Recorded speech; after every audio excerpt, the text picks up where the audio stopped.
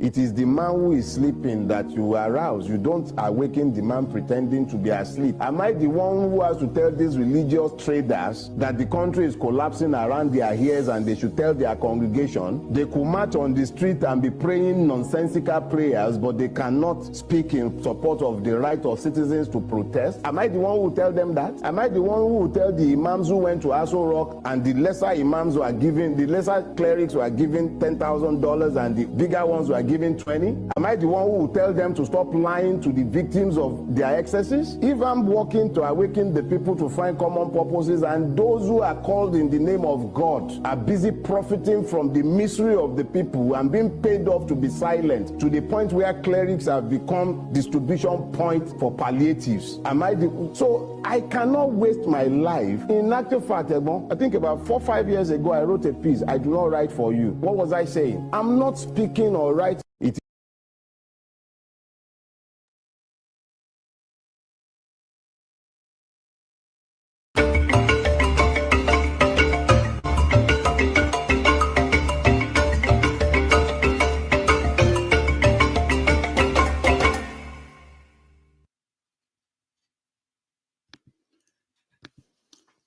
Hello, welcome. It is 5:30 p.m. in Accra, Ghana, 6:30 p.m. in Lagos, Nigeria, 12:30 p.m. in New York City. Wherever in the world you're joining us, welcome to another episode of 90 Minutes Africa. My name is Rudolph Okonkwo. My co-host, Chido Onoma, is on assignment. On Friday, the Ekiti Magistrate Court granted Dele Farotimi bail. However, the threat to Nigeria's political space is only escalating. Activists daily fall into the legal loopholes designed by privileged Nigerians to protect their loot. Shrinking media space crushes unsung reporters and regular citizens passionate about holding their leaders accountable. Today on 90 Minutes Africa, the head of GAIN, Government Advancement Initiative for Nigeria, Dr. Malcolm Fabiyi, will update us on how to continue the efforts and prepare for challenges in these uncertain times. Dr. Malcolm, welcome to 90. Thank you very much, Rudolph. It's a pleasure to be with you.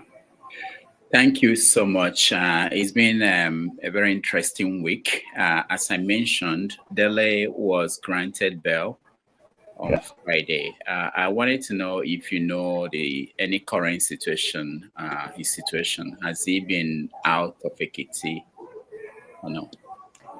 My understanding is that he is out of Ekiti and back home. And of course, as you know, that bail came with some very onerous conditions.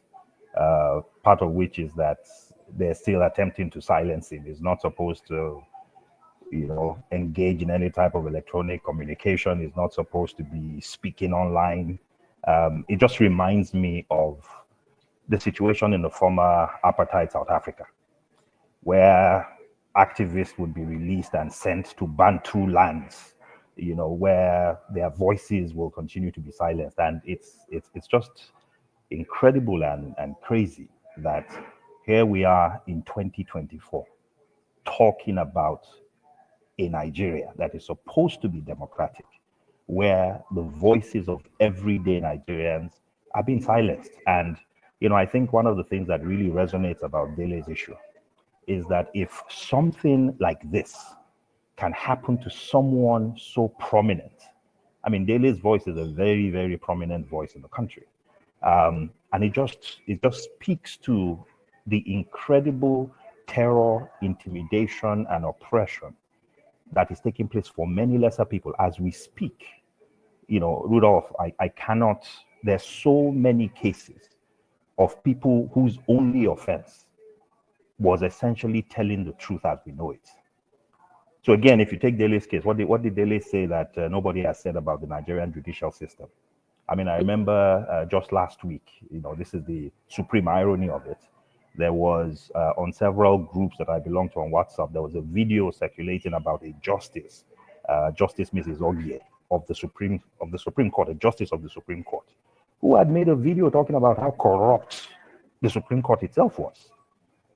A justice of the Supreme Court. I think Dele's offense was having the temerity, the audacity, and the effrontery, as we would say those days in secondary school, to name the corruption.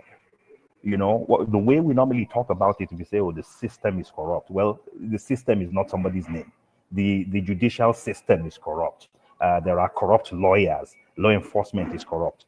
Dele's offense was to put names and faces to that corruption. And for that crime, we saw what happened to him.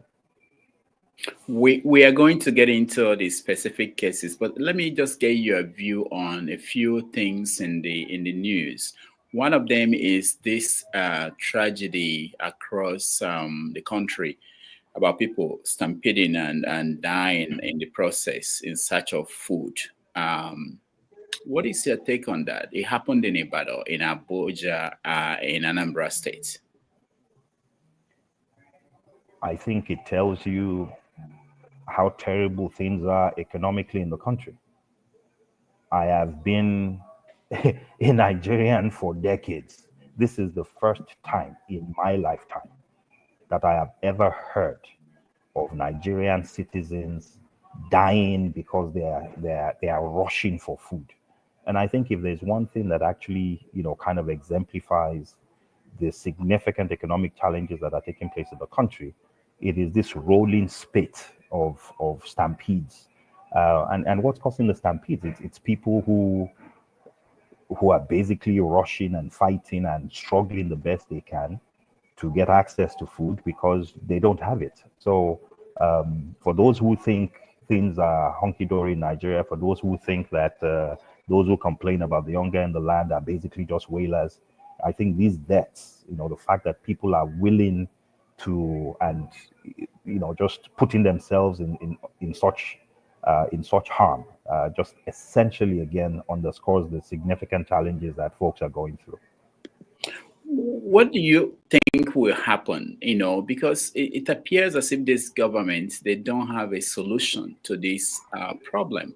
What do you think will happen in weeks and months to come? Because it's not going away. It's not like after Christmas, people will have relief from somewhere. They tried to, I think weeks ago, they had this tariff-free importation of rice as a solution to the problem, but they couldn't even enforce it. They couldn't even make any impact. What do you think will be the way the country will look like in weeks to come? I think the Nigerian people at some point have to decide that we will stop stampeding and killing ourselves in fighting over scraps, and that we will engage those who are destroying the country. In other nations, economic crisis of this nature, again, you and I know that there's so many governments around the world that have been forced to change or that have actually been upended because of the supreme economic hardships that people have been going through.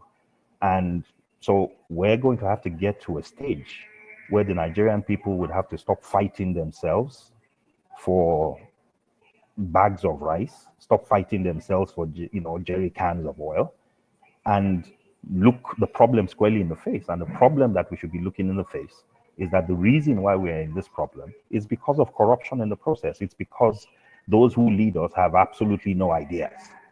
We have a president who on day one, he didn't have a cabinet, had not put anything in place, said that some spirit moved him to roll out some of the most consequential economic policies the nation has ever had, right? He free-floated the currency, went ahead and made some more, you know, removed subsidies on fuel.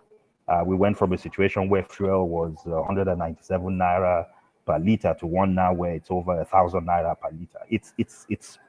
It's terrible what's happened.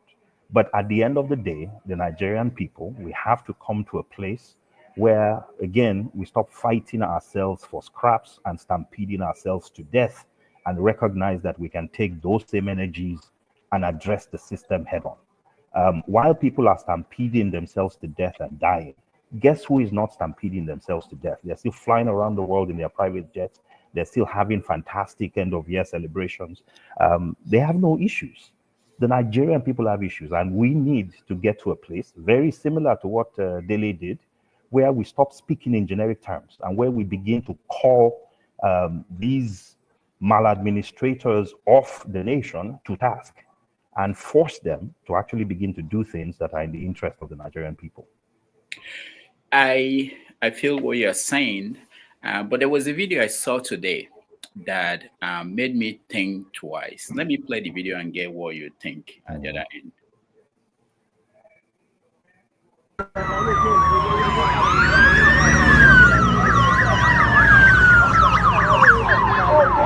Wow. Wow. Number one. Number one. Number one. Number one. Àárín ló wà, ó ti lọ. Ó ti lọ. Number one. Kí ló ṣẹlẹ̀? Kí ló dé? Kí ló dé? Kí ló dé?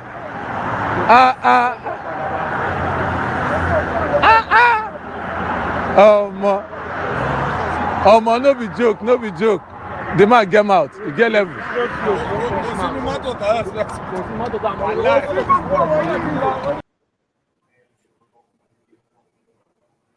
It's a regular Nigerian watching a convoy of people who just budgeted billions to replace these cars and their tires when people are hungry, and they are hailing them, the same people who are putting their lives in desperation. What do you make of that? You know, I think it's a sign. There's the so-called Stockholm syndrome, where people become enamored by their abductors and their kidnappers. And I think as a collective in our nation, we have collective Stockholm syndrome. We've come to a place where we do not even realize we have rights. What I just saw is supremely insulting. Supremely. We have a situation where a nation is in economic pain. I don't think I've ever seen any president's convoy in Nigeria, ever since I was conscious of how presidents moved around in convoys. I've never seen anything that is as obscene as what I just saw. It's ridiculous.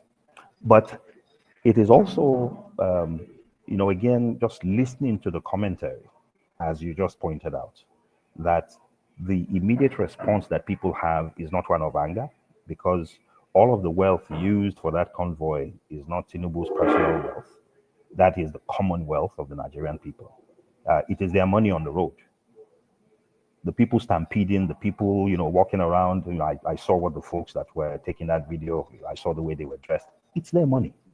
It's their money that's being corruptly utilized. It's their money that's being allocated to things that are not germane, that are not important, that should certainly not be priorities. But we have a collective Stockholm syndrome, and like everybody who is a victim of consistent and chronic assault, we need to actually begin to speak to ourselves. We need to, part of the task that people like you and I have, and those of us who are conscious of the fact that this is not normal, is to continue not just to speak about these issues, but also to begin to mobilize for action. It's time we stop talking. It's time we stopped complaining. It's time we stopped turning our WhatsApp groups into, we complain on WhatsApp groups. And it will not surprise me if the same people who are taking those videos would go and post it on WhatsApp and talk about how terrible this is.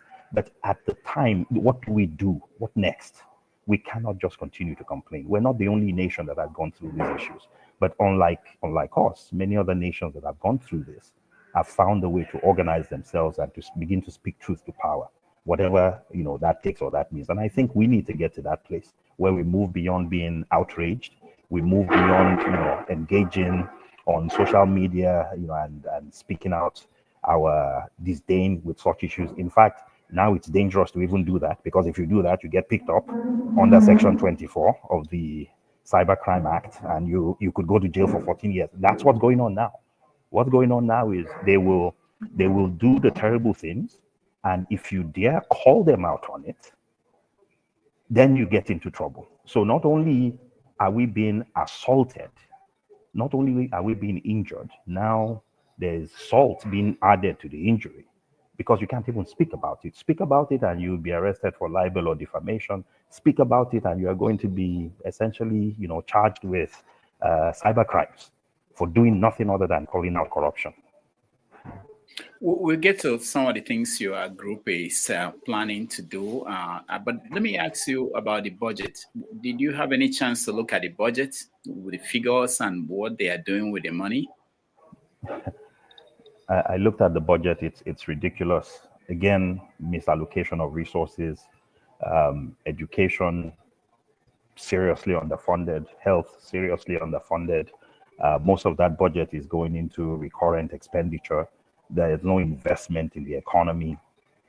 I can tell you for a fact that based on that budget, nothing is going to change for the Nigerian people at the end of 2025. Most of that budget is not going to be funded. It's going to be borrowing galore. They're going to be using ways and means to continue to print funds. And there's I hate to be the bearer of bad news, but there's nothing redeeming about that budget. There's nothing in that budget that tells me that there's any part of the Nigerian system, there's any part of Nigerian society, apart from the political class, that is going to look back at the end of 2025 and say something significant has happened. It's a budget of misappropriation and mispriority. I saw that they are spending 25 billion to take care of former heads of states, former presidents. 25 billion naira to take care of these former heads of states. And in the office of the chief of staff, they are buying scanner printers for hundreds of millions. I wonder, and then in the presidency, they are buying plates and pans, and every year they buy pots. Do they need pots every year, spoons? Why is it this way? Why is it that and they know that people are going to see this, and they put it out there. What does that say about? I don't understand it.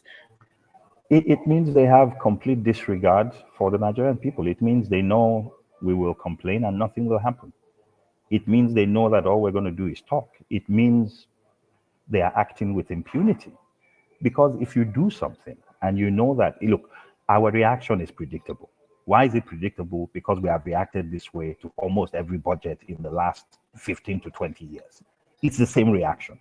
And guess what? What do? We do absolutely nothing. So they've come to a place where they know that, look, their assumption is that, don't worry about it. We'll release the budget, tops 2 weeks. They will make some noise. They will make some noise and then we'll just keep moving forward. That's what they believe is going to happen. And we need to get to a place where we begin to make it clear to them that that actually is not what's going to happen, that we're going to find a way to begin to move and act and bring those who are abusing and corrupting our polity to task. That's the challenge that I think our generation faces at the current moment. Okay, let me play a little bit of what Dele Farotimi said, and then we'll come back and hear you talk about what you think should be done moving forward. I remember sitting in this same chair. You were right there as well. Just a little over a year ago, and we were talking, and I was specific in saying that Nigeria had been damaged beyond repair by Buhari, and that anyone who is going to rescue Nigeria would have to reimagine it and then rebuild it from the ruins of the Buhari regime. And I did say in addendum at the time that Bola Ahmed Tinubu is incapable of envisioning a future for Nigeria because he's part and parcel, integral part and parcel of the horrible past of this country. Nobody alive is more responsible for the emergence of the Buhari regime than Bola Ahmed Tinubu. He's on record as having honed it himself. If he says he has inherited a bad situation, the question is from who? It's the same people, the same character, it's the same man. How clueless is this president as far as you know? What do you mean clueless? Let's be clear.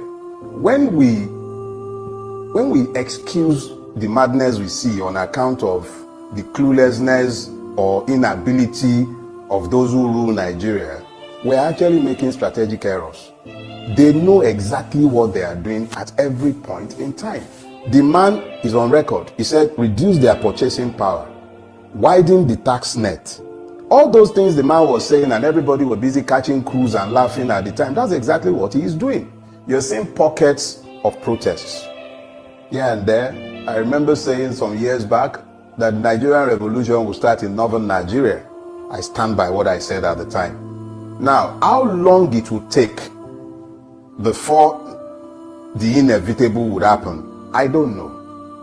But one thing that is clear and glaring is that given the level of weaponized poverty that has been unleashed against the people, is nuclear grade.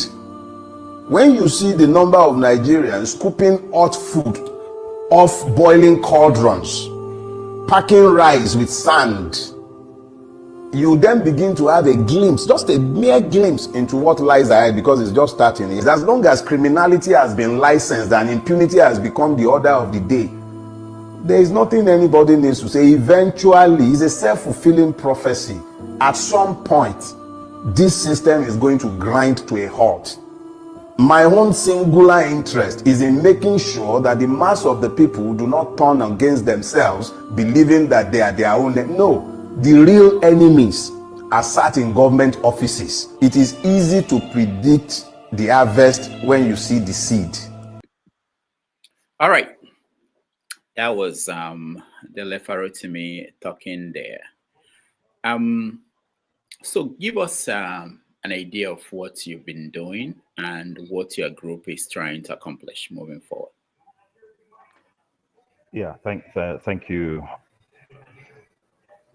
Thank you for that, Rudolph. So I think when Dele's challenges began, and they began precisely on December 3rd.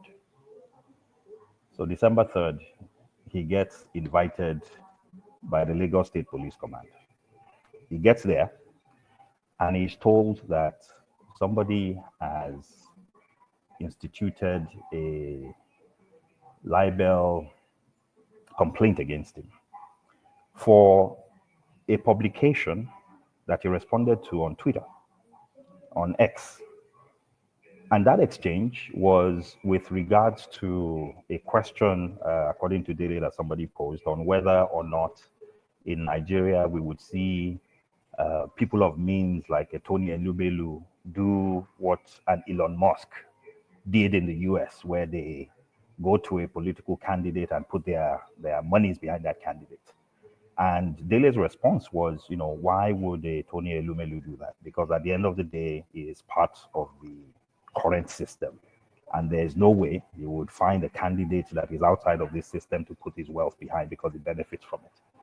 And so that initial invitation to the police, by the police in Lagos, was in regards to that exchange.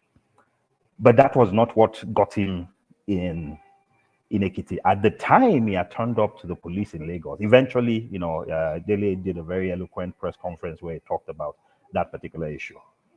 What nobody knew at the time was that there was a group of policemen from Ekiti that had been in Lagos looking for Dele. And they'd been looking for Dele precisely because Afe Babalola, who was named in Dele's book, where he described the corruption in the Nigerian judicial system, had done a number of, and yes, I'm saying this online, I would say it without fear, understanding and knowing that everything that I say now can be used against me, because that is all it takes now. This is what they term cyber crime and cyber stalking in Nigeria now. A series of illegalities were taking place in Ekiti. So the first thing was Afe Babalola had filed a criminal libel suit against Dele in Ekiti. And according to Dele, he had not been served.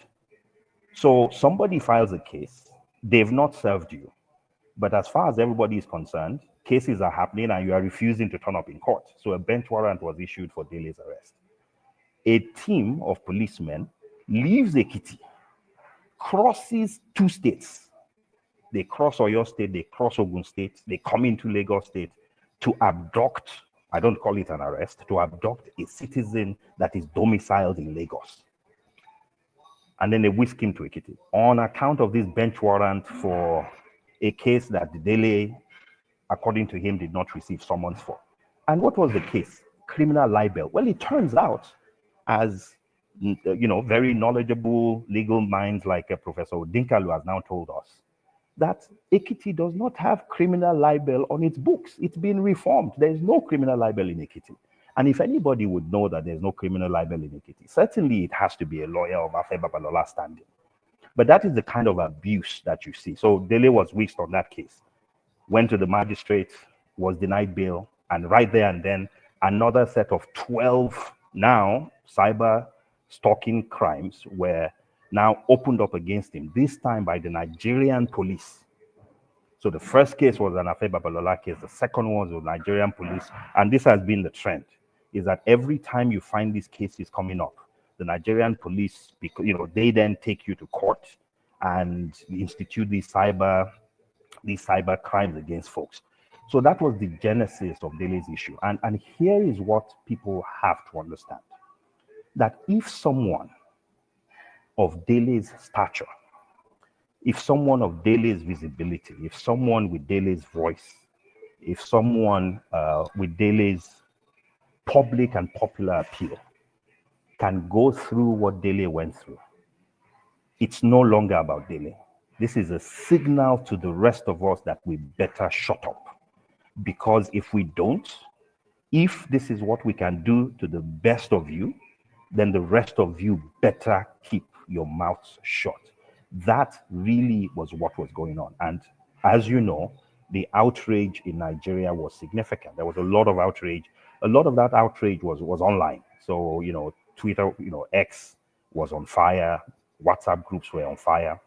And one of the things that a number of us began to do was, we've watched this movie before. Something happens, we all get outraged. And within a week, 2 weeks, 3 weeks, that outrage passes. What we wanted to do was to ensure that this outrage would not pass. And that the prediction that the system always makes, that, give them 2 weeks and they're all going to go back home, that we did something that was beyond that. So starting almost about a week ago now, we had a few conversations. Rudolph, you recall that I had one of those conversations with you, spoke with other people. So others reached out to a number of other folks that had been very vocal about this issue. And we decided that this time around, we had to do something different. And what was the different thing we did is we decided, let's come together, take all of our individual voices that we're expressing right now and come together as a collective. And if we come together as a collective, let's do it in order to be able to achieve 3 things. 1, set up a legal defense fund, not just for Dele, but all the other people that are being challenged by the system. And why is the legal defense fund important? Because one of the ways the system gets you is they stretch you financially. There's no case, Dele right now has about 5 different cases in 5 different courts across the whole country. So one of the things they do, because they have the means, is you take a young activist who is speaking truth to power, a young investigative journalist, and you open 10 different cases against that journalist across the country. How does he defend himself? Where are the people, where are the lawyers that are going to go? If he doesn't have pro bono lawyers who stand up and say they will help him, and even if pro bono lawyers stand up and say they want to help you, at some point, if the case continues to drag on, they too have mouths to feed. They can't support you pro bono for a long time. So the first thing we said we needed to do was set up a legal defense fund to make sure that no matter what the system does, we would have the means and the capacity to be able to help our activist brothers and sisters respond.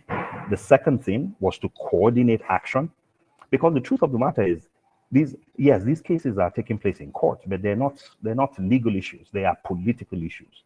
The intent is to stifle the opposition. The intent is to oppress. And if that's the case, then, maybe there are certain things we can do politically as well to ensure that we fight back. And so that was the second thing, was to find a platform where we could have global action. And some of that action was, there were folks in Canada that were engaging with Amnesty. There are people who started petitions. Afe Babalola has a massive $10 million endowment in King's College London. Afe Babalola, it turns out, long before Dele wrote any book about him in 2004, was actually named in the WikiLeaks cable releases.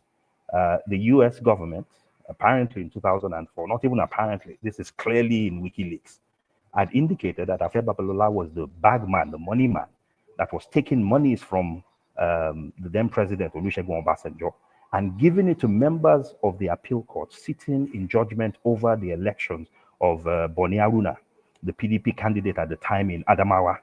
And he was the one who had given $250,000 each to each of the 5 justices. This was what was alleged in the WikiLeaks tape. And who wrote the WikiLeaks report?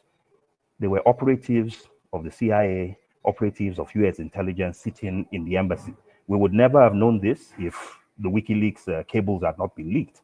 So whatever anybody is saying now about Afe Babalola's complicity in the corruption of the Nigerian judicial process, these are things that have been documented and on record.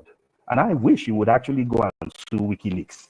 I want him to sue the US government, because whatever Dele has said is tame in comparison to what is written about him in the diplomatic cables of the US that are now public record. So the second thing was global coalition. How do we come together and ensure that we're fighting this legal challenge and the truly political assault on the Nigerian people with equal political measures, petitions, engagements, rapprochements to different organizations. And then the third one was basically establishing a whistleblowers initiative. If Dele had been sued for libel by Afe Babalola in the US, Dele would have the right to subpoena Afe Babalola.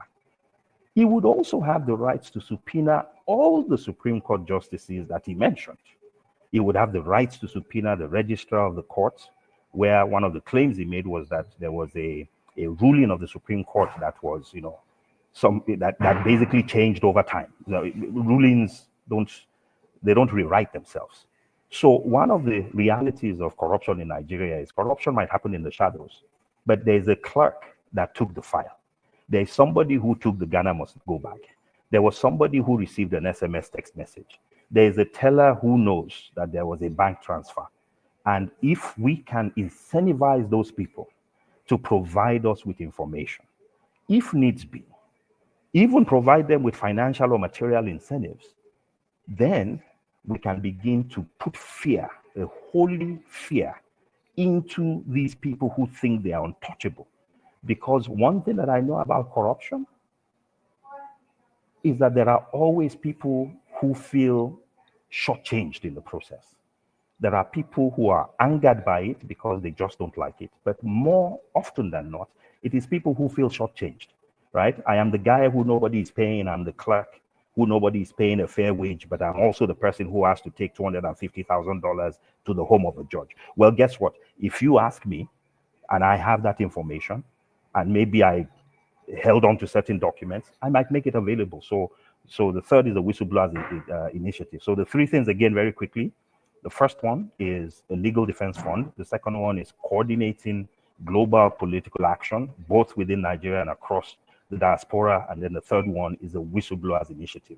So those three things are the things that we're working on to ensure that Dele's case, as well as all the other cases, the numerous cases of activists and just ordinary Nigerians that are now being harassed by these libel laws and by these cybercrime laws, that we have comprehensive ways of ensuring that they can be supported and that we can fight back against the system. Very good. So if people are interested in being part of this group, what can they do? Where can they join? And because this is very important, what you just mentioned. If not for WikiLeaks, we wouldn't know that Afe Babalola was involved in something to do with Haruna. And there may be other ones that we don't even know. Maybe other cables that are now hidden that we didn't see concerning other lawyers and judges. And so there are people who know things that probably. Okay, I saw that you shared the links. Okay. Yes, so I've shared 2 links. So what you say is important, and let me just expand on that. So one of the things we want to do, for example, that we're going to put in motion very soon here in the US, is we're going to petition the State Department. So WikiLeaks, we know about the Boni Haruna case because it was part of the tranche of records that was released in the WikiLeaks leak. But one of the things that is now clear is that the US government and probably other governments in Nigeria also have such cables. It means they investigate, they also have their own reporting. We know about one individual case, but there have been so many cases, we're sure. So one of the things we're doing is we're going to be petitioning the State Department.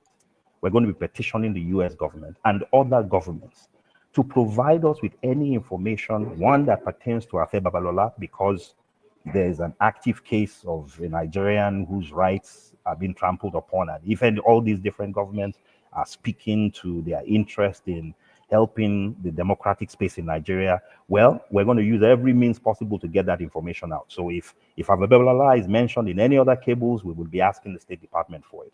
We'll be using FOIA rules, Freedom of Information Act. Whatever it is that we can get, we will get. And even if at the end of the day, some of these requests are shut down, it will instill holy fear on all these people, because what they bank on is that nobody is going to move forward and take these steps.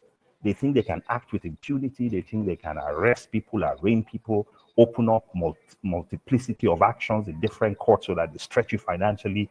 And then what they want you to do is they want you to come begging. They want you to go on your hands, on your knees. They want you to prostrate, and you call them, Baba, I would never do this again. Well, that period is gone. We're tired of that nonsense. And if we come together, there are way more of us than there are of them. And if we pool our resources together, if we pool our wherewithal together, there's a significant amount of change that is actually possible that we can make happen.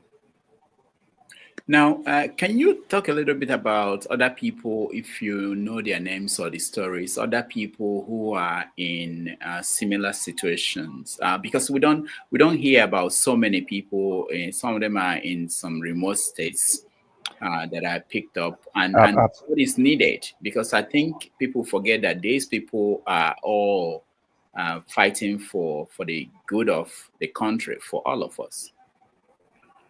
I will be happy to do so. And I'll talk about 8 particular cases. And I ask for patience to go through them.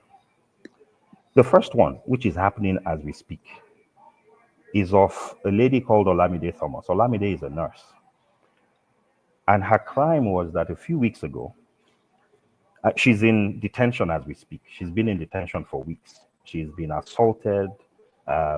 She's been taken to the DSS. And I'll tell you Olamide's story. Olamide did a Facebook post, a video, where she basically rained curses in the video. She rained curses on Seyi Tinubu. She rained curses on the Inspector General of Police. And she rained curses on the PRO of the police, Muyiwa Adejobi. And please, for the grand offense of raining curses on these people, because according to her, and this is something most Nigerians will agree with, these are people that are benefiting from the system and the process. She rained curses on Seyi Tinubu because she said Nigerians were going through hardship and that these guys were just milking the system dry. And she prayed for the gods of our ancestors to rain fire and brimstone on them. Guess what? For the grand offense of daring to name Seyi Tinubu, she's now been accused of cyber stalking. She may be going to jail for 14 years for doing a video, less than a 5-minute video, where she calls out the corruption of obviously corrupt people. where she rains down all she's doing. She's not organizing for any type of assault or assassination. All she's doing is she's asking the gods to rain heavy fire down on these people. That's Olamide's offense. So that's Olamide. This is happening right now. Then there's a guy called Tobias Chukwudi Egrionu. Tobias is a guy in Abia State who wrote a column. He wrote a post about Governor Alex Otti.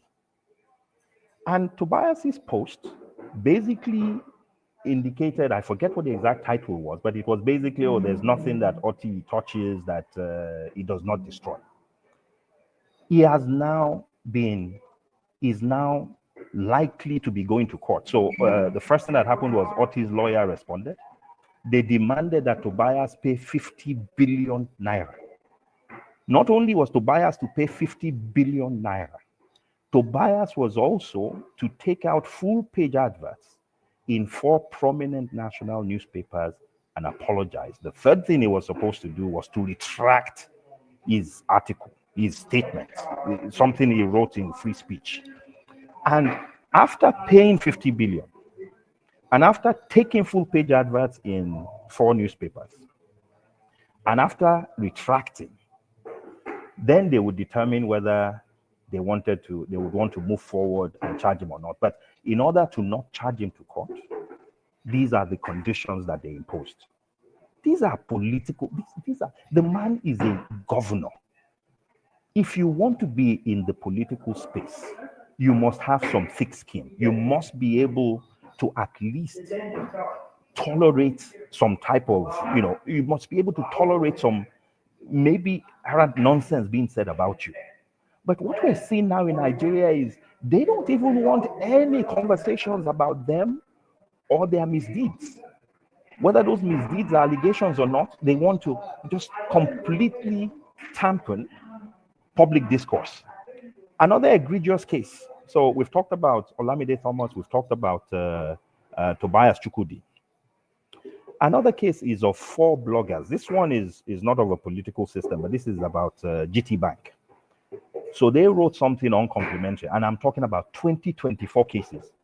I have decided only to focus on 2024, current cases. There's Precious Eze, Olawale Rotimi, Roland Olonishua, and Sheun Odulami, 4 bloggers. And they wrote a blog basically talking about the things happening with GT Bank, the challenges the bank was facing, some of the issues. A lot of people know that GT Bank is going through certain challenges at the moment. For that crime, GT Bank took these bloggers to court for cyber stalking. They've been charged under Section 24 of the Cyber Crimes Act. And these charges could lead to 14 years in prison for each of them for the grand offense of writing blog posts about the challenges GT Bank is going through. There's another gentleman called Mubarak Bala. Mubarak's challenges started last year, rolled over into this year. And he was taken to court by the Kano state government for the grand crime of blasphemy as well as cyber stalking. He was sentenced to 24 years in jail, and that sentence has now been reduced to 5 years. But his crime was cyber stalking. Then obviously, we all know Showore's case. Showore's cyber stalking case has not ended. He was alleged to have cyber stalked Buhari. The treason charges against him were dropped, but Showore actually has an active case ongoing now on cyber stalking because he wrote uncomplimentary articles about Muhammadu Buhari. There's another cyber stalking case.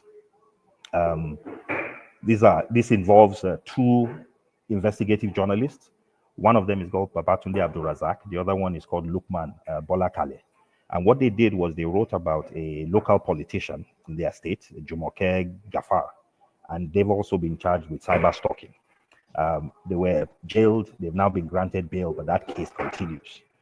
And then another case is one that was instituted by the rector of Kwara State Polytechnic And again, this was a case of a number of individuals who had written blog posts about what was going on in the Polytechnic, and they were also charged with cyber stalking and charged with conspiracy and defamation. And they were jailed. They now are on bail, but that case is ongoing. So everywhere you turn now in the country, you have individuals and citizens. Look, everybody who is on Twitter or X, anybody who is on Facebook, anybody who is on WhatsApp, let me just tell you right now, you are one tweet, one text, one SMS message away from being charged with cyber stalking. And so if we think that this can't touch us, we're mistaken. So, Rudolph, this is just a very small sampling of some of the individuals with, that are going through these issues now. Something that has been brought to the fore by the very public travails that Dele has had in his encounters with both the Nigerian police and with Afe Babalola. Thank you so much. Now, most people might think, despite the fact that you laid it out and explained it, that they won't be victims, especially people who are abroad. But can you give us instances? Because I remember that there are people whose names are at the airports with DSS, that whenever they come into the country, they are harassed. And I'm hearing that they're adding new names to that list. Oh, yes, absolutely. There are names being added to lists. So, yes, so all I would tell Nigerians are, if you are on social media, any social media platform, whether it's WhatsApp, whether it's Facebook, whether it's Instagram, whether it's Twitter or X, whether it's Threads, it doesn't matter. If you are on any platform and you have the audacity to name any Nigerian politician, you have the audacity to call the Nigerian police or the judicial system corrupt, if you have the audacity to say your governor is not doing the right thing, if you have the audacity to say the budget was padded, if you have the audacity to say that it is an outrage for the president's convoy to be so large when everybody in Nigeria is suffering, if you have the audacity to do any of these things, let me just tell you for a fact, just hope to God that none of these people was just scrolling through social media one day and decided and happened on your post and decided that they wanted to make an example of you. So that's the reality. It can happen to anybody. And to your point, Rudolph, they have lists. They are developing these lists. And what is happening to Dele is, without a doubt in my mind, it's a test case. They are flying a kite. Because if this can happen to Dele, at the end of the day, Dele was basically arrested and detained from December 4th until he was released yesterday, on December 20th. He was brought to court in handcuffs. And the supreme irony of it is, on one of the days he appeared in court, Yaya Bello, the grand thief of Kogi State, was also in court. Yaya Bello had a massive entourage. It was almost as if somebody was going to a celebratory event, while a man whose only offense was to have the audacity of putting a name to corruption was brought to court in handcuffs. If we miss the supreme symbolism of that, then we've missed a lot. If you can just touch on, it's not just government. We also have cases where individuals, like church leaders, or people like musicians, like Burna Boy, will, I'm assuming, petition the police, and they move in and go and arrest somebody and keep them there for a long time. How does that process work? Well, the way it works is influence. So to your point, this is not only about politicians, it is about people with influence. The police, because cyber stalking and cyber crimes are criminal acts, would have to obviously institute the case. So the question is, do you have the resources? Do you have the resources to call up, to call up people that you may know in the police or in the judicial system tell them there's somebody who is irritating you, and tell them you would be ready to spare, to leave no stone unturned in making sure that their life is made a holy hell, and that you use that example to tell everybody else who might want to embark on such crazy journeys of misfortune, that if they ever tried engaging with you that way in the future, what happened to X would also happen to them. So it's about means. So if you have the means, if you have ₦1 million, ₦2 million, ₦3 million, ₦4 million, ₦10 million, whatever the cost is, to institute these cases, it will happen. Why is it that we've never heard of the police, just looking at that? If you look on most social media feeds in Nigeria, there's no end to the number of cyber stalking allegations that someone could make. But if you look at the people that the police bring these cases in support of, why is Ajia Mero, who is a trader that nobody knows and doesn't have the means, why has the case never been instituted on their behalf? What, can't they be defamed? Can't they be cyber stalked? Why is it only these people with means? And you made an example. There's a case going on now in the US where there's a lady in, I think she's in Maryland, where the one pastor of the Mountain of Fire Ministries has basically made her life a living hell, where they've abused the system. They've used laws, defamation laws, criminal laws, to basically turn you into a pauper, because they have the means to stay in court forever if they have to. They have the means to hire the best lawyers.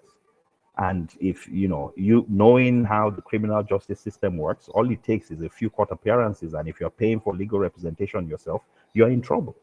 So it is an abuse of the process. It's an abuse of the system. And again, I will tell you this, it is not accidental that all of these cases we're suddenly hearing about.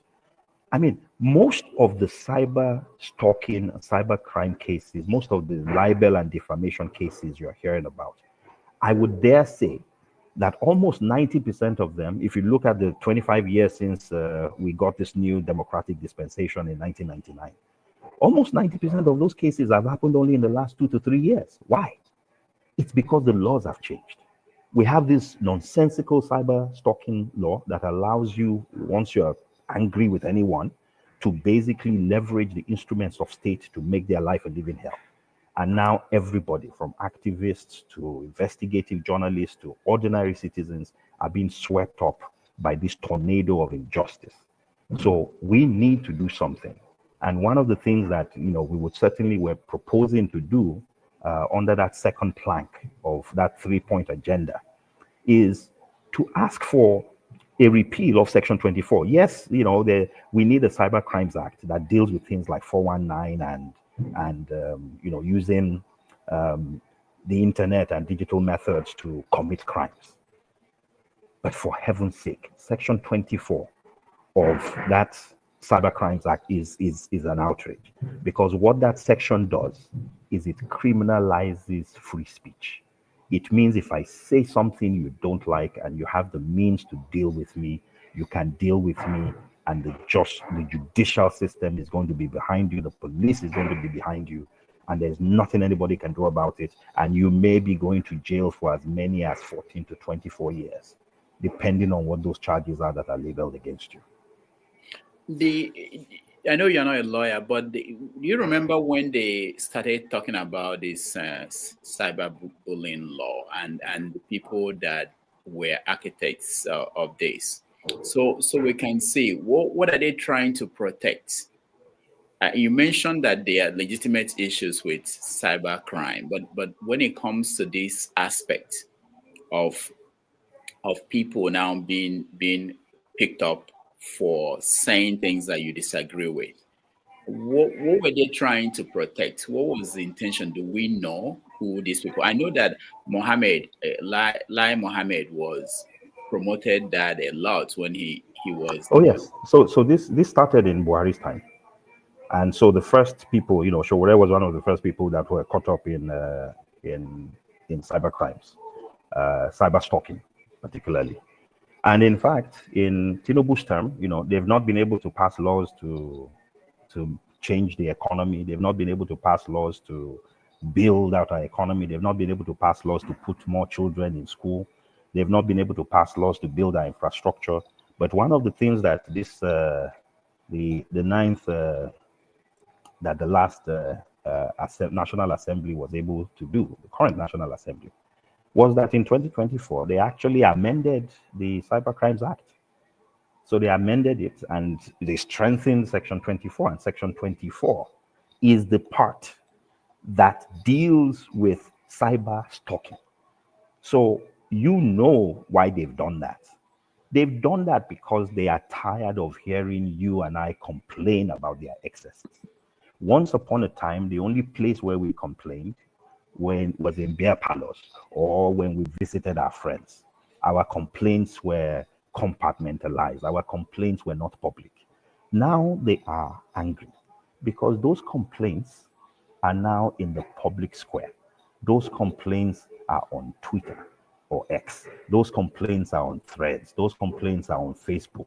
And all of a sudden, there are people who see it, and their children might see it, and their child might come back home and say, "Daddy, somebody said you did this, and I'm out. Is it true?" They're embarrassed by it, and guess what?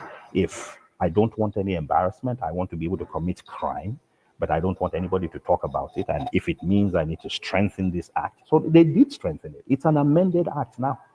So this particular, and it's ridiculous. It criminalizes online behaviors. So this Section 24, subsection 2, it basically says, if you send a message that is offensive, knowing it to be false, and whether or not it is false is now dependent on the person. So before it is even proven that it is false, guess what? The police will take you to court and they will put you in jail because it is a criminal offense.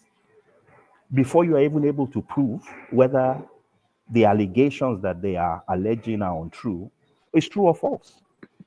And here are the other things that act says.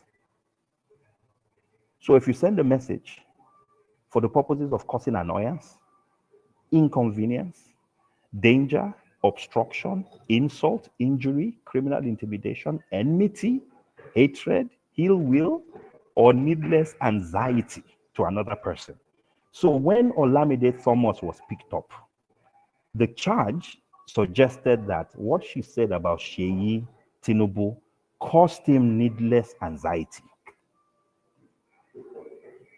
Seyi Tinubu, who flies around on the public dime, has needless anxiety because some unknown nurse in Lagos did a 5-minute video in Yoruba, which almost nobody saw, basically raining curses on him. And the irony of what these people are doing is, for all of Dele's popular appeal, the truth is most Nigerians did not even know he had written a book about the Nigerian judicial system.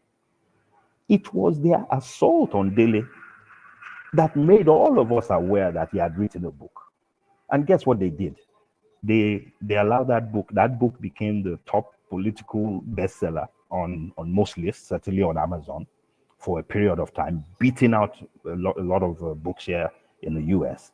But here is the absurdity of the crimes that they are now just sweeping up Nigerians on. And as I had indicated to you earlier, and I'm sure many of the names I had shared with you before are names that most people don't know about. Just bloggers, investigative journalists, people nobody knows about that are being swept up. And the intent is very simple. The intent is to intimidate. So when everybody else hears that, Olamide Thomas made a video basically, indicating that the ancient gods should deal with Seyi Tinubu, and she's now likely to be, she's been detained all this while and likely to go to jail for 14 to 24 years. Guess what? The next person who wants to make a parody video is probably not going to do it. Is that the type of nation we want to live in? A nation where you can't even speak, a nation where you feel pain, and when you ask for that pain to be dealt with, when you speak about the corruption in your land and the sore that corruption is causing, what you get instead is salt being added to that injury? That is not the type of country that we should tolerate. And we have to fight with everything we have to make sure that the right of Nigerians to speak truth to power, the right of Nigerians to call out the corruption in the system, the right of Nigerians to criticize their public officials, the right of Nigerians to criticize corporations like GT Bank or any other institution that is providing services to the people, that right is not trampled upon, and we need to fight these laws. I think you are muted, Rudolph. Yeah, thank you. So our guest today, we are Dr. Fabiyi. We not stay too long. You guys who are used to having our guests here for 3 hours. So I just, we will take a break. When we come back, I will let you guys in to ask questions if you have questions and comments. You also tell us, I shared the links on how people can join the WhatsApp, but you can also tell us what they will do when they, what you want from them when they join the WhatsApp group. But let's take a quick break. We come back, we bring in those in the studio. If you want to join the studio, I share the link, I will share it again. And please turn on your camera so that we can let you be able to come up and ask a question to our guest, Dr. Fabiyi. So let's take a break, we'll be right back.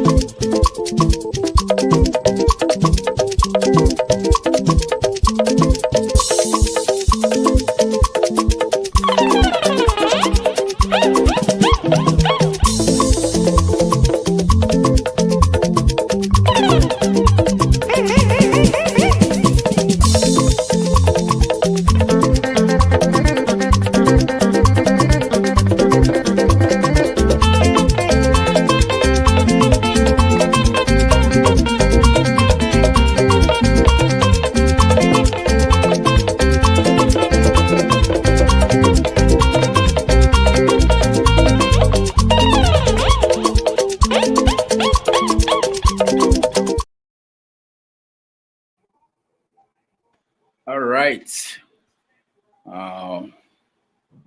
Welcome back, everybody. Thank you so much.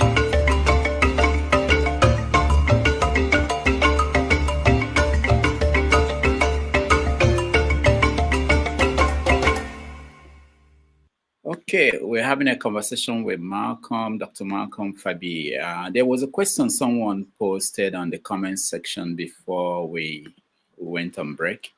He was saying, and if I can find it, but the question is about why is it that they did not arrest someone. Let me get it. Okay. All right, let's see. Why did they ignore the Islamic Malam that ordered the killing of the first lady in Abuja? Do you know about that story? Oh, the reason is simple. The policeman who go to arrest him will be killed. They will not be able to arrest him. And even if he was arrested and arraigned, I can assure you that it will precipitate a riot and a crisis. They know who they arrest. They arrest those who can speak or fight. And touch Malam in the north. And guess what? I have seen those videos too. I have seen videos of imams and malams basically the recent tax reform they wanted to do. That tax reform is going nowhere. And you know the reason why it's going nowhere? Because the north doesn't want it to go anywhere.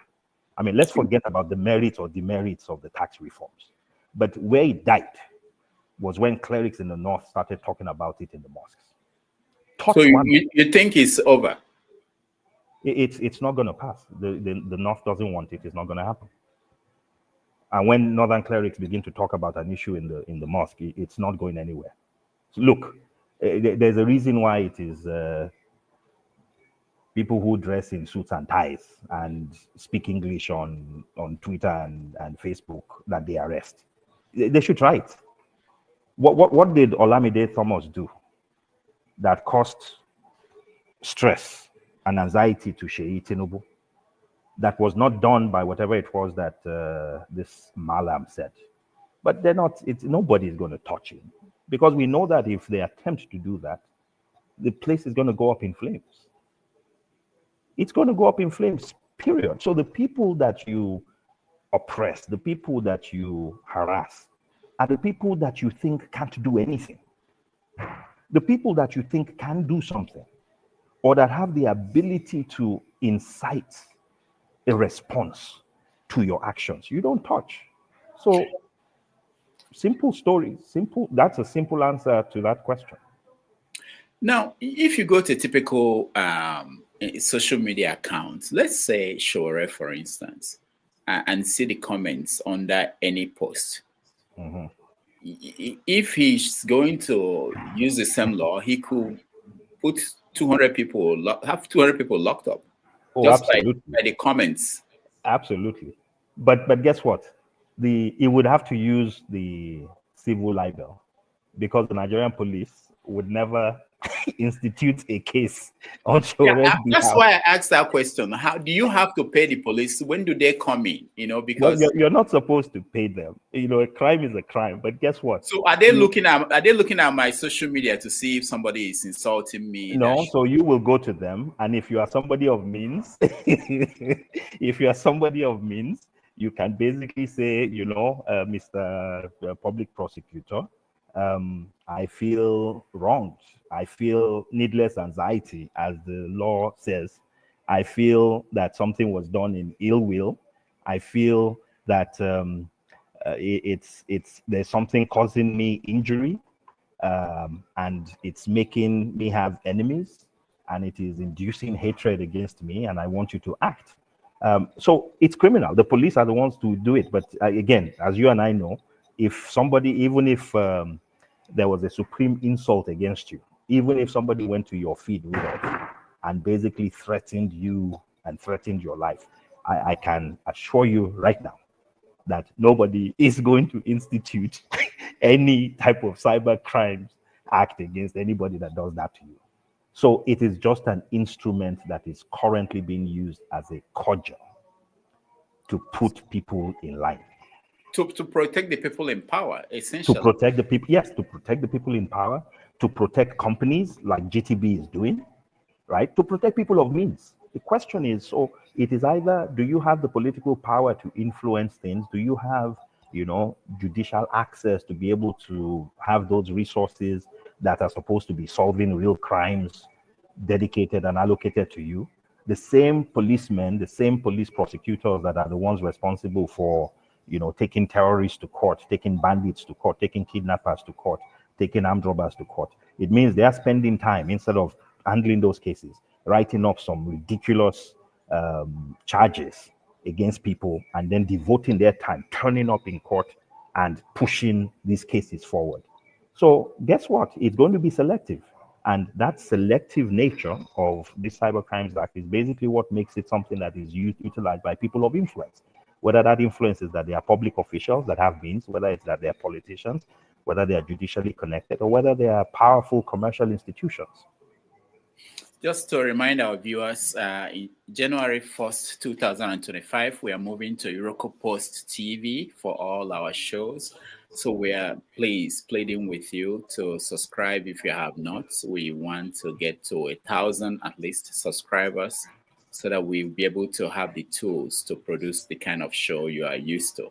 So please, if you can do that, that would be very helpful.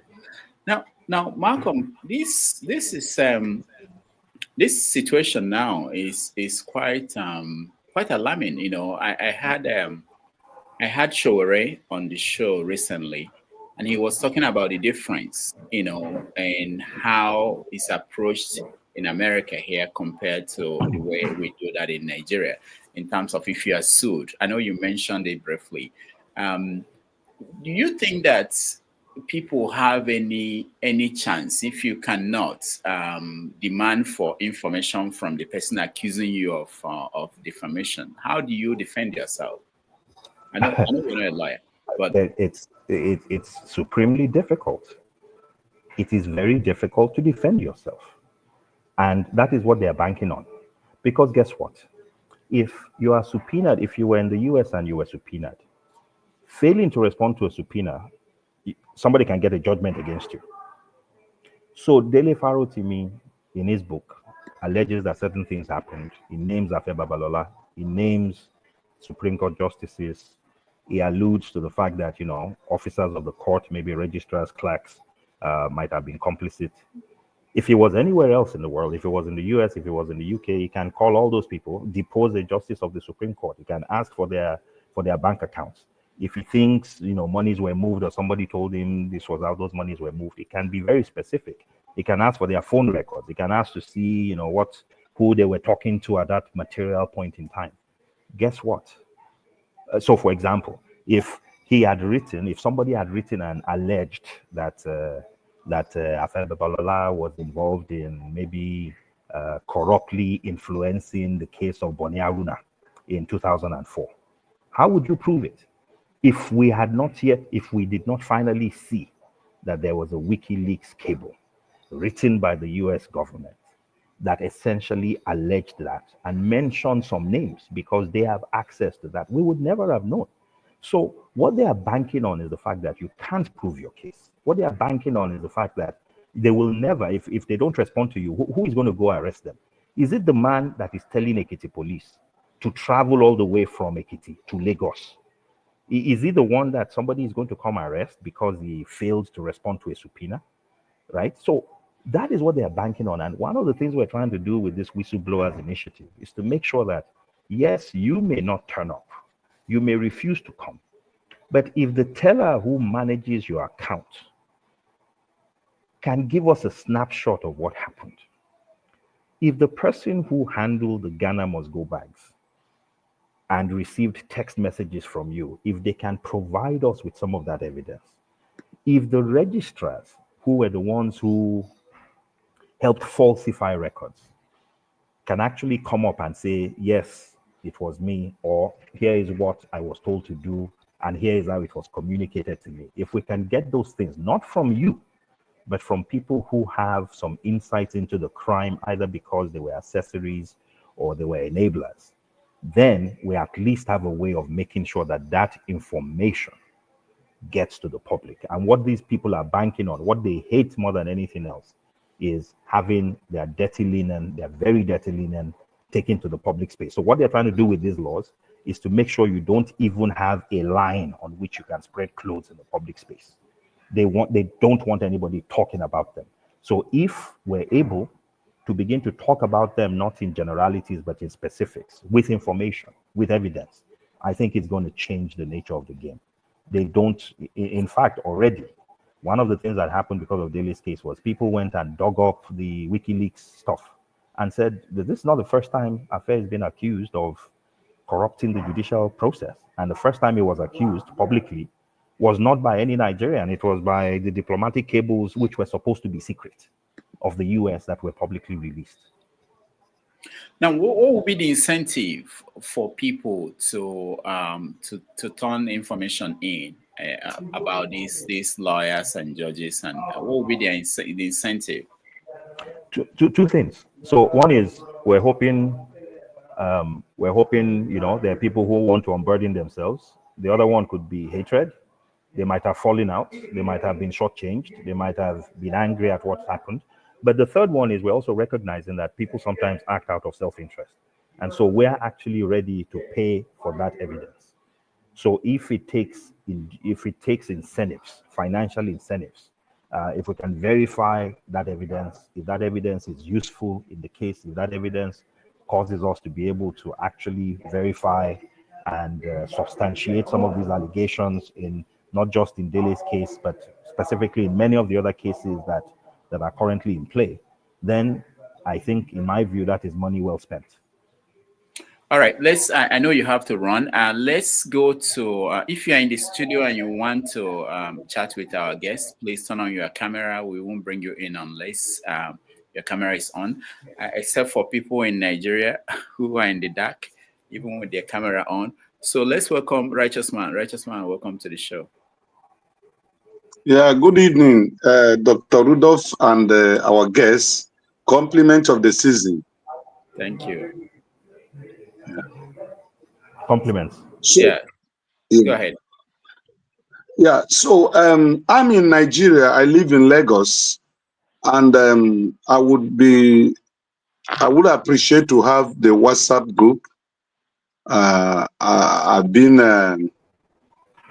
I've been part of those who are campaigning for good governance in Nigeria for years back.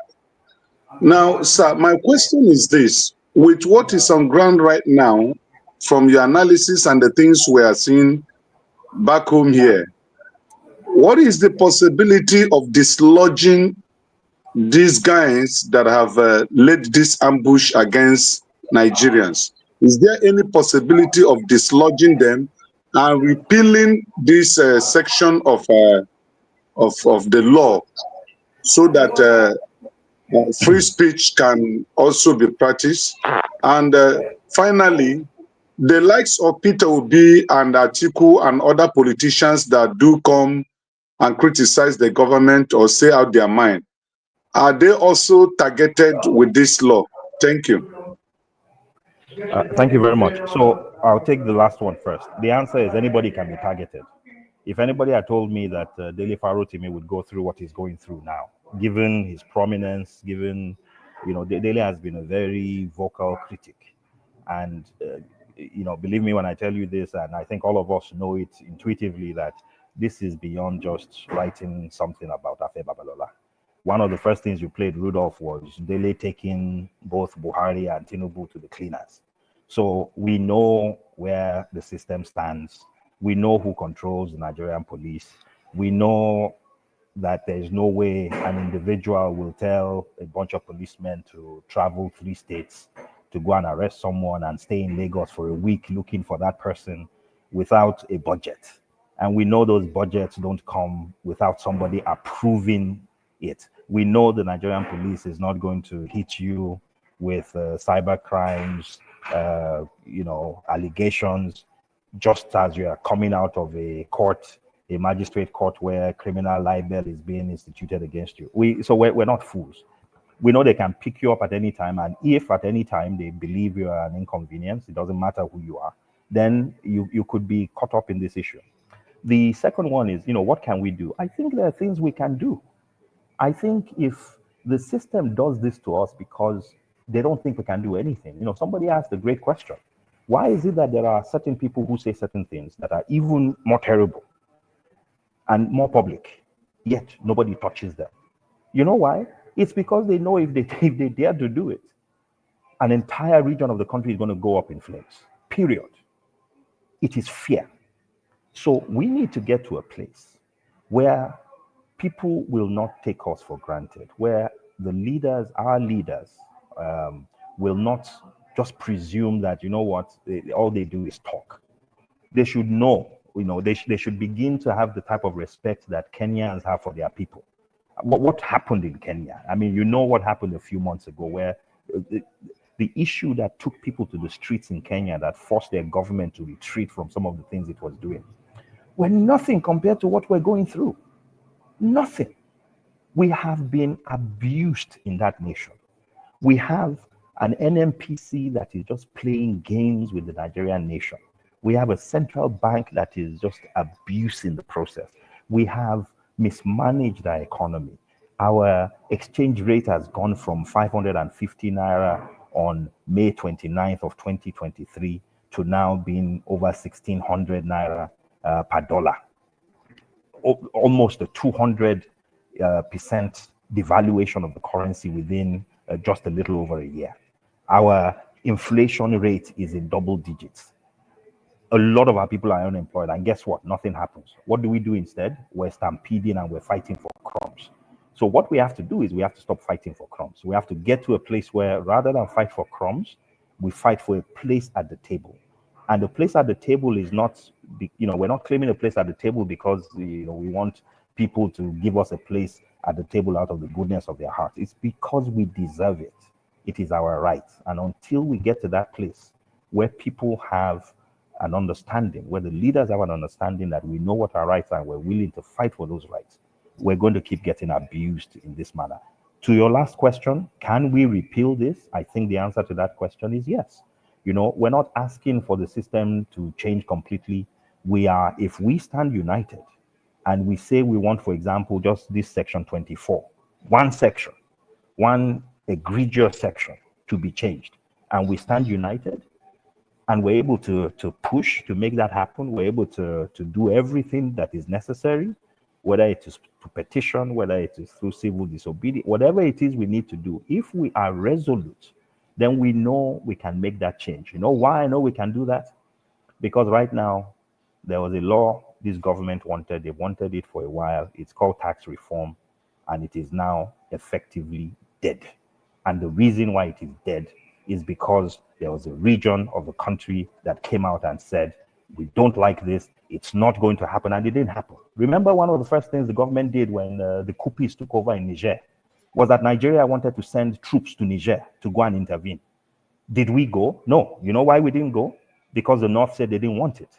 So there are people who know their rights. There are people who they speak, but everybody knows they will back their speech with action.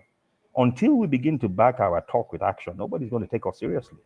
The North understands that lesson, and they use it all the time, and nobody's going to mess with them because they know what happens if you do. All right. I know you have to leave in 5 minutes or so. Let me do two things. I want to, for those who just joined us. I have 15 more minutes. Oh, 15 more minutes. Okay, good. Yeah. So let me play a video I've played before because I know people may not have seen it. And then I'll play a follow-up video and get you to connect the two together. And then we can go on with the conversation.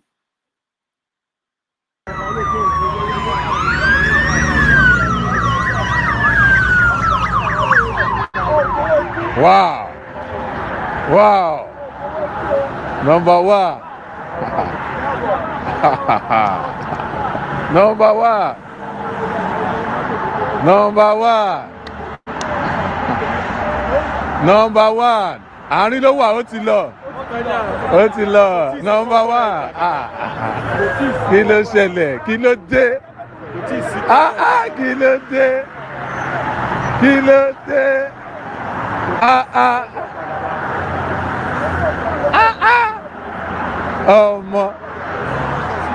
No be joke, no be joke.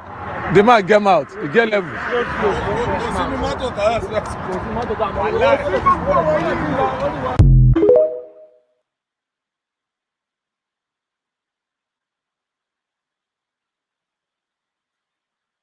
This one is how much, please? 500,000. This one 510,000. 510,000. Yes. This one, come. That here you go start. No. From here. But like this one, it's almost 1.5 bag. Okay. So I don't join them. But like this bucket is 13,000. 13,000. 75, 45,000. 45,000. This is 13,000. This is 13,000. Look at the 500 around. This is 500. Yes. This one is 1,000. 1,000. How about the pepper? Pepper to the rest of this is 500. 500. Wow. So what cost it? You cost it because everything is expensive for even for Please, can I catch you in camera? that one because I have recorded that. Okay. But you can record, you can video it and send it, and you can record my voice. Yes, I'm doing that. Yeah. This expenses like that. The first reason, fuel cost. Fuel?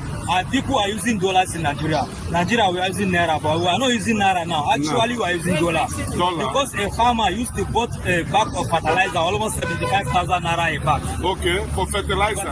If you go to the shop, they say dollar don't high because that fertilizer is not from Nigeria. Okay. It's Oibo manufacture it. Okay. So when you buy like 10 bags, if you can join this 75,000 times 10, it's almost getting to 500,000, or more than 500,000. Okay. When you harvest only 3 bags or 4 bags, how much are you going to sell that bag? You consider how much you spend, how much you pay transport, you eat, bag of rice, you go buy a bucket of rice, 15,000. All right, let's stop there. That's from our crack reporter, Righteous Man out of Lagos. So the question is this. If you approach the people hailing the president, they don't think they see the connection between what the president is doing and the price of items in the market. So the same thing with what we're talking about in terms of the shrinking political space in Nigeria. Most people, regular people in Nigeria, might say that they are not concerned. They don't even see themselves as participating in that space. You know, if they arrest Malcolm, okay, yeah, he talks too much. I've seen people talking about Dele, that Dele talks too much. That's why he was arrested. You know, how do you explain that to people? So it is there is such a thing as conscientization. There is such a thing as mobilization. We have to continue to let people understand how these things are connected. Because, look, people are busy trying to live their daily lives. You think the person who is so hungry that they are willing to go into a stampede and almost lose their lives, you think that person is going to sit down and be trying to make the connection between how the Cyber Crimes Act in Section 24 affects whether they can post? No, they don't have time for that.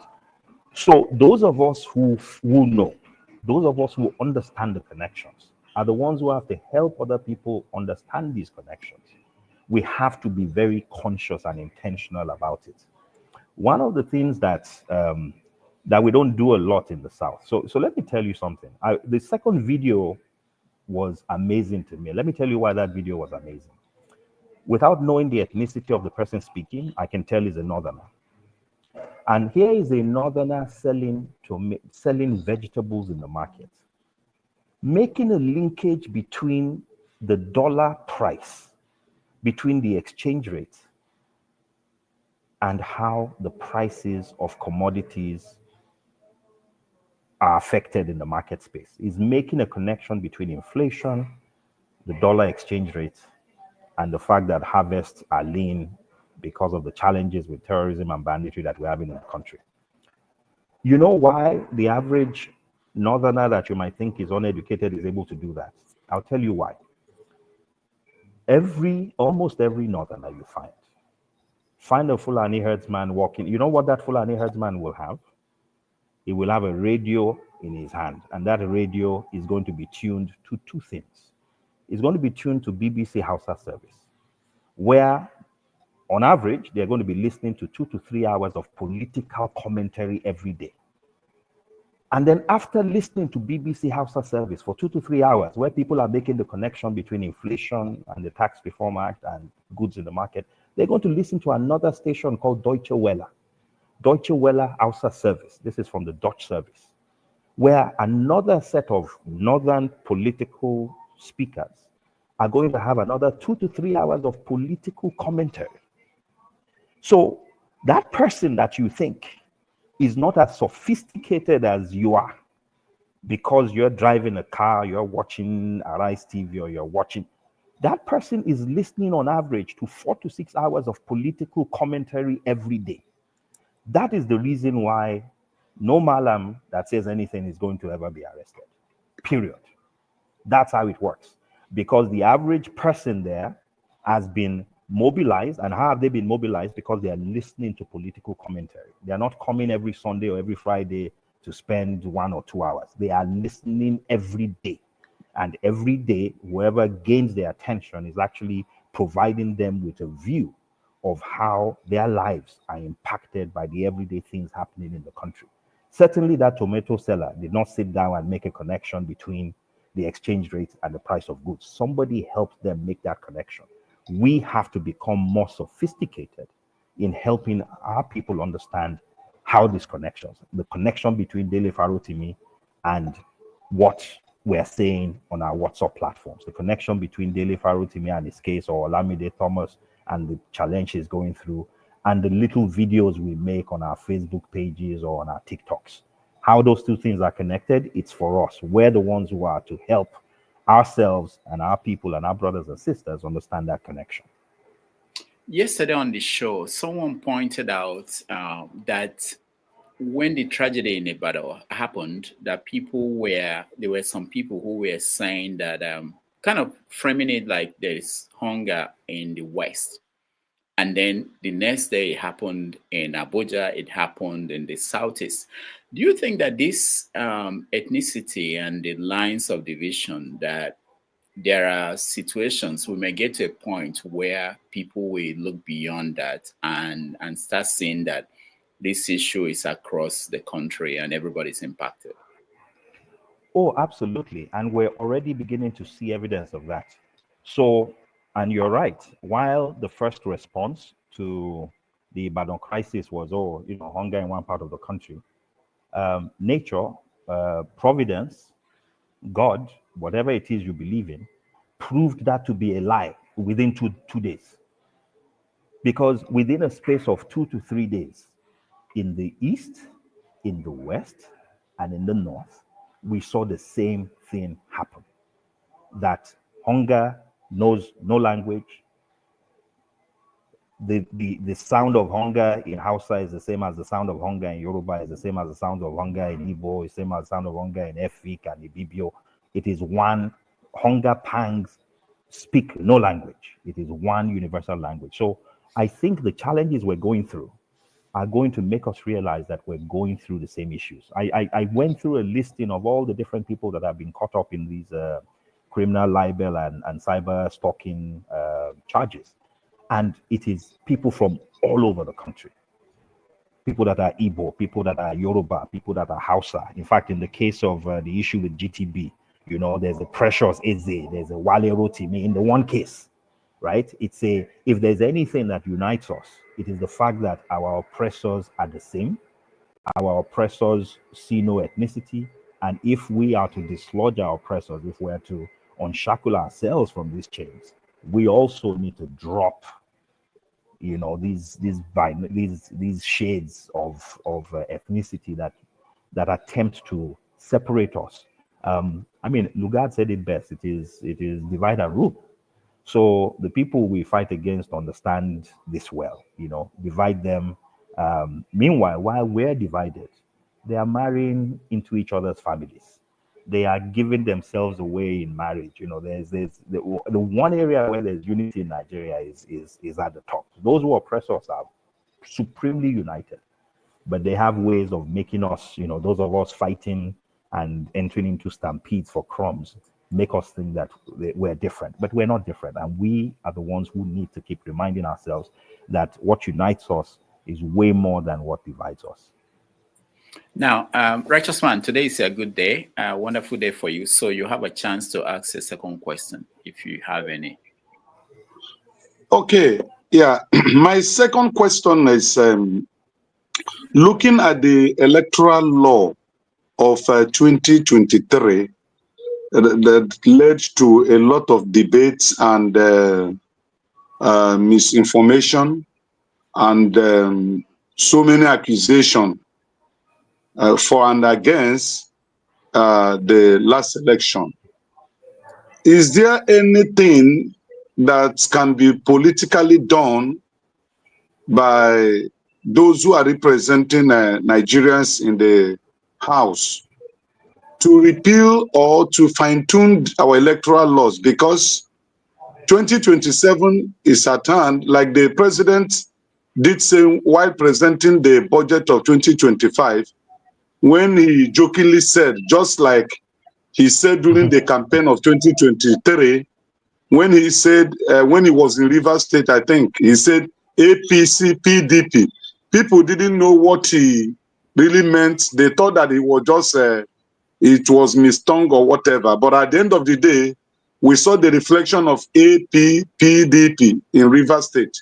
So what can we do now, sir, to make sure that our electoral laws are repealed and we have a better laws for 2027? I'm sorry, but there's no way a system can fight itself. Everybody in the National Assembly right now is a product of a flawed process. And, you know, why would they be interested in any type of reform? Reform will only happen if we demand it. And if we cannot change something, if we cannot get together to change something as straightforward and as simple as maybe, you know, Section 24 of the Cyber Crimes Act, then thinking anybody is going to provide electoral reform that will make the process better is basically expecting to wring a stone and get water out of it. So my view is that we should actually use things like trying to reform the criminal justice system, especially the repeal, or at worst, the reform of Section 24, this very egregious section that affects all of us, as long as we're on social media. If we cannot get together to make something like that change, then I actually do not believe at all that there's any way in which we're going to be able to get a system that benefits from the issues with the electoral process to reform themselves. There's no way you're going to take food out of your own mouth. And right now, the electoral laws, lax as they are, you know, permissive of misconduct as they are, that's what they rely on. Why should they want it to change? You know, it's unless we force the issue, it's not going to happen. I don't believe. All right. Our guest has to go in 5 minutes, so let's quickly get Ovie and Janaba to ask a question each, and then we round up. Go ahead, Ovie. Thank you. Dr. Malcolm, welcome again. I enjoyed, though I missed the last half of the conversation, but the first half I enjoyed, especially when you were, you know, giving out links. You know, I'm happy because I'm one person that criticized this idea of we. There's nothing like we. We keep saying we in diaspora. There's no hub, there's no address, there's nowhere we're reading together. So when I see you bringing out those links, I say, okay, well, that's a step forward, right? We are beginning to come together as we.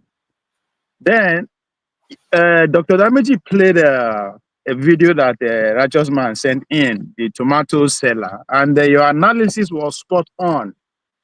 But I can't help to notice an issue there, because when you analyze the psyche, the ideology that driven the North, and how the relationship between them and how much they are so much inclined with politics and all that, you know, we fail to actually bridge the gap, give the workings, what actually led to that. I said that for me to come to that, let me say this. Anytime we are pointing out the ill doings of the North, maybe the Alimanjiri school that is not working, the illiteracy, whatever, within that conversation, we'll draw the analogy how their elite is actually responsible and why, like that, why they're taking advantage of it.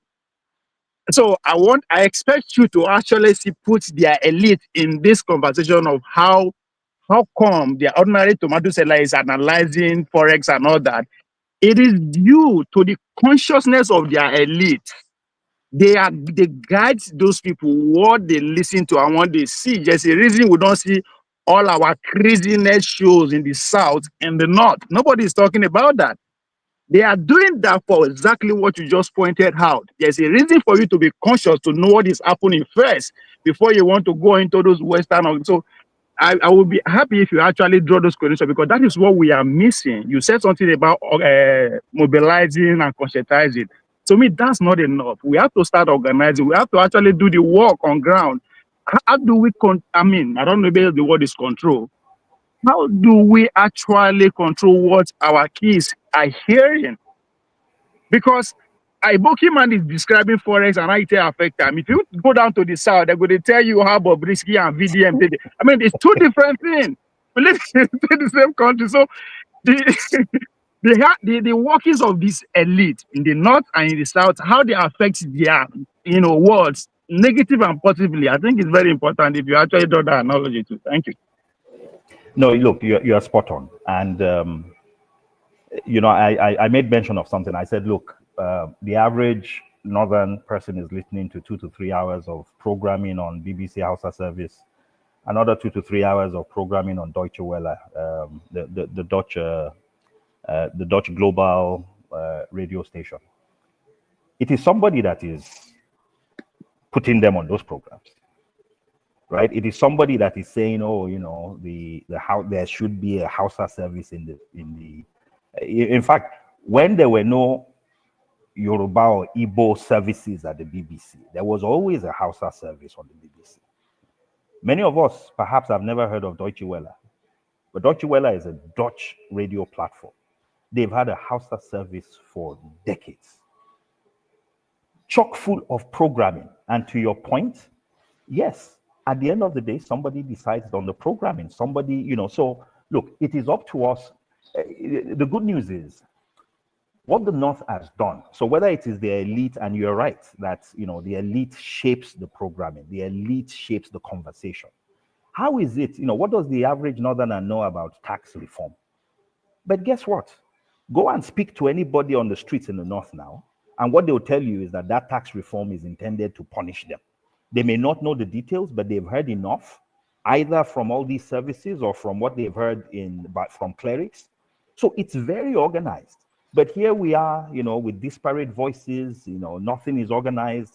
When it comes to, when you go for religious services in the North, the average cleric is spending, maybe 25% of the time talking about what you need to do to get to heaven. And the remaining 75% of the time is politics as it is played on the ground in Nigeria. We go to whatever religious inclinations we have in the South, and all we're doing is laying up treasures in heaven with absolutely no regard for what is taking place on earth.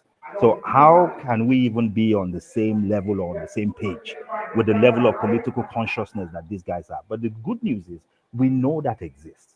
So the question then is, how do we begin to find ways of enhancing awareness, given the systemic challenges that we already know we have in the South?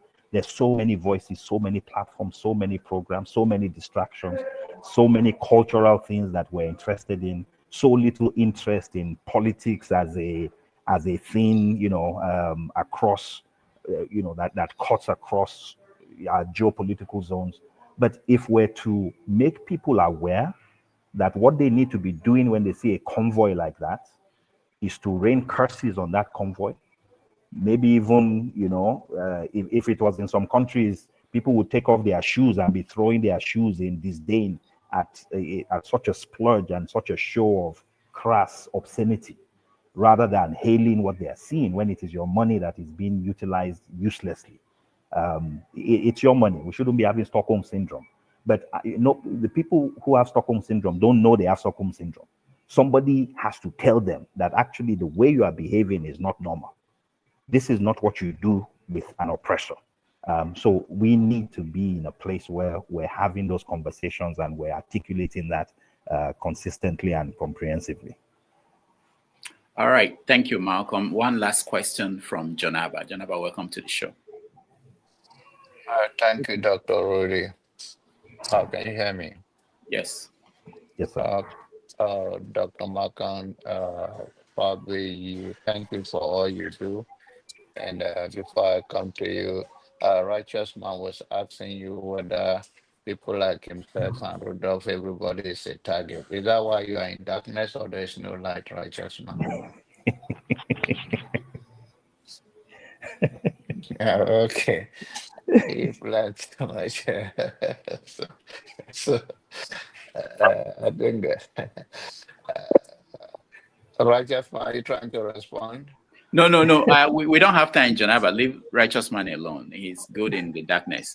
This is the discrimination. You don't want to hear the Northern voice, and this is the problem we are having. Janaba, you're not from the north. You're not from the north. You are from Benue. I'm a complete Kanuri man. Benue I is grow in up. the It's just Janaba, like listen. your children are American citizens, and they will tell you, my father is Igbo, but I'm American born. I'm from Brunei, I'm a Kanuri. What are you telling me? Janaba, you're from Benue. Are you the one to define me? This is the discrimination. Are you the one to define me? I'm a grown-up man. I'm actually going to surprise you. The new map of Biafra had you in Biafra. You are talking about being a Northerner. The new map of Biafra had you in Biafra, and you are saying Nigerian is a scam by Biafra, and Biafra made in Finland is not a scam. Anyway, okay. Dr. Makan, thank you for having me.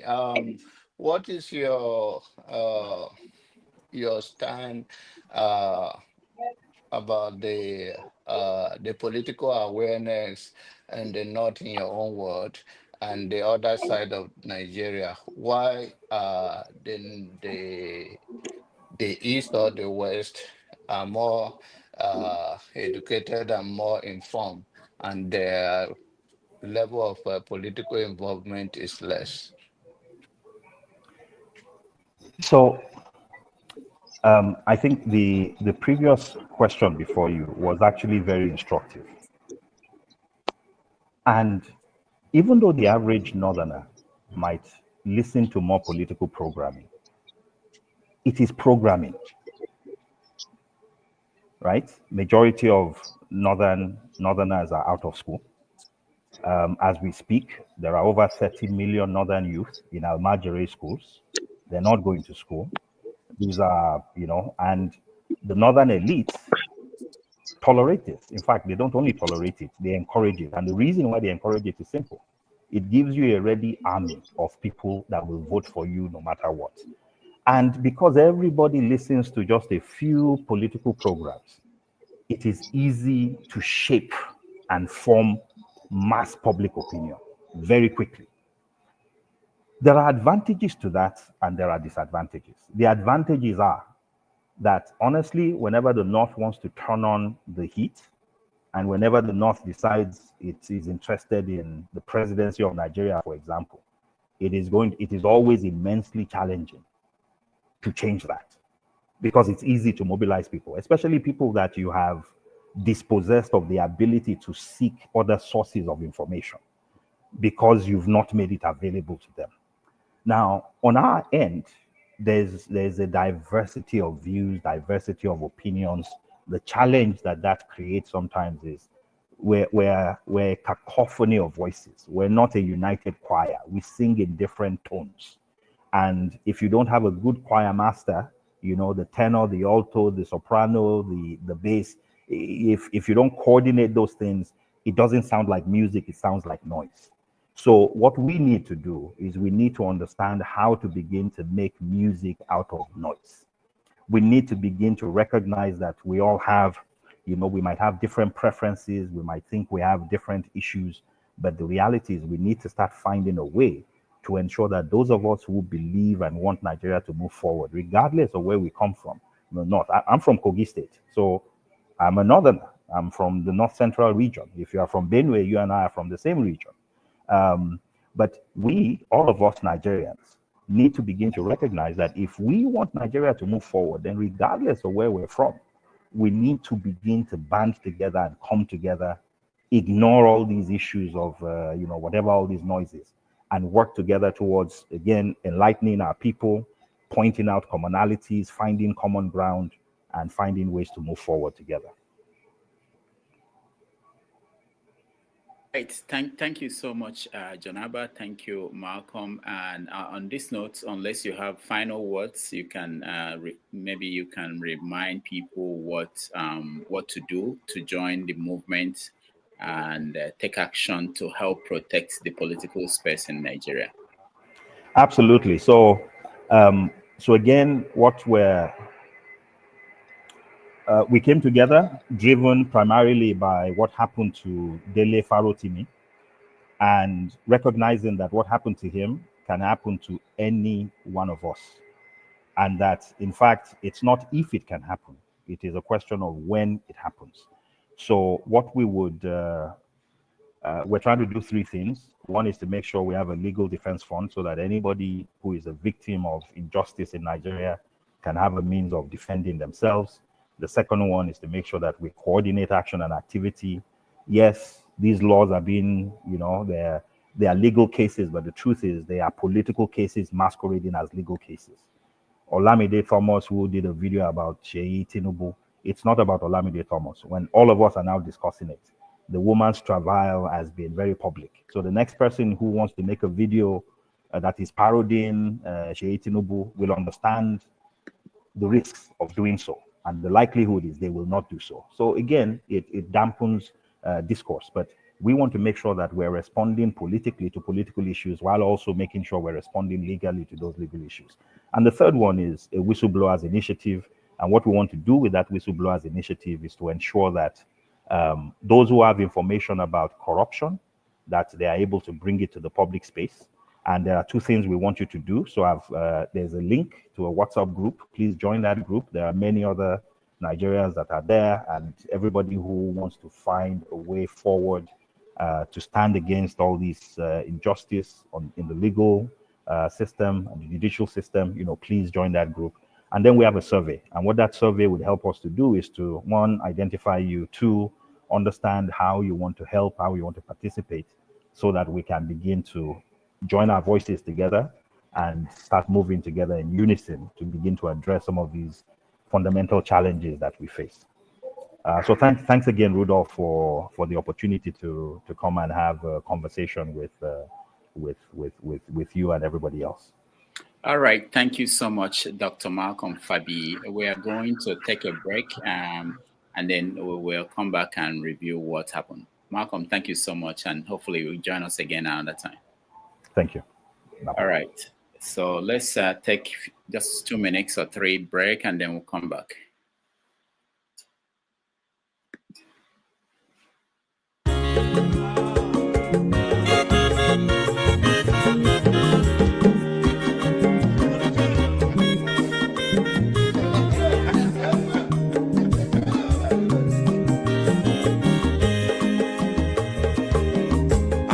Onye ọma zoro obi o, akwa nwa zoro obi o, Maxi ịbịa bunyegokwanụ m n'ofube n'azụ ụlaga n'ịbịa zigo, mmanwụ ụlaga do n'ịbịa zigo, akwa nwa ilochi o, biko rapụ zoro ka ọ nabazi ya. Onye ọma zoro biko, abọmma wazoro ndasari, ịbịa wunye n'ịgwana m ụlagado n'ịbịa zigo, mma ụlagado n'ịbịa zigo, abọmma ilochilo, biko rapụ zoro ọ na-abazi ya. Mazi welcome up. Odoguna kwere neka. Onyo maniga dele mo. Mazi ni mazi ngame. Ibu go with melody.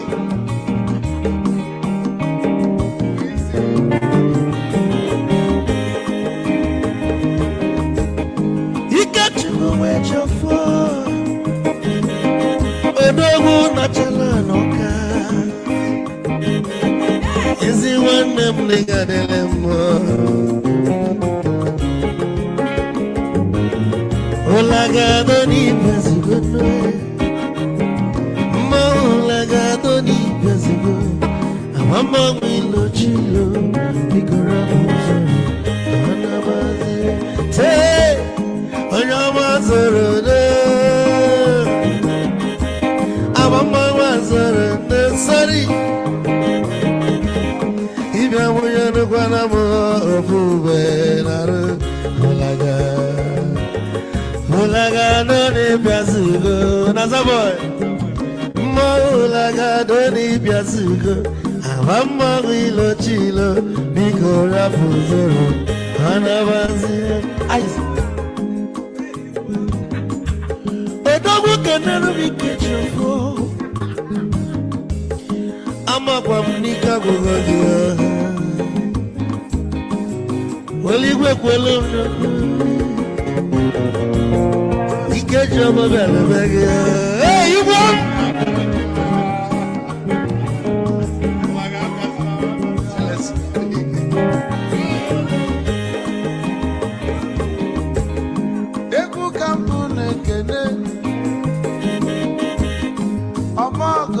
So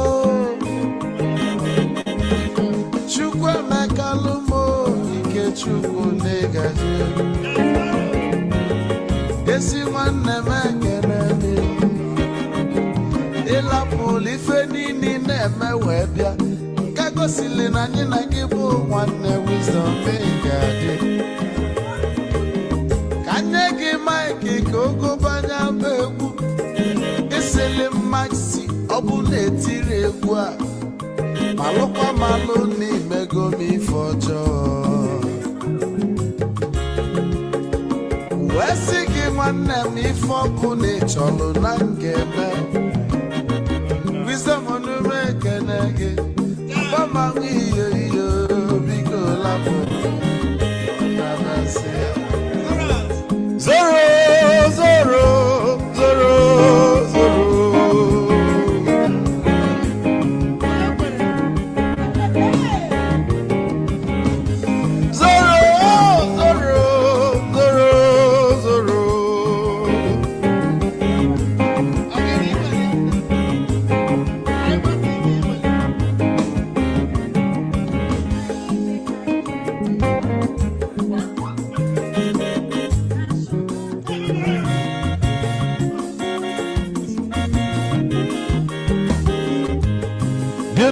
Joy na bugwa osa Sokoto ujembe mwilo anu solo mwe manofia nara onye nwuro zuru ike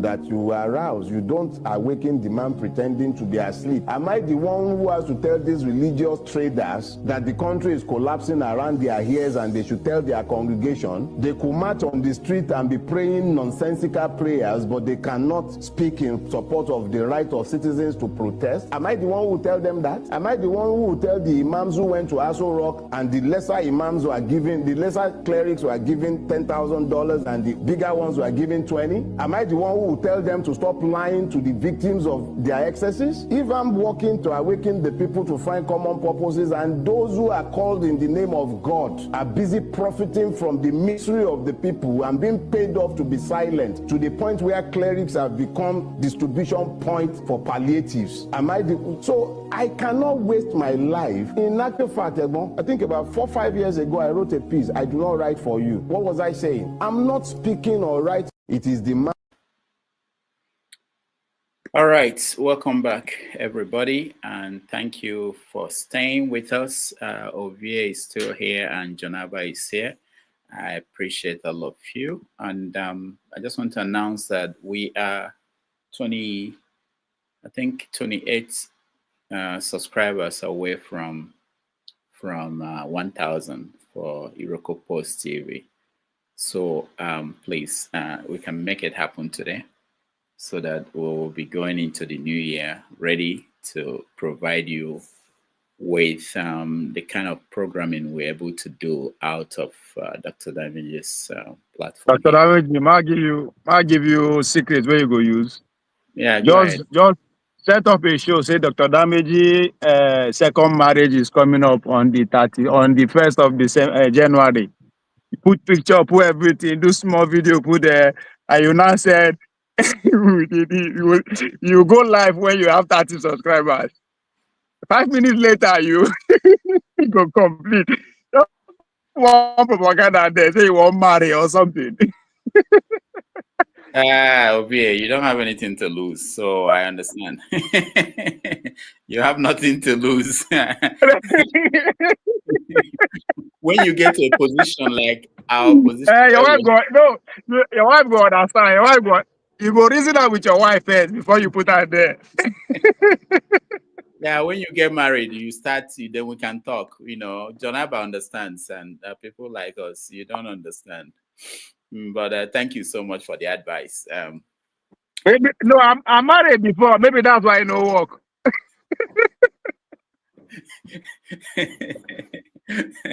All right. So I don't last 2 years. I don't last 2 years. It collapse. You have to tell us. Did you go to therapy? No, when I'm looking for 100,000 subscribers, I'll put up that story. All right. Thank you. So, Janaba, welcome. Merry Christmas in advance. I know that for people like you, I know you celebrate Christmas, or do you not? Janaba, can you? Thank you. Okay, yeah, can you hear me? Yeah, go ahead. Thank you for having me. It was always a wonderful thing to be with you. Rie is Rie living his own world. Rie is a good man. If I have the privilege, you married too early. That is why you are still a young man. That's why the first one didn't want. Now you grown. When you marry, it will stay. I think it's always a good thing to watch your show and all that. One of the thing I struggle with when I listen to so many educated Nigerians that they don't believe that they are Marjorie school, no matter how it is, even though they say it's a school, but they don't wrap their mind around the fact that the reason why Africa and Nigeria and where it is today, we don't have a commonality of one voice as a school in our own tradition, even though that one also can be direct, that is maybe Arabic school, or which they call it an Majori school, that is a foreign education, but the sense behind it is like it's still a school, but they dismiss that. It just has to be English. And that is when they will recognize it. That baffles me as educated people. Yeah, physics and chemistry are not English, but they impart the word and the formula to advance the world where we are today. So I don't understand that, but it's okay. Uh, yeah, I think we have to come to a better understanding of influence. The only thing is that I always say that if Nigeria will change, it will start from the north. Uh, Regardless of your view, how you see it, whether the people are being brainwashed or they are loyal to their own people, but then whatever they say is they are in more unity to carry out whatever they want. And I hope the south, the west, the southeast, and all if you come to two part of Nigeria, north and south, we understand that, so that we can hold those people accountable. The same way you see that the protest that was carried out, it was more impactful in the northern part of Nigeria than any other place, because they were able to galvanize them. even though people started demonizing it, that where those children come from. No matter what it is that they use them, whether you say as a tools, but yeah, at least they were able to communicate and they carry out their agenda. The same way if we have people in other part of Nigeria to say enough is enough, to push back. On the issue of Dele now, you can see that there are very few came out in person. I think it will be meaningful and more impactful in the real life than just online. But which online also was a very way of communicating. But the people will come out without uh, uh, fear or any consequences to push back in number if it happens in any part of the north that they feel that it's injustice. And I tell you, so already said it on your show, the reason why the 1% still hold people hostage, one is fear. Secondly, is people are not coming out in masses. And if they come out, the people that are afraid of, they are more afraid of them than the way we think. Thank you. Jonaba, before you go, let me ask you, if the Amajiri school system is good, the way you are, and we people in the South do not understand it, why is it that the elite in the North, they are not sending their children to that school? They send them to the traditional schools, even abroad. If it's that good, why are they not doing it? I know that the children of Atiku and El Rufai, they all went to traditional school systems abroad and came back, and they are in big positions. People who went to Amajiri schools, do they end up working at NNPC and places like that? And Marjorie School is Arabic school of the tradition of Islam, just like you see the people people went to Webi school, which is Bayodepo. They went to Redeem school, and that is the same thing.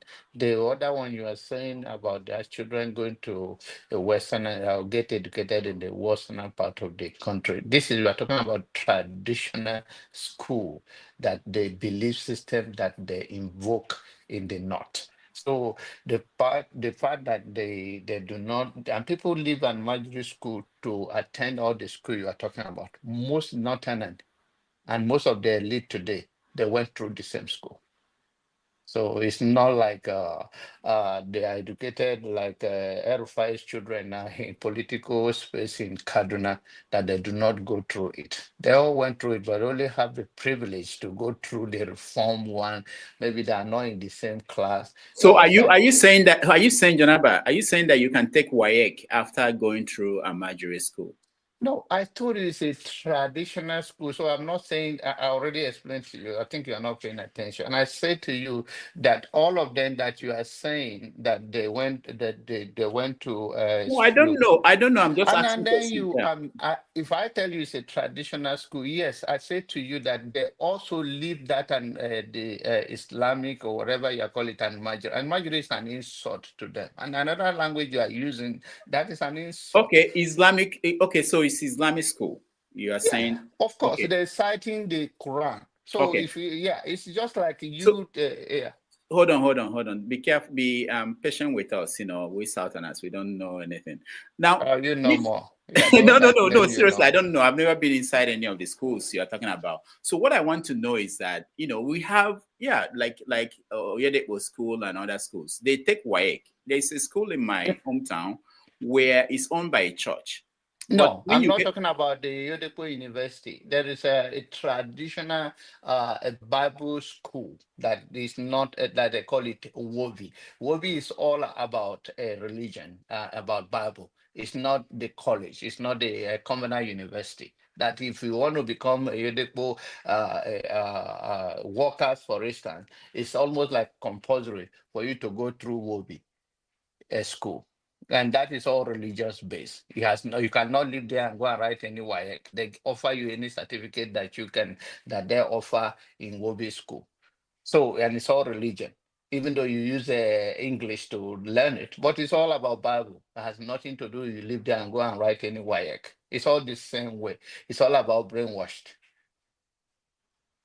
So I am confused now more than before. Yeah, So are because you? that is the way you guys look at it. Oh, and No, wait, Jonaba, wait. You said that the people in the South do not understand the school system. Okay, we are trying to understand it.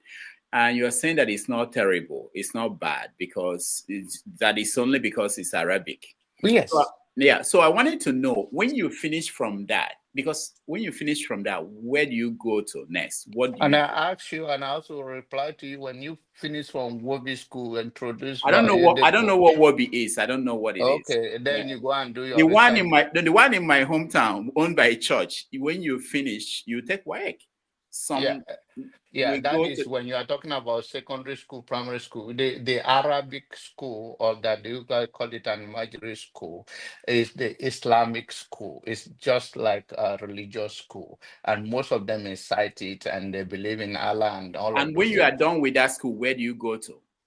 Those that have privilege to go to university, and all the elite, including how do they wait, hold on. How do they get to the university? Do they go to this is I told you from the beginning, it's traditional to their belief system, right? And those that have other means of educating themselves or breakthrough still go to university, go to secondary school and graduate and go to university. And most of the elite you see in the north today, they went through the same school. The only thing is that though other people may not have a privilege of learning the Western in the Western education, that is all the difference. But the only thing is that traditionally, like people were citing the Arab, the Quran, and all of that is the basic religious study that they learn, and that is all about it. And people from there that graduated from that school, they don't offer them any standard of education, but at least they understand whatever they are teaching them.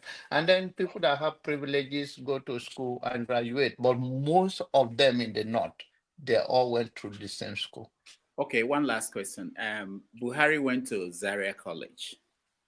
Most of the elite in the north, they all came out from Zaria College. I'm talking about in the 60s and 50s. Did they also went to Amajiri school? Is it something go side by side? Yes, they do. Okay. Yes. Yeah, and you can also Ovie went to school in a part of Borno State. He can understand that we have a lot of our classmates who also their type. It's a normal thing when you are growing up. The Almajiri is beggar, and Almajiri is different from Arabic school. You are telling the Almajiri are the people who come out in the evening to say Allah Ro. So that is a different thing. You are missing two things. And Almajiri school is nothing like Almajiri school. Okay. So this is not different from like Sunday school that we have in the South. Very correct. Biblically. Okay. So you don't go. Okay. All right. Good. So thank you, John Abai. We're not. It's not aggressive. We're not being. No. It's nothing because I wanted to establish the fact that the difference we have in culture is to understand my culture. I understand your culture. If you understand that, okay, the Western education is very important, and it's also about colonizing. You know, if the West or the South.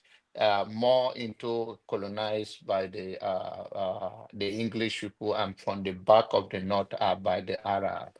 So it's still the same thing that having part on both of them in a different way, even in the religion, that they come from that side as the Islam and they come from the south as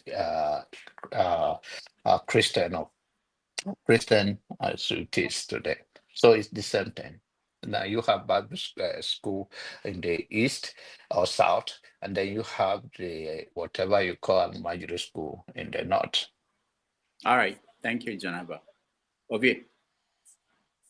Assalamu alaikum. Alaikum salam. So what do you take? What is your takeaway from the show? Yeah, I think I wanted to actually know what next. What are the details of his the big condition? What are the details? What can and what he cannot do? So I think I get a little bit of that. It's not too far from what I assume or what I think it would be. That I mean, he has concluded that them stopping from talking to the media is pretty much to. No, remember, I don't know, my Dr. Amich, if you still recall, we have this conversation briefly, on his side when I said that this man I think comically, I comment on one of your posts. I said that this is a message to the rest people out there who want to do that part, not to shut them up. I said something like that, and you laugh, you know, and that's exactly what Dr. Fabiyi is actually repeating. Which and now waiting to ask, don't worry, be that you know, everybody keep you know looking at the narrow picture. But if you pay attention, if you look around what is going on in the world, it's pretty much the same. The Brazil government say, man, you know what? Yes, there's any. I mean, we will tell you what and what is accepted. We want to see in our internet space, and that become a big deal between him and Elon Musk. And the Brazilian government won because they tell us, you know, if we bring in all others in company back there again. The same thing with Australia. TikTok is on his way out, so it's not. I see it from that angle, and I think exactly this is what is happening. You know, and another thing that I'm you know seeing here, it has like there's a power tussle too between. I mean, if the guys were there in charge now, how many of them remain, right? Tinubu, Atiku, that's it. So if you do not look at the guys who they come, so and I think there's a fight between them. Can they do finish with Tinubu? See, pass on that to the other person again. So I see that too. It might not be very clear. I could be wrong, but I think this is bigger than just Dele Farotimi. And another thing again, I appreciate. I should have asked him when he was talking about whistleblower initiative. Now, it has to be passed into law, right, before it can even make sense. Dr. Dameji, that whistleblowing. You are muted, Dr. Dameji. Yeah, what they are trying to do is essentially what the media is doing, which is that you can send information to Sahara TV today or Sahara Reporters today or Premium Times and say, look, I have this information about this person, about this situation, and they will they will take it from you and investigate, and if it's accurate, they will publish it. So that's what they are trying to do, the same thing. But in the case of this group, Malcolm's group, they have incentives that we encourage you to turn in information that will be useful. But in the case of the media, most media houses, they don't pay you. They won't. No, I'm not talking about pay. You were talking about. I think the whistleblower. It's a law in some other countries. If I'm right, it's a law in Nigeria too. There's a law about that in Nigeria. And there's a law. There's a law protect whistleblowing. Oh, okay. Really, there was. But that's not enough for people to do that. You know, it's still dangerous. You have to know the cooperation of the media or the the people. I understand that. Yeah, so that's a good thing. So, and these are the kind of things that made me ask him that question when we were talking about the average Norths, how conscious they are and all that. It is not they're not bonding with them. You understand? Their space is so controlled. Maybe now one of the things where we no go like, right? Just like when you look at America, you look at China. An average American tells you, oh, Chinese no get freedom. But do you really know? You understand? But that's just how they program them. So the same thing with us. I think the reason why they just allow us not to just consume everything, right? If you go our media space now, all these useless shows, right? I think the reason why they leave is just for us not to know what is going on, because so many. I think 99% of the kind shows where they show for South. You know, go be for corner too. It's not, but so there's a disadvantage, there's advantage. At the same time, I think that's the conversation we need to be having. But most importantly, we don't know anything. Let's say when I mean we don't actually understand how this government work, and the elites understand that only a few people know. So, but how do we go now and penetrate those people that are forgotten and let them understand this is actually how things work? Because that's the only way you can defeat them. You have to have had numbers more to the polling booths that we have now. Well, 40,000, 40 million, 50 million, right? So, and everybody who wants to be president is lazy, doesn't want to actually go out there, do the work, bring more people into the polling, into the voting system. That's only you can stand a chance. Right? That's why at always the verse where they keep using the word mobilize, mobilize. You cannot mobilize somebody who has more resources than you, especially when that person is in power. How you want to over mobilize that? That person, if you wake up 24 hours to the D-Day and has resources to change everything. But if you are organizing, it takes time. That's where the conscience will come. You have to educate people, and it takes a lot of time. You might not even live to see the fruit of what you are doing. And I think that's where the selfishness lie, right? People like them, to Nigeria, we just want to make you get military men, but go educate people for village. They come. If you wear khaki, good though. But you just want me to go wear khaki. May go wear khaki. Thank you. Thank you, Obi. Fathers, welcome to the show. Thank you for having me. You know, I was enjoying your line of questioning, Jonaba, so I came in. But that said, Ovie, in terms of mobilization, you can mobilize without having as much resources as your opponent. Sorry, Father, hold on. Sorry. No verse. On Almanjiri, no, not on you. On Almanjiri about Jonaba. What Jonaba is saying, right?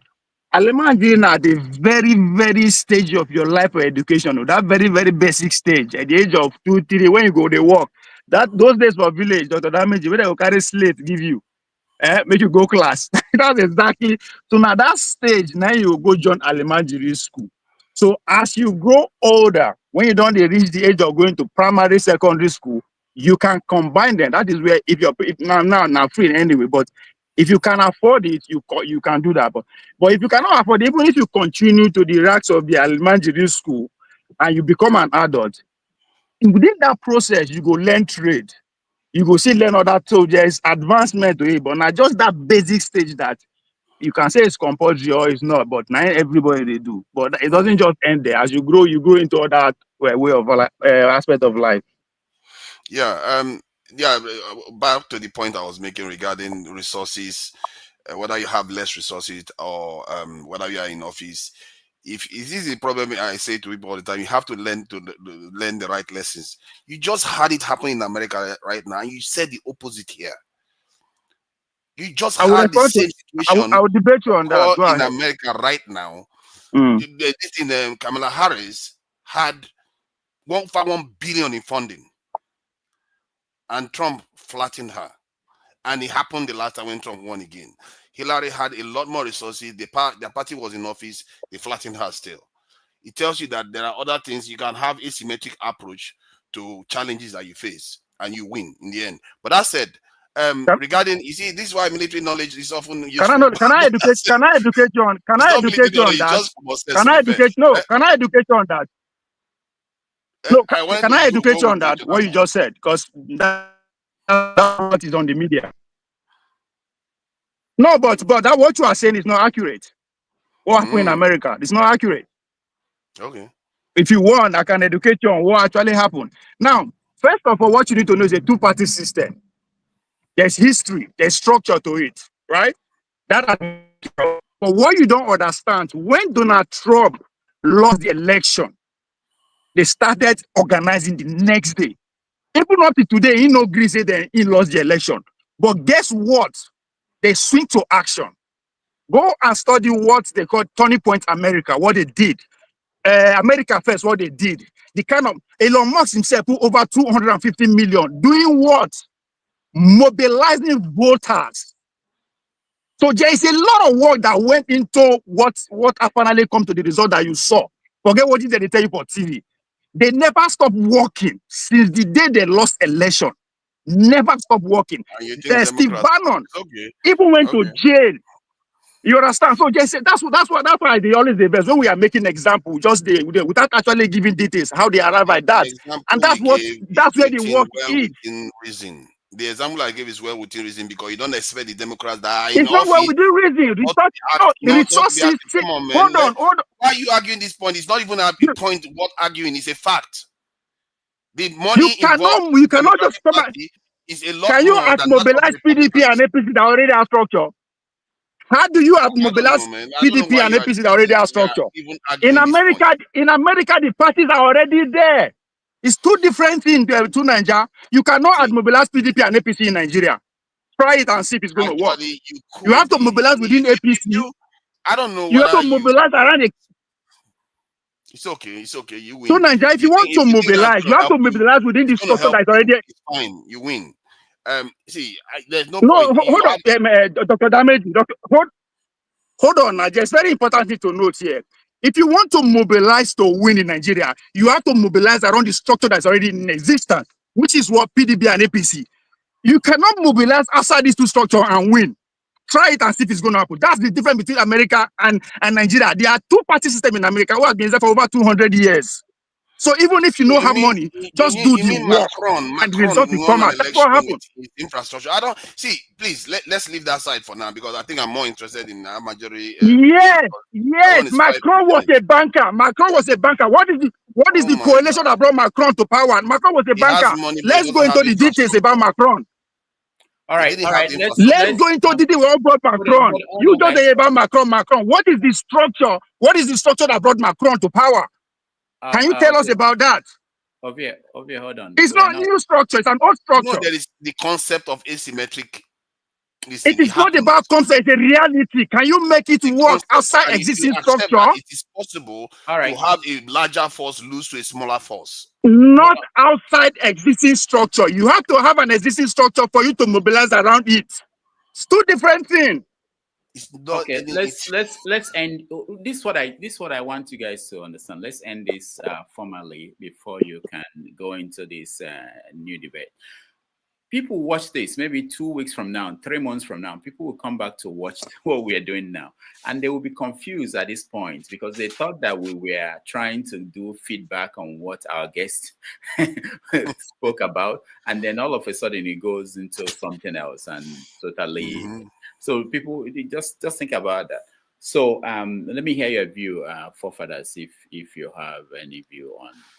I'm sorry I didn't catch a lot about the guests, but all I caught was you grilling Jonaba, and I was a bit enjoying it. But it looks like you pulled back again. I thought I should come and finalize or find out more clearly what he's actually trying to say there, because you are alluding to the fact that there was a bit of separation between modern education system and their majority system that actually has consequences. That's what you are trying to say, and he is trying to say that it's benign and it's normal.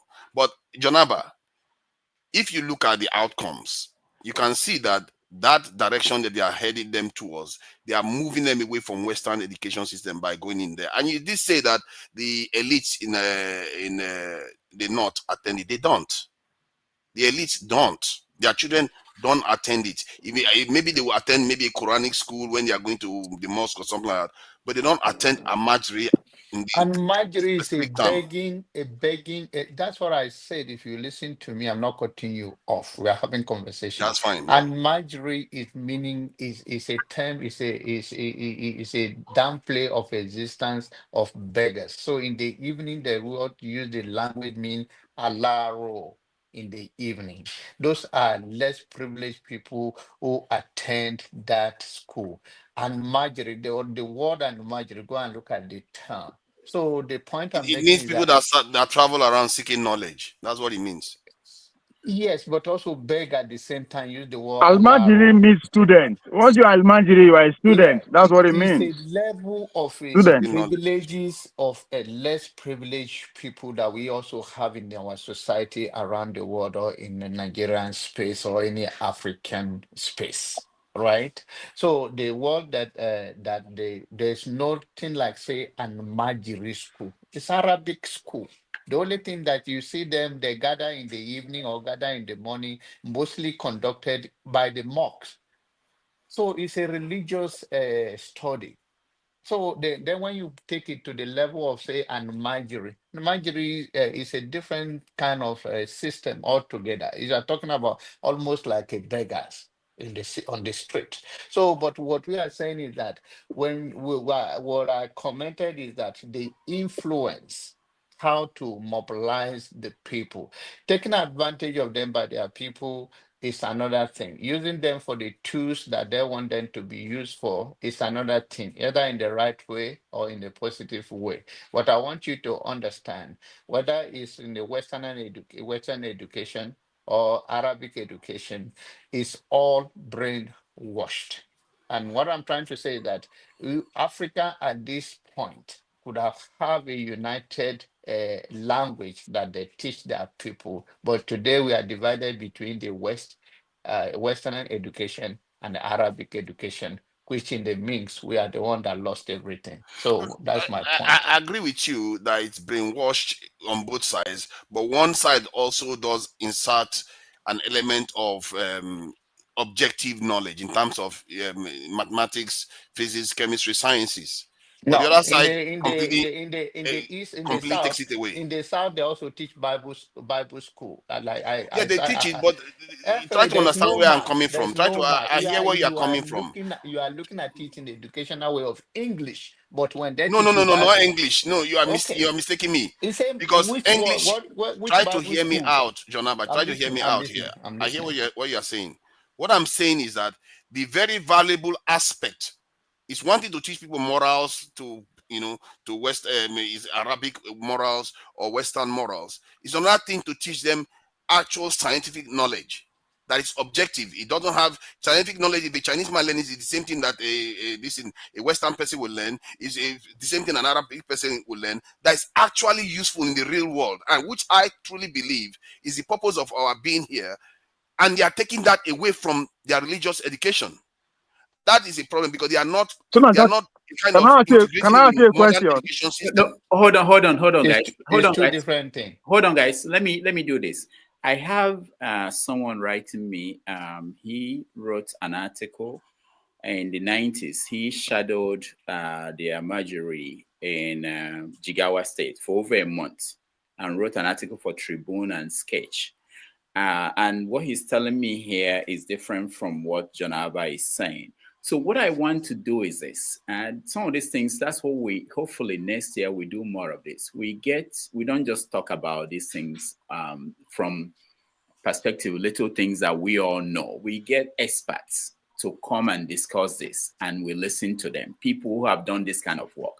I don't know about John Abba. I don't know whether you went to such a school, you know more, but so that we we have a rich conversation, not just but the one you have now. You are sorry. Jonaba. Go ahead. I went to secondary school with students, with people that have started from Almajiri. I mean, what you now they talk as Almajiri school, right? One of my friend actually ended up becoming one of the best graduating students in the whole country.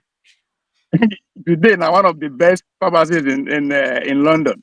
That's how he started. So I don't know why would they. So that's what the question I was to Nigeria. I went to Nigeria and said you are denying them from scientists that are useful in life. Do you understand they are Muslim nation that their whole system is built on that and they are striving? No, they are not. So you don't know what they are teaching. They are not actually building it on. They are not actually like that. And in terms of scientific innovation, many of the Islamic nations are behind actually. So let's get that straight. But the more the issue. Now exactly my point. When you talk about go on. See, we are having a conversation. They are behind, right? Among all especially the colonized world, who are speaking English today, right? Especially within the African continent. And many of them are actually ahead of this country that say that they are behind in terms of science and technology. In terms of the colonized nation, there are other effects that are kicking in. But if you look at the Nigerian space itself, that's how you isolate the issue. Because if this North, they are getting educated, and the South is getting educated, the outcomes are very different. Something is happening there. And because outcomes do matter. There are consequences to these things. You can't just have people grow up and they don't aspire in terms of the key areas. Hold on. Slow down. You are using broad. You are using broad terms, right? Outcome. So, can you show me some outcomes in the South that you cannot see in the North, and the differences? The number of people in line with what you are saying in the South is higher than the number of graduates in the North. The number of people that attain JAM level is higher than in the South in the North. The literacy rate is higher in the South than in the North. Don't speak like that. Hold on. To Niger. We are educated. Hold on to Nigeria. Hold on. We are educating ourselves here. Don't just say the numbers. That doesn't make sense. Right? You said put figures to it. Put figures to it. How many graduate from the south? Okay. So I mean, you have to back what you are saying up. Don't just come. No, we've already done this before. We've done this before. Stop using broad. Stop using. Hold on. Stop using political terms. Stop using broad terms. Put no. If you say, oh, in the south we have 100 graduates this year. In the north, now 5 we get. Then you are making sense. Hold on. Everybody, hold on. Yeah. Hold on.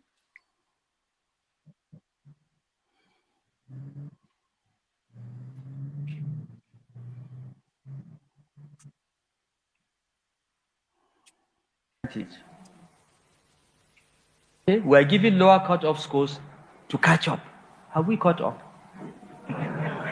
It has only made people lazy. So, I'm sorry, madam. I'm sorry. I don't think we should hide. We should hide behind fairness and say that everyone must be equal. The best we can do is to give people equal opportunity. Yes, Today we live in a country in which, for federal government colleges entrance exam or JAMB, one state has a cutoff of X and another state has a cutoff of 10 times X, and you say you are building a nation. You are not. You are creating bitterness from the grassroots.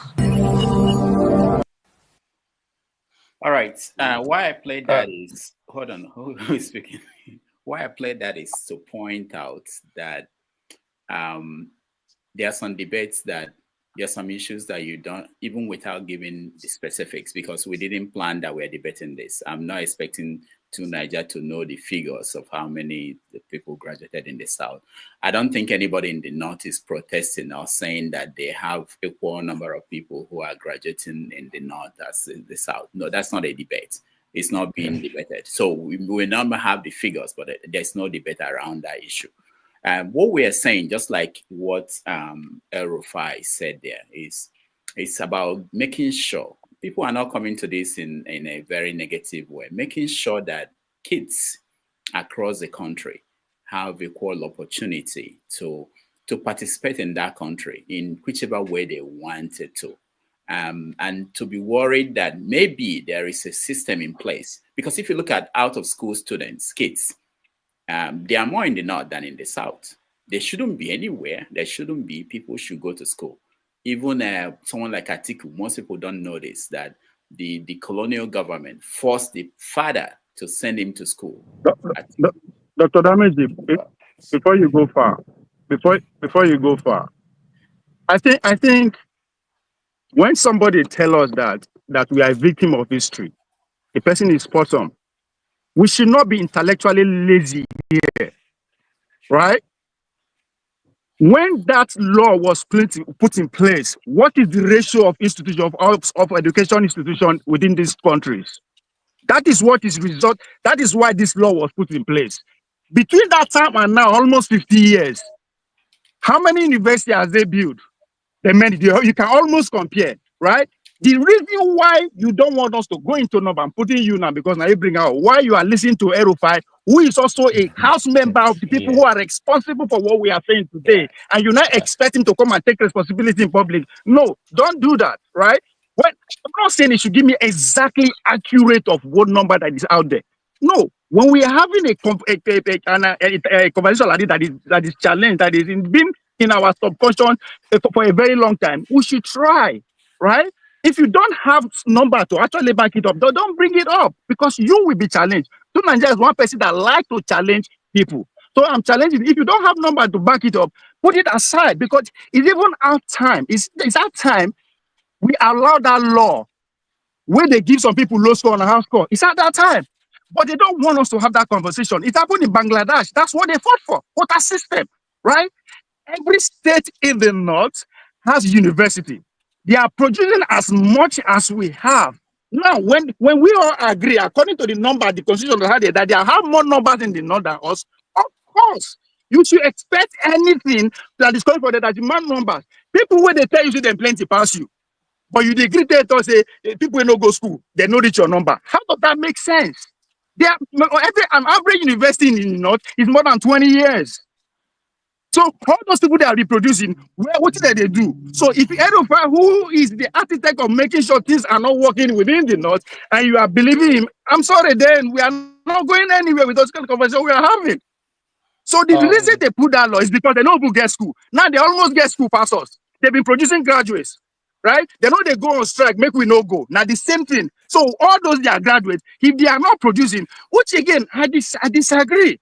Because by the time we begin to bring some professionals abroad who are the northern region, who come from ABU, you will be shocked. That's why they challenge them. So please, we should not just shut conversation down just because one politician come. No, it's obvious, it's visible to the eyes. There are more universities. We can argue that every university, I'm not the billion universities that's older pretty much every other university in Nigeria. How many they produce? How many southern and plenty pass for that bill and northern plenty pass? So the people where they brag in and then get number pass since the inception of Nigeria, right? What I mean, so what happened? They know they go school, they know they pass. So we should stop all this old belief that we are more educated than them. I disagree. All right. 100% I disagree. Unless you can prove it up with numbers that we all can agree with. Literacy rate is higher in the south than in the north. We've done it here. I can show you the data right now. Hold on. Please let me say something on Erufai. Is playing into political arena, looking forward to buy into the debate of the most southern that they are giving opportunity to. So it's a political talking point he's creating for his future office. He is there, he's still not changing or pressing and denying other even a basic human right. So if you take Erufai for his sincerity, not because of his political career he's building for his future, that is fine and good as you. And then when it comes to what when it comes to what all Napolitis is saying is that when that quota system came up to encourage the Northern to go to school, can we now have a review of it and make it? It is all about carrying the nation along to make sure no one is left behind. I don't know why you guys make it a personal issue instead of having empathy for those that are struggling and to make it a talking point instead of saying, okay, it's time for us, like, so okay, equip everybody, every brain in this world have the capacity, if you train it, to be better than whatever they are and to be challenged to be better and to exploit what we can offer instead of making a debate between the who is more educated between the South and the North. It's all, no one to be left behind, should be a goal of all of us. Yeah, but the whole purpose of the conversation was to address maybe the possible negative effects of this Amajori system that is being because it's denying a significant amount of time of their lives in studying things that are not necessarily useful. All right. Hold on, everyone. Let's see Ekene for a second. Yeah, you have someone that knows about Almajiri centers, not an expert, because I don't know what one malam if he is saying that I'm an expert. I'm not an expert. I just know about Islamic schools and Almajiri schools. And I'm of the opinion, you can Google it, you can go to, for better understanding, converting Hausa to English or English to Hausa. Almajiri means apprentice, going to learn something, going to learn, acquire skill. That's what it is. Almajiri, it is not a school, right? It's just a center. They call it Almajiri Center, not Almajiri School. I don't know why we are attributing school to it. In the north, they have Islamic schools where the privileged children, those from wealthy family, politicians, where they send their children to go and learn Arabic language. Why the downtrodden? Because they cannot afford or they cannot be in the same level or center with those of the rich. They will resort to taking their children to acquire skills in Almajiri centers. Now, these Almajiri centers are used for a lot of, different things. One, they use it, as I said earlier, to acquire skills.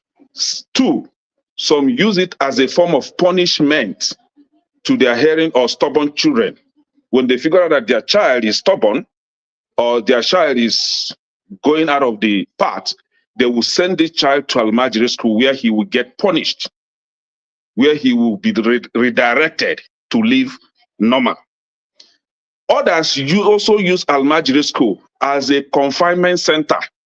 For example, in the north, you come to a family where a child will decide to leave Islam and turn to Christianity or turn to any other religion.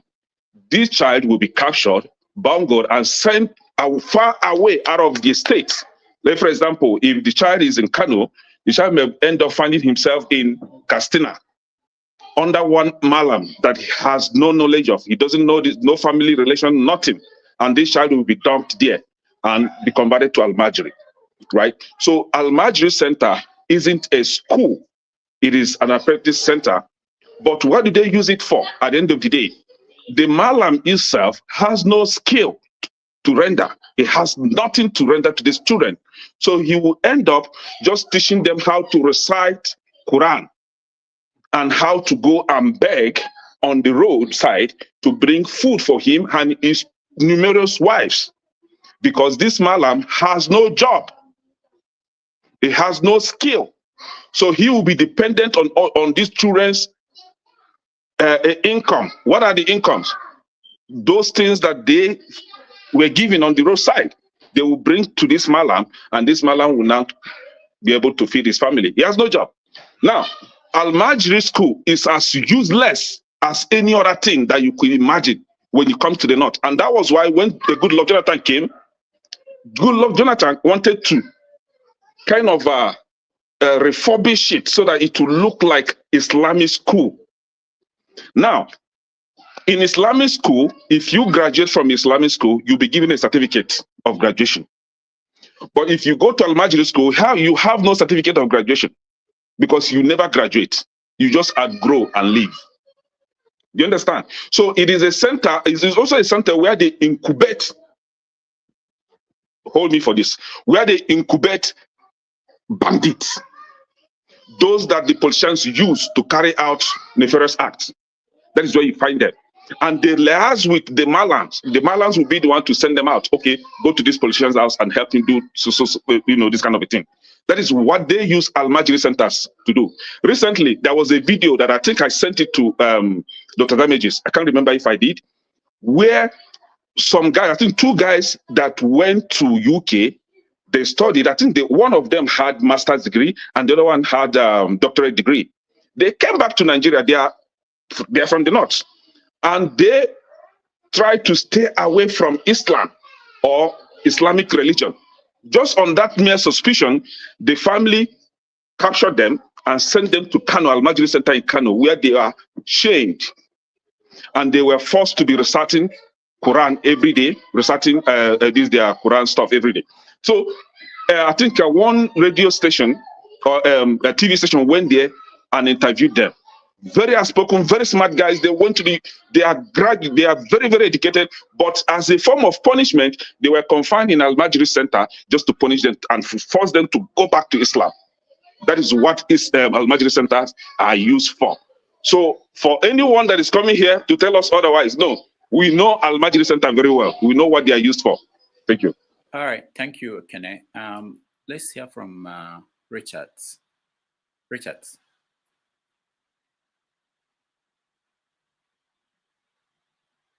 Can you hear me? Yeah. Yeah. Good evening, Richard from Germany. Welcome. Yeah. I think Ekene is not quite, correct when he says that Almajiri schools are made for, extremism or something like that. Not every Almajiri school is considered as extremist school, because growing up in the north, I witnessed some of them, and some of them could be a place where they breed, kind of Islamic fundamentalist mobs, but some of them are not. For example, I grew up in Gusau, that is now Zamfara State, before it was Sokoto State. And I saw two types of Alabajiri schools. One for the elites and one for the poor people. The one for the elite is like well-funded, combined with Western education. They learn Islamic studies and Arabic studies there, and also they learn in Western education, at the same school. But the ones that are for poor people, it's just literally nothing. That's where you see those malams abusing those children. After 1 or 2 hours, they will send them with balls, and they'll start begging in the streets. That's what I witnessed. But not every Alamajiri school is meant for Islamic fundamentalism or Islamic fundamentalism or mobs. No, I didn't say it when I was growing up in the north. Thank you. All right. Thank you so much, Richard. You see, people see different things from different areas. Let's hear from KJ, who lived in Abuja too. KJ, go ahead. Okay, thank you so much, Dr. Rudolph. I think at this particular point, I don't have anything to say really. Kene is, I'll lean towards what Kene has said. I know that there was a time there was an outcry. Some members of the elites of the North wanted it gone. Other very powerful ones didn't want it. So that struggle was there. In Benue, you didn't have too many Almajiri centers because, of course, Benue people are more of Christians than any other district. So, but I have friends who went to the system, and there's a school. I think the only one I know, I don't know if there are other ones. It's called Arabic Primary School in Makurdi. It's one of the oldest, in fact, one of the oldest that existed. I have friends there who went there. Before Nigeria started going south, there was no difference. Our primary school, which was Holy Ghost, was beside the Arabic school. And after during break, one mix come to their school, beat them up or play football, go back to our school. There was nothing, there was no segregation. There was nothing like you are from the Christian side or we are from the Muslim side. Nothing. In fact, that was, some of them come to even, we just, it was a free life. And, but eventually as time goes on, we realized that they started trying to teach, start bringing that segregation of having certain children go to those places where you give them place to go and beg. I don't agree with Erufai, just like John Abba said. What he's simply doing is pandering to those who he's trying to get to be in his support, to bid for his ambition. That is a typical far north politics that is playing right there. Hold on, KJ. Sorry. Why don't you agree that after 30 years of giving affirmative, what they call affirmative action in America, yes, that the North they still need low score to get into those government colleges? Is that what you don't agree with? No, I don't. I agree. The statement is correct. Okay. But who it comes from and what is meant and the manipulation. Yes. Oh yeah, that's a different thing. That's a different thing. The point that is right is that after 30 years of trying this experiment, yes, of saying that, okay, let's give them low score so that they can get into these government colleges, that it has not made them to do better. Yes. So the same thing in America, the same issue is going on in America. They've said that affirmative action. Oh, Rudolph, Hold on, who's in a position to stop it? Me? Is it me or him in a position to stop it? It's not about it's not about that. We're not discussing who will stop it and who will not stop it. You are right. We are not against that. We only say that the person is using it for some political game. Okay, and that's a different thing. If it's going to be enough, let him start it from Kaduna where you have that's a different thing. Okay, let me point out what I found out recently, just now. So we should all be ashamed of ourselves, all of us Nigerians. So based on statistics out there, only 7% of Nigerian population, 7% can boast of having a degree, university degree. That's what I could see online. Only 7%. Listen now. This is in Nigeria or around the world. That's for Nigerians, so. Huh? That's for Nigerians. I don't understand. I don't understand. Nigerians should be ashamed of themselves, Nigerians. Okay, hold on. Give context. ABU is the largest university in West Africa, and it has produced 500,000 people. Ahmadu Bello University, the largest in West Africa, 500,000 people. There are 170. How many there are Boki? Hold on. There are 170 universities in Nigeria. 79 of them are private, 43 federal, 48 state. So every year we graduate. At this point, we now produce 600,000 graduates every year. And it doubled in the last 20 years. It tripled in the last 20 years. Those that could not write simple sentence. No, let's leave those details. Let's just point out the numbers now. Because Ovie, remember where the debate started? Yeah. Ovie was trying to prove that northern region of Nigeria, depending on where you call not, they are producing equal number of graduates as southerners, which on the surface, without facts, we assume that it's not accurate. But Ovie is saying that it's accurate. I couldn't find figures. No, equal in terms of quantity or quality. No, quantity. We are just talking about. It doesn't matter about quality. It can't be accurate. The southerners are going to the northern universities too. Exactly. So the point is that we should have nothing to celebrate, whether you are from the north or the south. The fact that we have only 7% of people with university degrees in Nigeria is but I don't think that is that. Why? I don't believe that. I mean, you guys go believe I'm Dr. Dameji. What do you mean 7%? It's why if you go to Nigeria, you see. I was in Nigeria. Let me give my own. No, wait.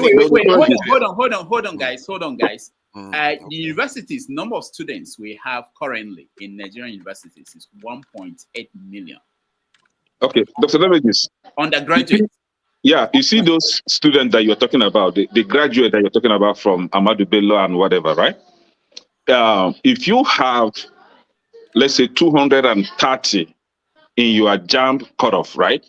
In your JAMB score, you'll find it difficult, if not impossible, to get to any science or let me say engineering courses in the South, especially Southeast. But if you have 170 or 180 in your JAMB, you can secure mechanical or chemical engineering in these northern universities that you're talking about. So, and that was why I draw your attention to know if we're talking about the quality or the quantity. So we're just talking about figures now. So the figures that we know is accurate is the number of people who are undergraduates, 1.8 million. In a country of 200, we say we are 230 million or something. You have Doctor, you are not sure of our population figures, please. Okay. Don't go there at all. We can't start from nothing. We have to use something. Education in Nigeria is expensive. Doctor, so the point is that we have nothing to celebrate, whether you are from the north or south. You know why I find it a bit difficult to believe that figure, because ABU alone in between 2018 to 2020 have graduated 35,758 students. That's small. Graduates. That's small. I'm saying for this short time. Dr. Dameji, divide that number. Divide that number with the total university. Since inception to today. It's not about. And see if it makes sense. It's not about the number of universities. Some of them produce less than. When I was in university, we don't produce up to 1,000 students. Yeah. No, Dr. Dameji, that's not what I'm saying. That's not what I'm saying. I said that's not what I'm saying, Mr. Dameji. The total number of people with this school now times the number of the schools where we get. That be divided by the number of the school we get. It's 1.8 million. They are not going to fake that one. Divided by. It doesn't matter. Some schools admit. No, and I'm not saying they are. Hold on, Dr. Dameji. Now you listen to my question first. You know, we don't listen to my question. I'm not saying they are faking it. I said just said divide them by the total number of schools. Then we go no average number of students we will get for each schools. And then that's what I'm asking. I'm asking you to do. I'm not saying whether you're saying like. It won't work that way. It won't work that way. What would that do for you, Ovie? Dr. Meji, please. You say now 1.8 million. I mean total number of students. Abi. Hold on now. Hold on, please. The total student is how much? 1.8 million. I mean the total student. Yes. Divided by how many numbers of university we get. Okay, I'll do it for you. Then we'll know by another 7% we can even work with it in the first place. Well, I can do that for you. No, but the question I have for you after that. No, we won't know how they get 7%. Okay, you can extrapolate from NYSC number that shows that it's around 400,000 NYSC this thing, because there's polytechnic in there. That's not even graduate polytechnic. Per annum, 400,000. So that's average. Accurate. That supports what I'm saying. They are saying that it's only 600,000 graduates that we are producing every year at this point. So if NYSC is saying 400,000, so which means some of them will not go to NYSC. No, so but NYSC has they do not go based on age. Yeah, so many reasons. Maybe they were pregnant after graduating. Do we really need to be graduating students without offering them jobs? You have a lot of graduates that will come out on the streets. A lot of them turn into content creators. A lot of them turn into what they call it, Olosho and all that. So how will you be graduating students and we can get the average of how many? Dr. Dameji. Yeah. What I want us to get is how many each university produce. How many each university produce? That's just what I want to get. Then we'll put all this into rest. I just told you it's 10,000 if you do the average. Yeah. So each university produces. Let me be the average of it. Yeah, we have 170 universities producing 600,000 with 1.8 million students. Now remember, 1.8 million students are the total population of students in the university. So, but what is effective, what is important is to know that every year we are producing 600,000 graduates. I agree with you, because there was a time we did some work with No. That's not the most important thing. Hold on. Okay. You see, that's what I want to know. How do they arrive at that 7%? So hold on. Kai. Ovie, you have to understand it's progressive. So in the next 10 years, obviously we have more. But 20 years ago, we don't have this number of universities. We don't produce this number of graduates. We produce less. 30 years ago, maybe we were producing only 10,000, I don't know. Or 40 years ago, maybe it was only 12 people that were graduating. So you have to understand it that way. It's progressive. It doesn't mean that because we are producing 600,000 this year, that we produced 600,000 30 years ago. And if you check the population of the country, it might be right. I'm not the one saying this. Rudolph, sorry, can I come here a little bit, please? All right, go ahead. Dr. Nomagis, do we actually need graduates in Nigeria? Of course we need them. Let them support the diaspora. To become a president of that country, you don't actually need a degree. That's not, but this is serious. You don't actually need a degree. We are just trying to correct one impression. We assumed that the North is not producing the number of graduates that the South or has not produced.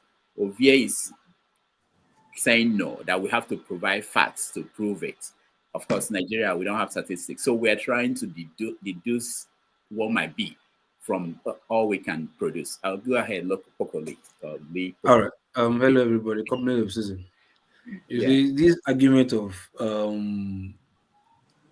cutoff mark for the North is smaller than cutoff mark for the South, or this and that. Man, this bullshit has been, you guys have been going back and forth with this nonsense. And for me, it's pissing me off. Like, regardless of whose number, who cares? What content are they, what are this, even if you South or graduate or the North graduate, how have they developed the country? How have they, what are they bringing out? Now you went to school, they came out, they became non-entity to themselves. Now, all of them now, they are all become content creators. Even those who read medicine, they are now content creators. Those who read engineering, content creators. So whether the graduates are coming from the North or from the South, or whose benefit is it? Who cares? Whether we are getting more than them or getting more than us, how are they, these two, whichever way, how are they benefiting the country? We can't even produce anything we can say is our own. We can't produce anything, whether you have first class or not first class. We cannot produce anything that we can call, it came from Nigeria. Nothing. And we want to be ashamed of ourselves. We are here arguing whether or not they go to parties or we go to parties. Who cares? 21st century, who cares? Who cares about the number? Whether we produce 1 million or the best, or whatever graduates in the country, who cares? What cares? Nigeria? Nothing. You are telling me you are producing 6,000, 1,000, who cares? To hell with all that. One person, one student cannot even say, okay, let's produce this robotic one thing or this genetic one thing. We cannot even do that. We're here, internet university, we're here We export INEC officials to Ghana. What I say. The only way we can develop is to actually know our statistics. So people care. We want to know how many graduates we are producing. We're reaching to the north, so that we care. If you don't care, we care. We are having this argument because there is no relation between the north and south. There's a big divide, and these are the statistics. Why would they be having? Why would they be having that advantage up to today after 30 years? Why? So it's important. We care. What do you mean? It's not important. It's not important. Why the quota system still be existing up to today? Let me finish. Why quota system up to today, 2024? Why? Listen, what we should care about now? Yeah. Just listen. What we should care about now, right, is the best brains, no matter how few that they are. We should be thinking of harnessing their talents and develop more on them, even if it's 1 or 2 or 3 we have, right? We should be in developing their talent. You understand? We have people who are doing very well with little or no support. The government that we have, Ministry of Science and Technology, is not even doing anything about them. We should be quarreling about those people not doing their job. Like, all right, reminding you guys that those people in those Chinese in Nigeria, most of them, 90% of them are not university graduates. Those ones who are building, those ones who are building our bridges, our schools, our infrastructures, most of them are not university graduates. Just I wanted to let you guys know. All right, no, thank you. My point. That's why I said nobody cares. It's the content I'm interested in. Local P, thank you. You cannot plan a society without statistics. I don't care about it. It's not about whether you care or this or that. You cannot plan a society without knowing. You guys have said we don't know the number, what our population is. That should worry us. We should know who is where, what they are doing, how many people are going to school. If the government, let me tell you guys one thing that how they deceive you in Nigeria. So Tinubu just announced that people are going to use the train free or pay half the fee, or people will go to home. They will pay for you to go to Ibadan from Lagos, free. You don't know how many people are going to use that service. You don't know how many they budgeted for that money. So you need to have statistics to do anything in anywhere in the world. So we should care about these things. Hold on. What you are saying is right. But we have to start from the basic. You can't jump into saying we are producing people who cannot write their names when you don't even know how many people you are producing, who is paying for it, what's the quality of the education. You have to start from the basic. So all these things are important. Nobody's saying that what you are saying is not important. Every university, right? We have award for best graduate students. Yeah, award for best graduate students. So regardless of statistics, you already have some coming out in little chunks. You understand? Best medical graduate student, best multi engineering, whatever, best whatever. You have those ones there first, not even from state, from federal universities. Now, what are you doing about those people first? Those little ones are coming. No, but Just yesterday, I watched a video of a first class graduate, the best graduation student from that school. Her job right now is she's peeling cassava for people. That is her job right now, peeling cassava. So this new year we're getting into, I'm beginning to think that some of the arguments we have and discussions we have should move in a different direction. We have all agreed, I think here, that the government, the people running the affairs of our country, they've failed. Okay, so the next question is, who is going to step up? Where are you going to step up? So I give an example. One professor in a college reached out to me and showed me what they gave to a graduating student in their university. 1,000 naira, the best in accounting. And this is University of Nigeria and Nsukka. And I said, this is my question to the professor. Compare that to Miss Nigeria. Hold on. Okay, brother. So the question is this: how did that happen? I wanted to know, how did that happen? There is head of department there. There are professors, and whose name? And there was a name. There was a name attached to that prize. So you know what happened? And this is why it's important to get to the bottom of things, not just to hold the issue at the top. At the bottom is this. Somebody 30 years ago decided my family will sponsor this. Every year, the best student in accounting, my family will give 1,000 naira. At that point, it was big money. It was important. It was reasonable. And then what happened? Over the years, nobody bothered. The university did not bother to check on the family. Maybe somebody died. Maybe the person that had the money died, and they continue to give 1,000 naira. The people attending the ceremonies, nobody said, this is not nice. Even the graduates of the university, alumni, nobody bothered. They continue to give 1,000 naira for years. Till today. Who do you blame? Do you scream that this is outrageous? Why are they giving? You can say, you know, I'm affiliated with this university. This is outrageous. I will take it over. I will give 10,000 naira. I will give 100,000 naira. What can you do? What can we do? That's the next argument. The government has failed. If you come to lament every day and don't do anything, that was why I brought this guest that came today. You know what he's doing? Dele Farotimi was locked up. We all complained. We all talked a different opinion. And he came out and said, no, we have to do something. We have to think about other people who were locked up, who are going to be locked up, who need attorneys, who need lawyers. We have to raise money. We have to help them to build cases against these judges and lawyers. And he's doing something about that. He's organizing what Ovie talks about every day. This guy set up groups, and they are putting in place things that will help other people beyond Dele Farotimi. He's not on talking, he's not on platforms talking every day. He's doing something. And that's what I'm urging everybody. What can you do? You do what you can do. And you need information, you need statistics to begin with. You need to know who are the people locked up. I asked him that question. I don't know the number of people he knew. He collected this information. People have to do this. I was shocked that we don't have statistics about how many people graduated last year, 10 years ago. We don't have it. Somebody can decide to collect this information. That will be your contribution to the country. So, don't you think that may be in the corpus of the Ministry of Education? or Nigerian University Commission? It may be, but somebody has to go and get it. Somebody has to go and get it out, you know. Because maybe it's available. There's a lot of work for all of us, enough for all of us to do. I have to leave here. My time is up. I don't mind if somebody can continue. You guys will have a conversation around it. But next week we have, I wanted to show you guys our guest for next week. Next Sunday, we are bringing the host of the diaspora perspective. Yes, he's coming on the show. All right, forgive me. I don't have the flyer. I think I have it. I'll get it. He's coming on the show. His name is Chukwuma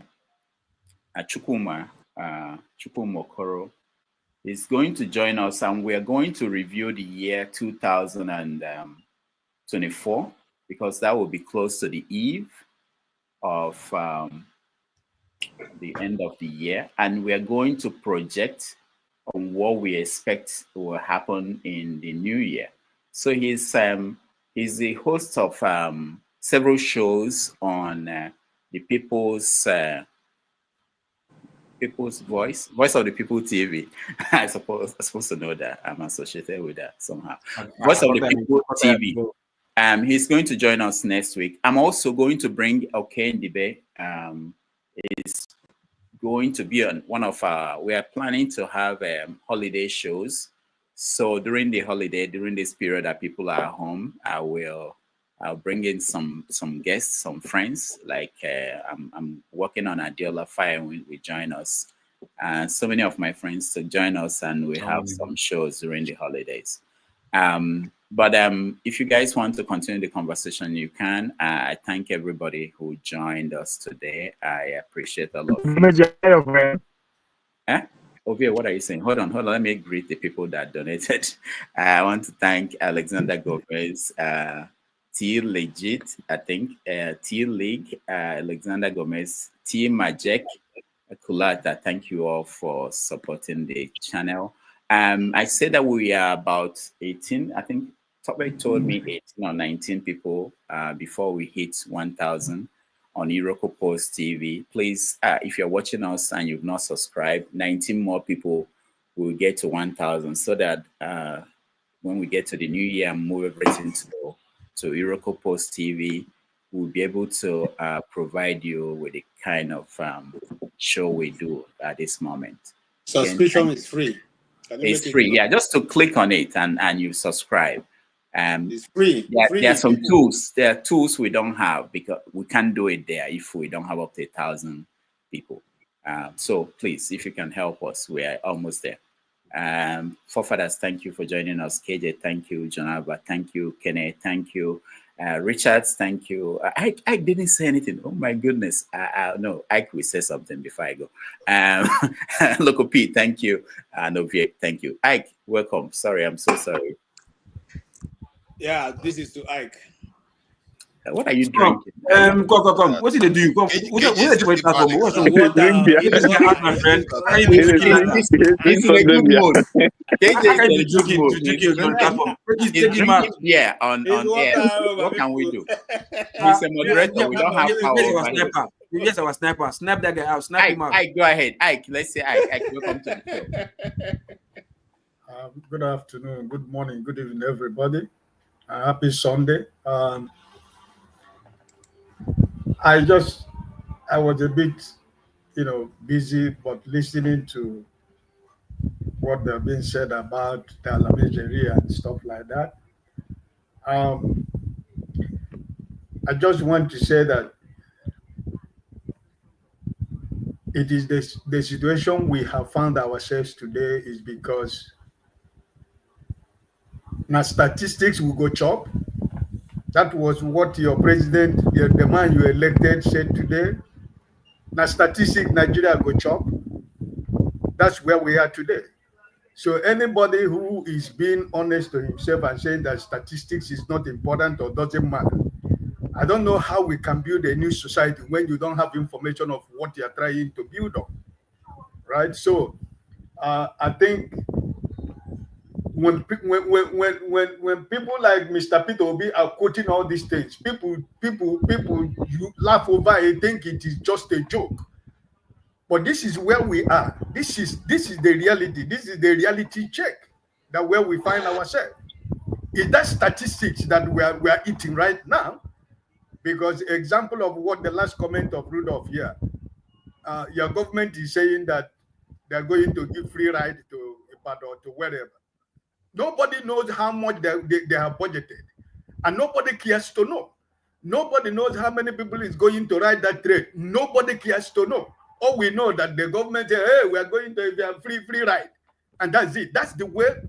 That is the level of Nigeria has really surrendered everything about their future, their destiny, everything. Nobody wants to know anything anymore. So I think that the issue of Alamajeri, I want to be factual. I lived in the north, in Kaduna. John Abba also lived in Kaduna. And I lived in Lagos. My last home address in Lagos is number 38 at Detola Street, Agoda. My landlord owns a mosque in the yard, and he has an Arabic school. If anybody here that is arguing about what Alamajeri is doing, or what the people that are their so-called teachers are using them to do, actually, it's not all of them. Few of them that I know ended up going to normal secondary school and become graduates today. But 75% of those people who are in the Alamajeri school are the people these politicians are using today. They have brainwashed all of them to the point that they don't have a decision of themselves. And the man who becomes their teacher or whatever they call them he doesn't have a job. He only dress well. You see him, he dress like a minister. Why these little children carry plates and everywhere, going about the whole city begging for food? You see in a plate, jollof rice, stew, ewedu, amala, everything in one plate because they are getting from different people. And at the end of the day, they will take it to the man and the wife, right? So it is where it is a place they train this most of these bad guys you call the fundamentalists, the terrorists or whatever you call them. It's not all of them. Like I said, I live in Kaduna. I know some of my friends, some of my friends from the north. They attended that school, ended up going to secondary school, ended up in Ahmadu Bello University, and they are living a very good life, right? So there are so many mix of things in the issue of Alamajeri, but nobody should take it away that the point that where we are today, like so Obie was asking, after 30 years that we gave these people this idea of because it's the north, they have a lower mark. What has they achieved? Where has he helped Nigeria as a country? After 30 years, we are still doing it. The same quota system we are still doing in Nigeria today. So it's a fact. We should be able to tell ourselves the truth. I don't see why we say we are one country and somebody is getting a preferential treatment in education. My brain and your brain is not the same. You just have to accept it, right? If we are in school, somebody must carry first, somebody must come second, somebody must come third, and there are people who's going to come last. That's your choice. Because if you want to come first, you have to study. But at the end of the day, you will study to the point that somebody who decide not to study will get a preferential treatment for you, and they will give you a place where you have to be before you get admission to Nigerian university. That is not good even up to today. So I just hope that we should always believe that Nigeria, the issue of statistics in Nigeria, what has happening to Nigeria since 2023 has come to let us know that it is very, very important that we know the statistics of everything that we are doing so that we can see the level where we can fight this impunity and corrupt, because this without, we don't know, we don't care. All we care is everybody get to 10,000. That's how they stole your Commonwealth, because nobody cares about the statistics. Nobody cares about the number. Nobody cares about how many people are budgeted for a certain thing. All we know is that on the national television, the government is giving $1 billion for Christmas for free transport.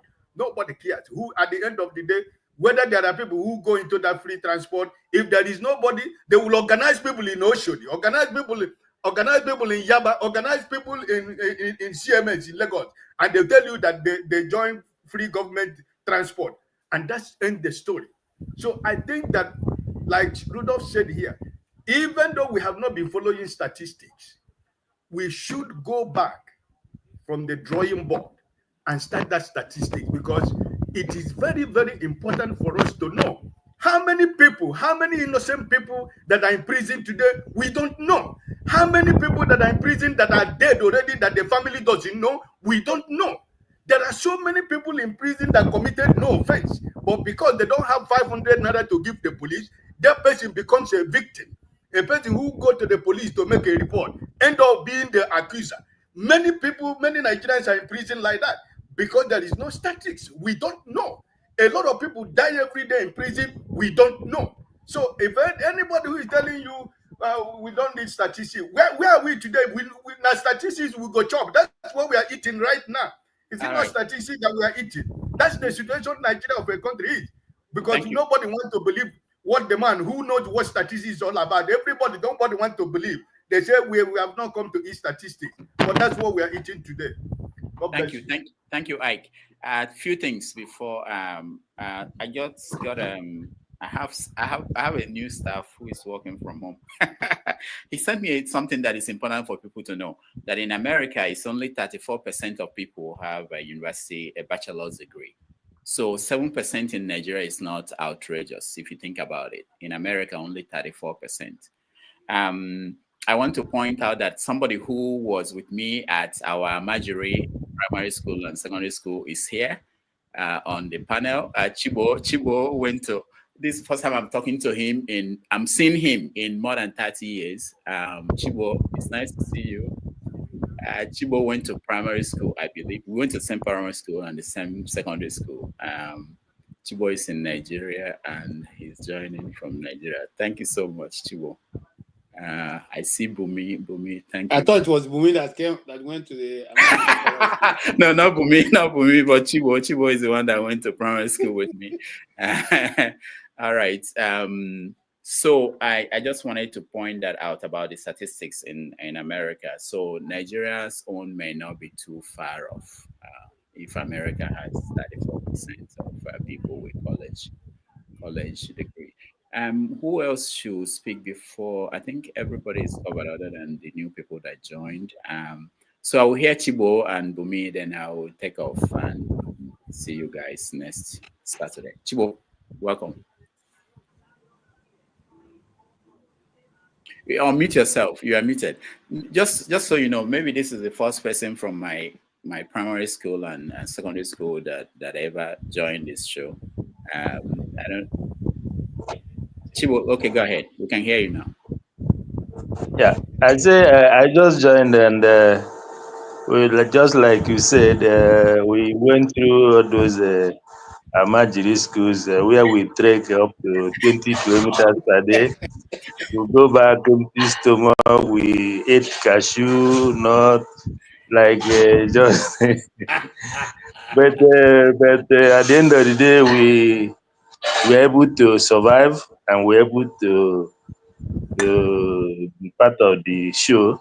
So we are like mentors. We are still encouraging the young ones to follow through and still do the right thing at the right time. Wow. Thank you. Thank you, Chibo. Your voice is still the same after those so many years. Thank you. Me? No, it's Dr. Bumi now. That's why. Oh, excuse me, Dr. Bumi. Oh, thank you so much, KJ, for reminding me. Dr. Bumi, go ahead. I've changed it. It's now Miss Bumi. So yeah. Now, but good evening, everyone. It's nice to be here. And before I say anything, I just want to say Merry Christmas in advance to everyone. Just because I don't think we're gonna have any program in between. But regarding, I think we're talking about the Nigerian educational in terms of how many percentage. Regarding that and statistic, I don't think we should complain much about that. We need to look at how the society is designed in terms of like most countries don't really focus so much on degrees.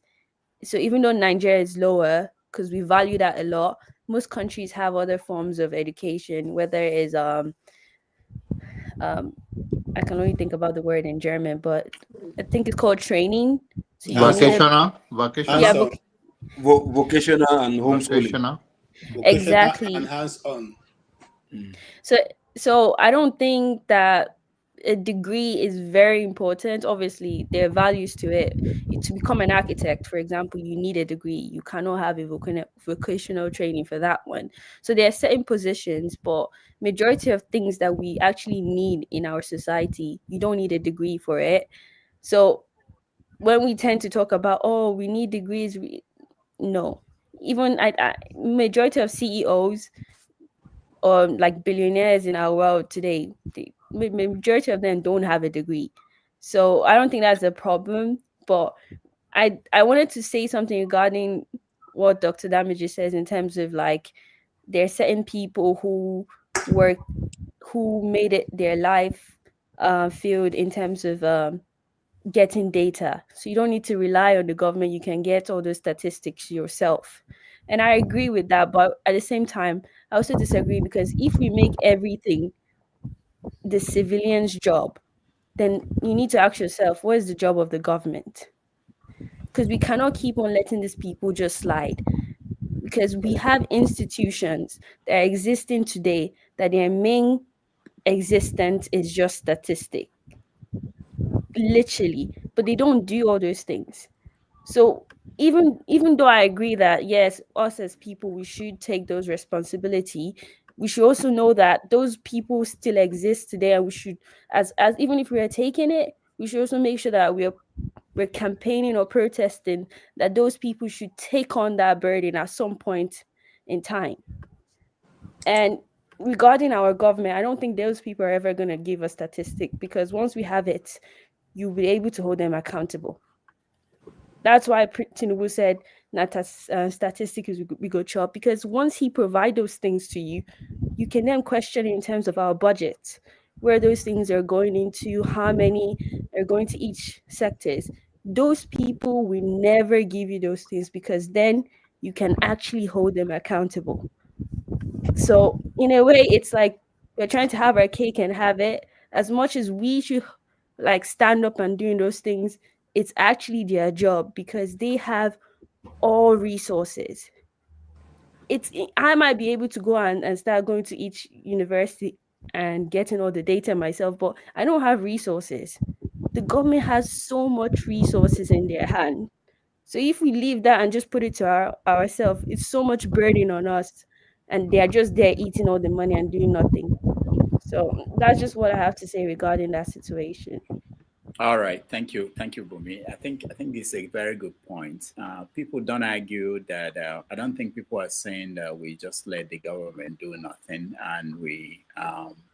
But if we leave it to them, they've consistently failed. We have to. I'll give you an example. This is an example I always mention to people in America, where parents who lost kids during in accidents by drunk drivers came together, formed an association, and they lobbied the government. They insisted that the government should do something, and they changed the laws. They forced them to change the laws. So there are active things that we could do. One, to make the government more efficient, and two, if the government is lacking, we fill in the gap. People are already doing it. It's like there are schools that people go and build hostels for the school. People go there and offer scholarship to students where maybe their hometown.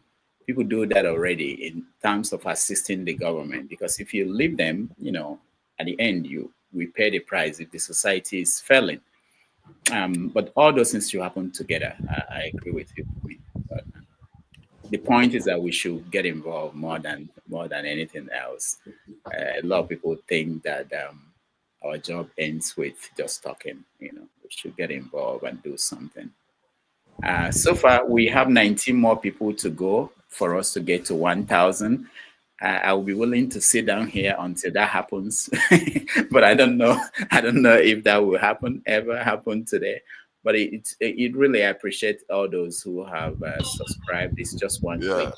Bumi was saying, not Bumi, Tope was saying that you should tell your wife, your husband, your boyfriend, your girlfriend, everybody to hit subscribe. Your sugar daddy, and your side chick.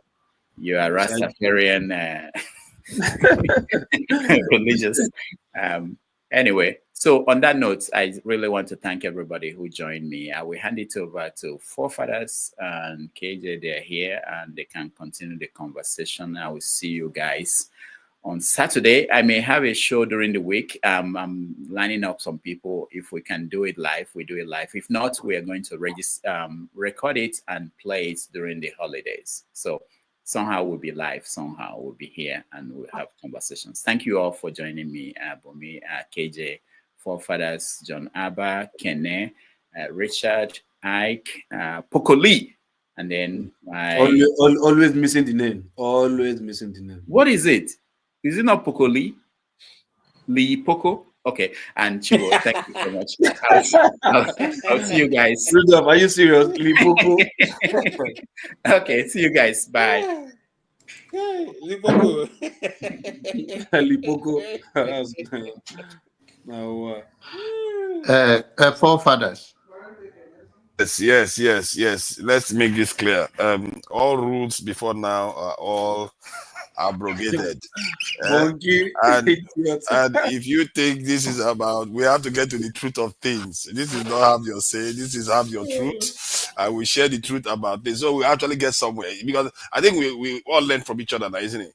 From a bit of the way Kenny explained this Amajiri stuff, and Jonaba also tried to clarify things. Now I know that there is Islamic school. There's, it's a little bit biased when he says bandits and all the rest. I will never be. I know how to filter. I will never be biased against anyone. I just stand for the truth. That's it. But Jonaba, I told you now, when I went to Nigeria, one of the things I experienced. If you see any mob attack in the north, 99% of those that carried it out are Almajiris. We're not going to debate on that. It's like area boys in the south now. What do you expect? See, you're right on that. Because the point, my own experience was that. Hold on, let me hold on. Let me tell Jonaba one thing I experienced when I was in Nigeria this year. By the way, I don't know. I shared it before on earlier streams that I was with a driver. A northern driver, Hausa man, he knows the difference between Hausa and Fulani. He literally described their nature.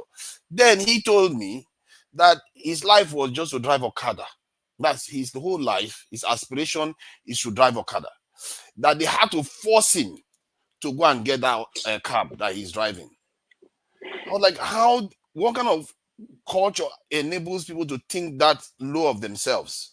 And this is why when people raise this Amajiri stuff, I've seen a video online. I don't know whether to believe it or they said it's because they are preparing for jihad. That's why they are doing Amajiri. So there is an element of that is going. No, I'm telling you, it's online. That's the stuff that is online. No, and I've spoken to people on the ground in Nigeria that have confirmed the same thing. That's why they have children. No, you're laughing. It's true. You know why that claim? This is my own lived experience.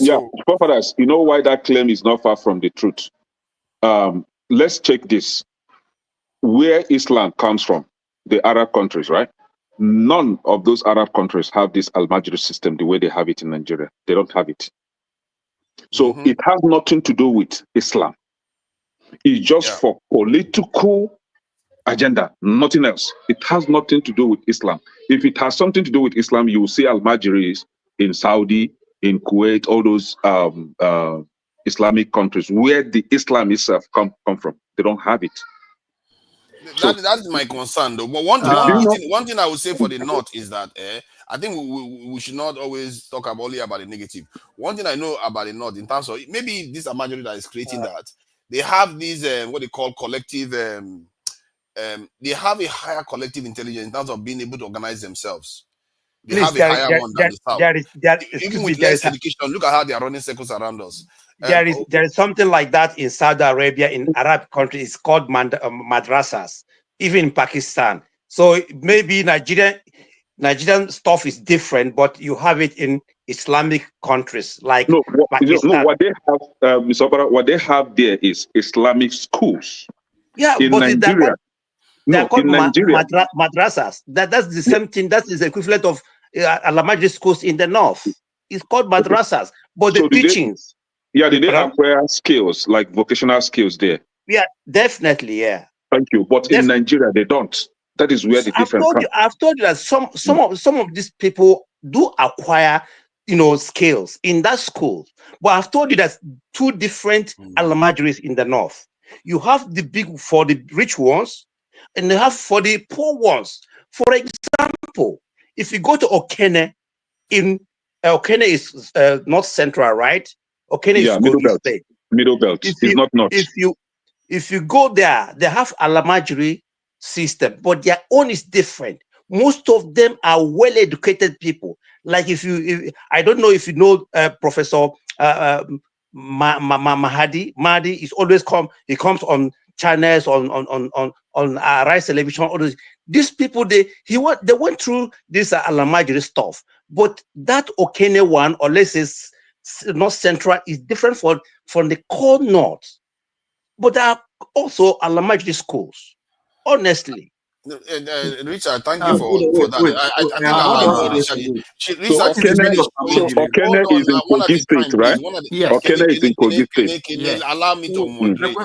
What's the meaning of Amajiri? What's the meaning of Amajiri? The other one don't start again. You know what? I'm going to start being strict now. And let me tell you, I'm supposed to be very, very strict, you see. I like what Richard came and shared. Let's give him credit for that. He tried to share the nuances between there are different types. He didn't say that there's no one that is radicalizing people. He also said that some of them actually teach people this vocational stuff. So I don't know what we can make of that, but what I look at is the outcome. The outcome, you can't run away from it. And how is it? The other day they were saying that Zamfara didn't even present somebody for JAM. That is crazy. A whole state. What is that?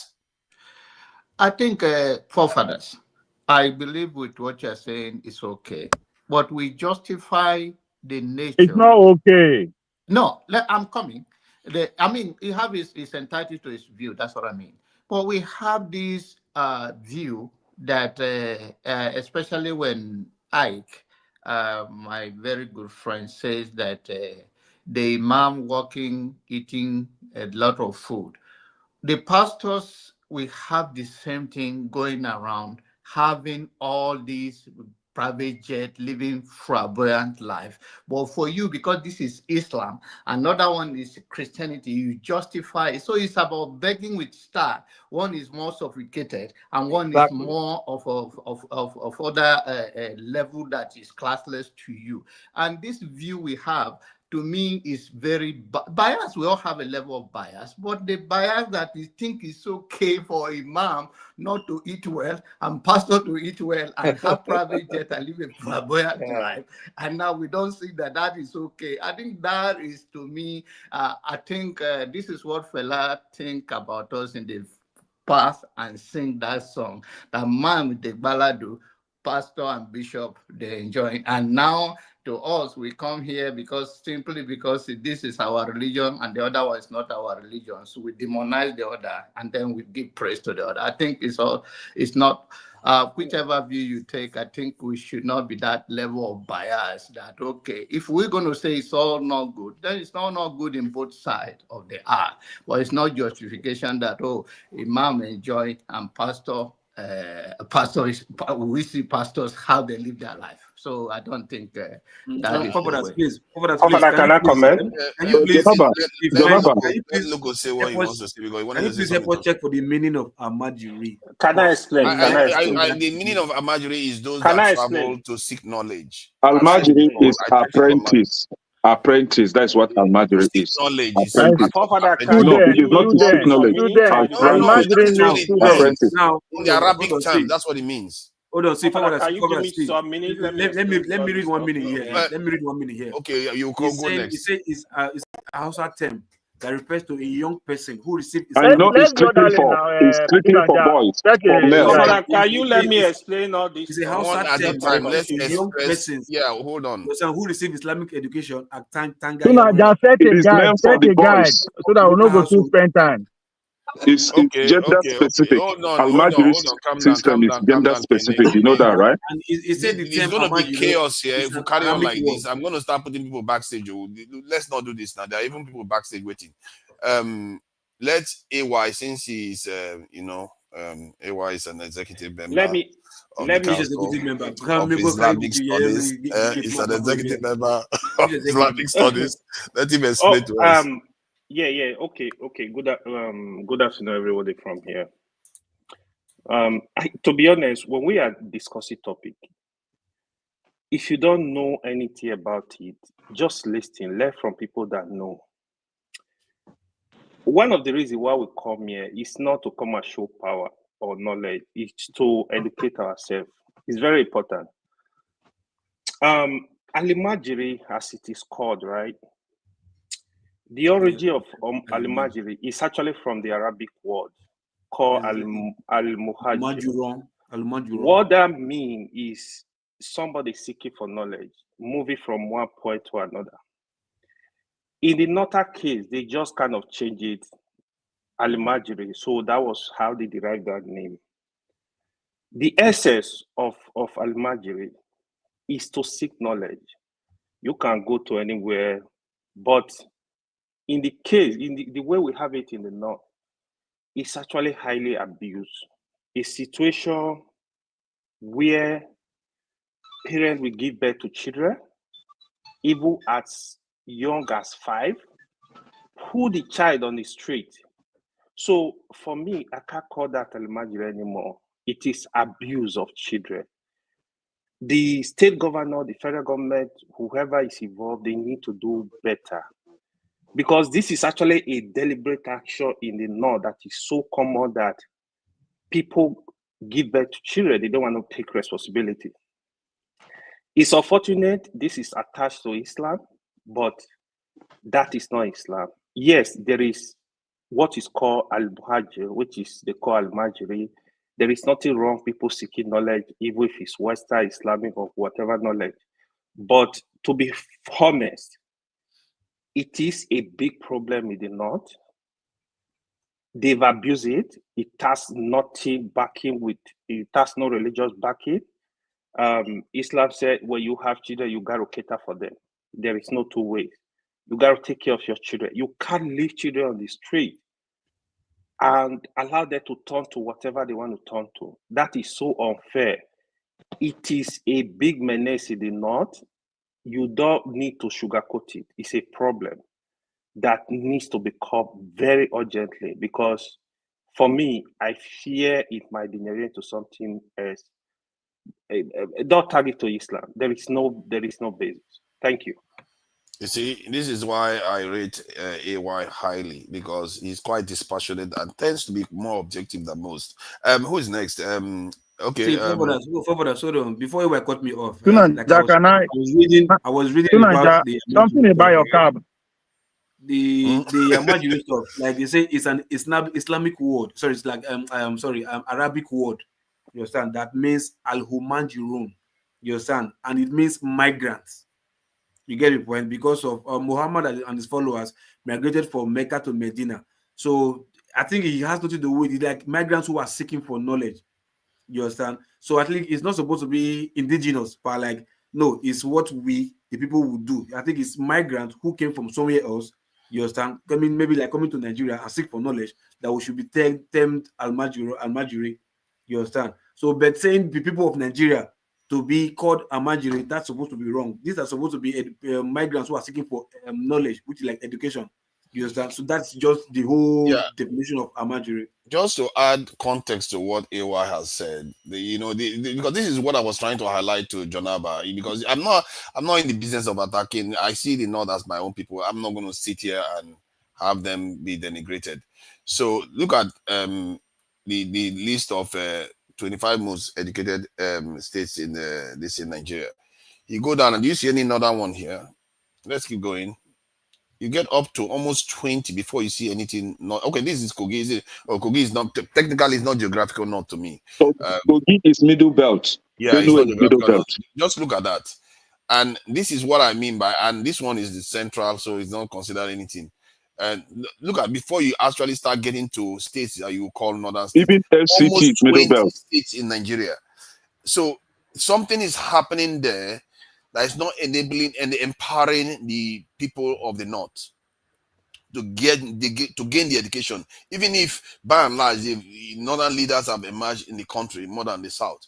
So you have to question those things, and it's not about denigrating any religion or anything. It's about what are you doing for your people, because there are consequences if you don't do something for your people. Then tomorrow, what is going to happen when other people are more advanced than them? You are putting them as slaves. Hold on. Before you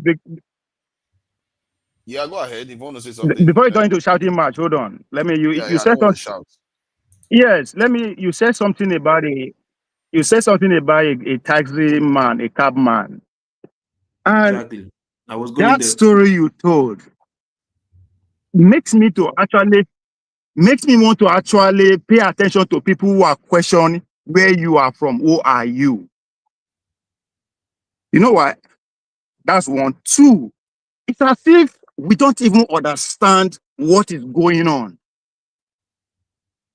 That at the core of our problem is ideology. There is a competing ideology within the Nigerian space. That is why all they could do was to go into a negotiation to have what we have now, rather actually fight. And anytime we have Instead of us to actually concentrate on our problem and analyze this, we shine satellite on a problem that we don't understand and will never understand, but it's working because it's a contestation of an ideology.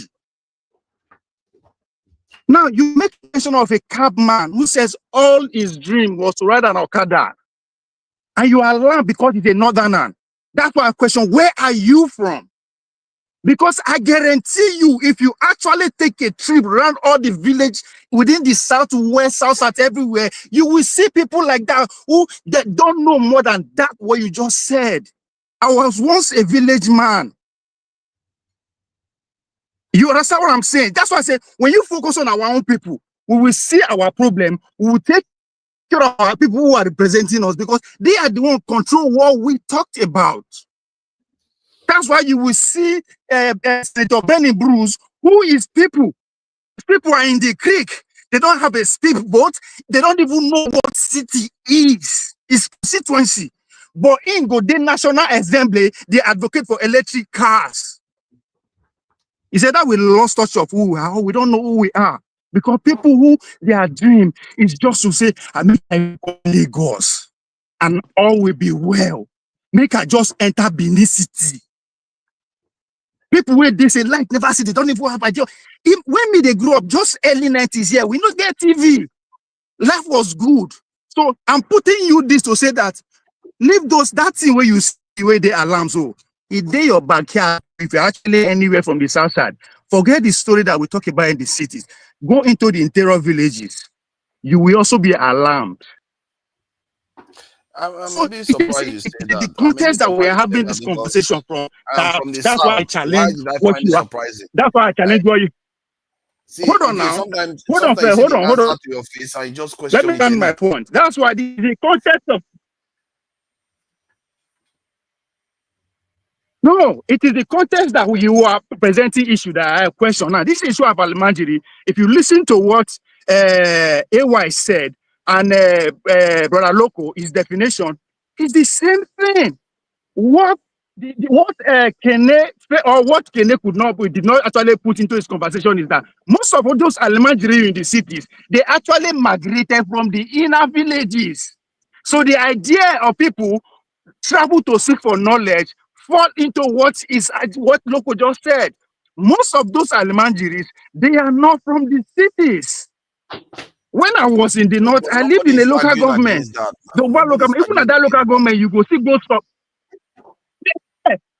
But it is not the content. So the question you are saying, when they say people are traveling to seek for knowledge, you are questioning the knowledge. Is it useful to our society?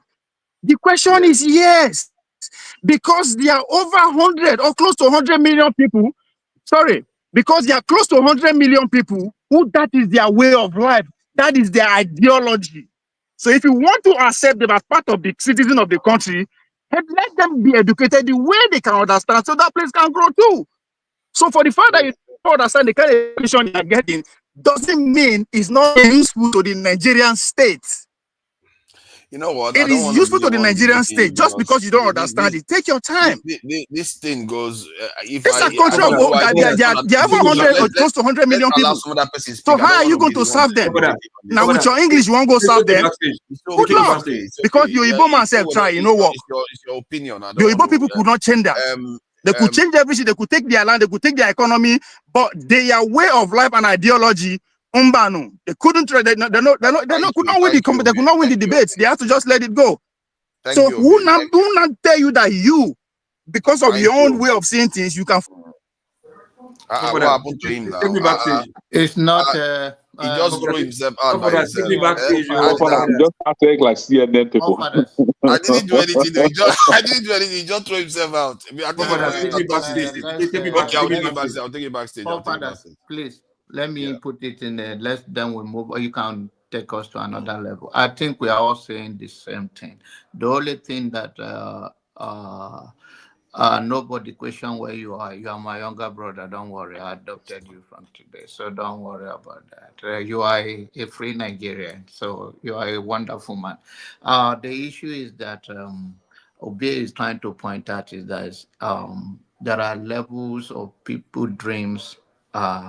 is to come from the village, whether from one village in any state in Imo State to the capital of Owerri, or come from any village to Enugu. It has been a big dream. And dream of some others is to leave Nigeria to abroad. It's a progress in their own way. And we always have to understand that what makes society peaceful is to be content.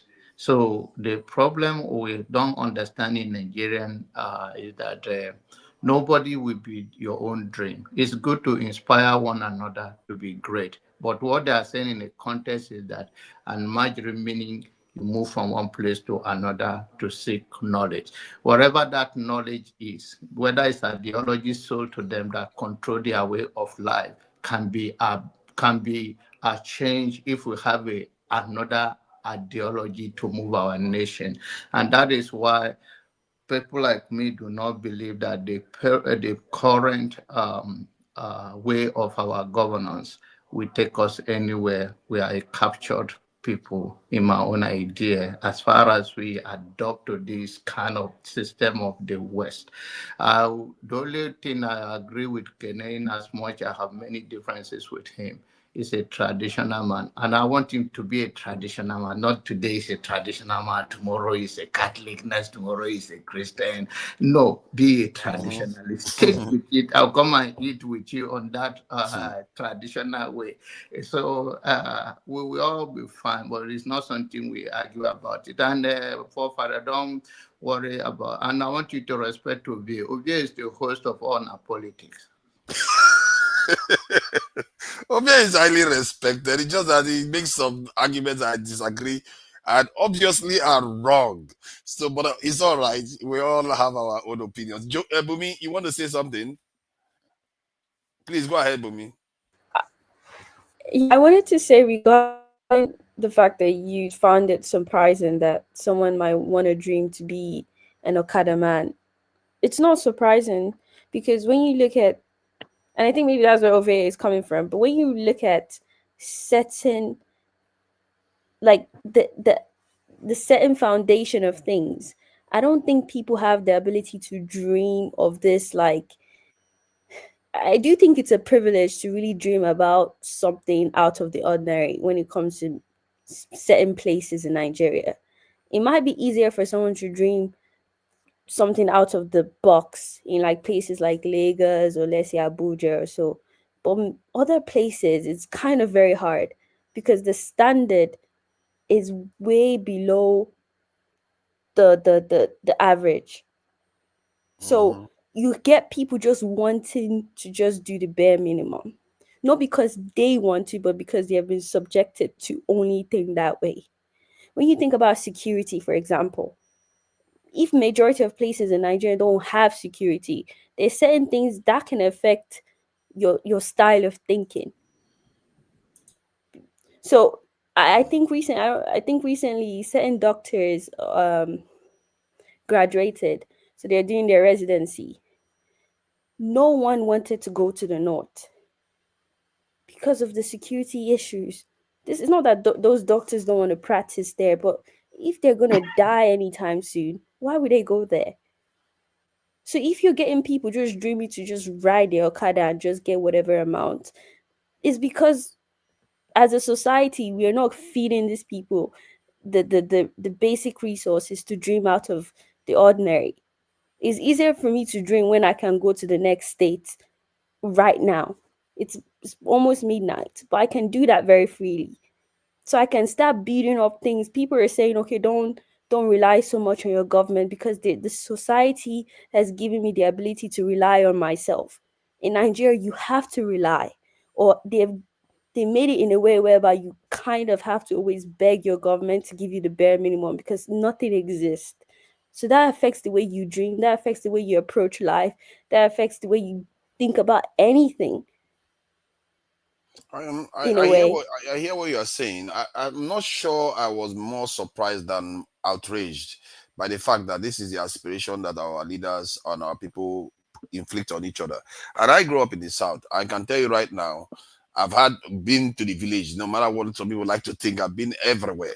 Bushes, name it. I've been inside water. You guys don't even have a clue where I've been. You don't. I don't know. Some of you are just agricultural chicken, and you're calling me now. Look at Hold here's my on. Now, let me solution finish here. what I'm saying. Here's my solution. I won't go. I want to leave. Sorry. No. Let me finish what I'm saying. Don't. I accorded you your time, please allow me. Now I actually want to leave. Accorded you your time. Let me finish what I'm saying, please. The point is that I'm more outraged than actually surprised, and I was a little bit surprised, but I should be, because I expected more from all the systems that have been put in place in the North. And if you are outraged and a little bit surprised, the question is, what do? You have to condemn certain things that are just not proper. The things that are not, and it's not like in the South, people have different aspirations, but their ultimate aspiration is often quite high. They will say, okay, maybe I want to get to Lagos, but from Lagos, I want to get somewhere. This guy was like, all his life, just Okada, have a family, that's it. And they had to force him to leave that. That is a difference. And he himself, as an Hausa man, he differentiated between himself and a Fulani, the way he described them.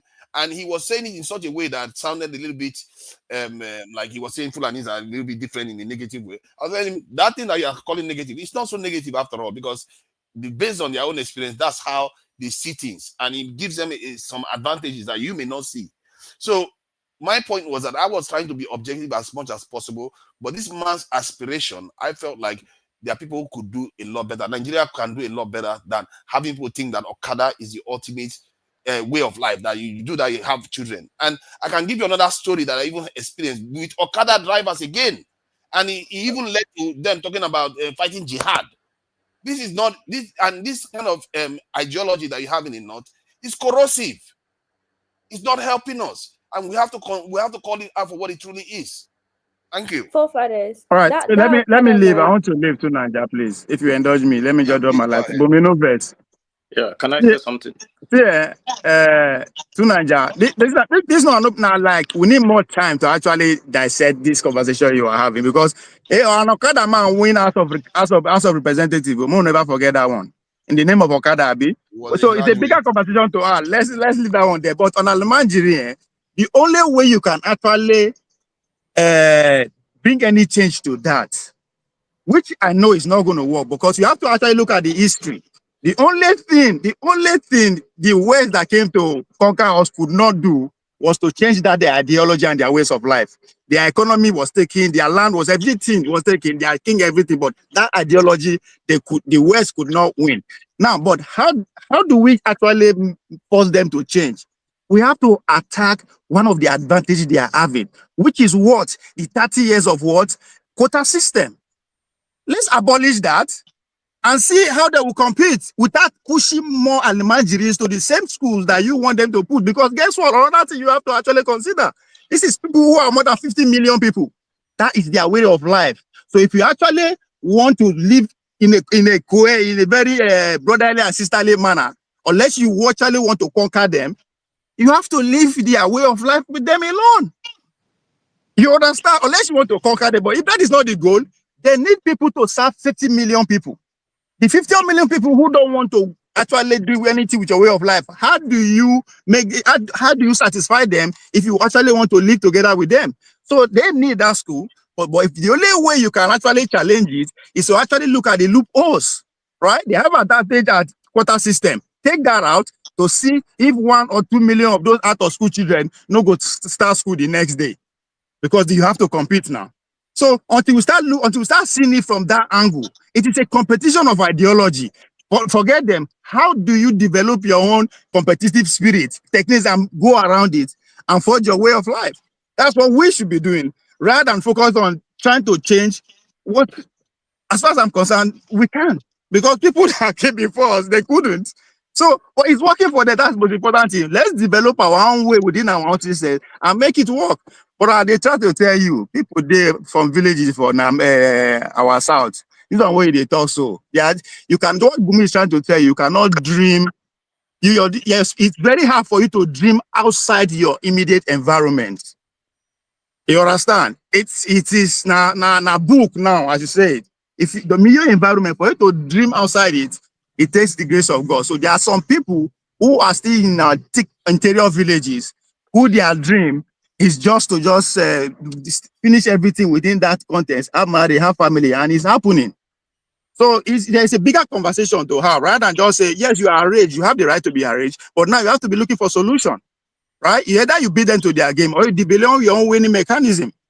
So it's a deeper issue than what we are just the way we see on the surface. There's a reason why everything is happening the way they are happening. And nothing happens spontaneously, especially the way we live as human. Thank you, my brother. Nonye, thank you for joining us. Yeah, what do you think about, it's Dr. Damage that started all this stuff, it's his fault. He started questioning Jonaba, and here we are. Please go ahead. So, good evening, everyone. Happy Christmas in advance. Thank so, you. Like you all know, it's not been long. I left Nigeria. It's approximately 1 year now. And before I left Nigeria, I used to have some guys from the northern part of Nigeria in my place in Owerri, in Imo State. So, and they were very good friends of mine. Like, they normally come to my house and then we prepare food, we eat together, and then they go. But normally, some of them are shoe menders, some are Okada riders, and then some of them are security men. So when you engage them in any kind of conversation, we come to realize that majority of them doesn't really know what they want to do. Like, what they know is that which they are doing at that moment, and they don't even have plans of moving to anything better. So I had this I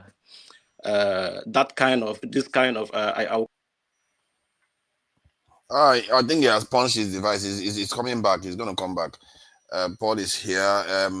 Sikau is here. Sikau, thank you for joining us. I hope I'm saying the name right.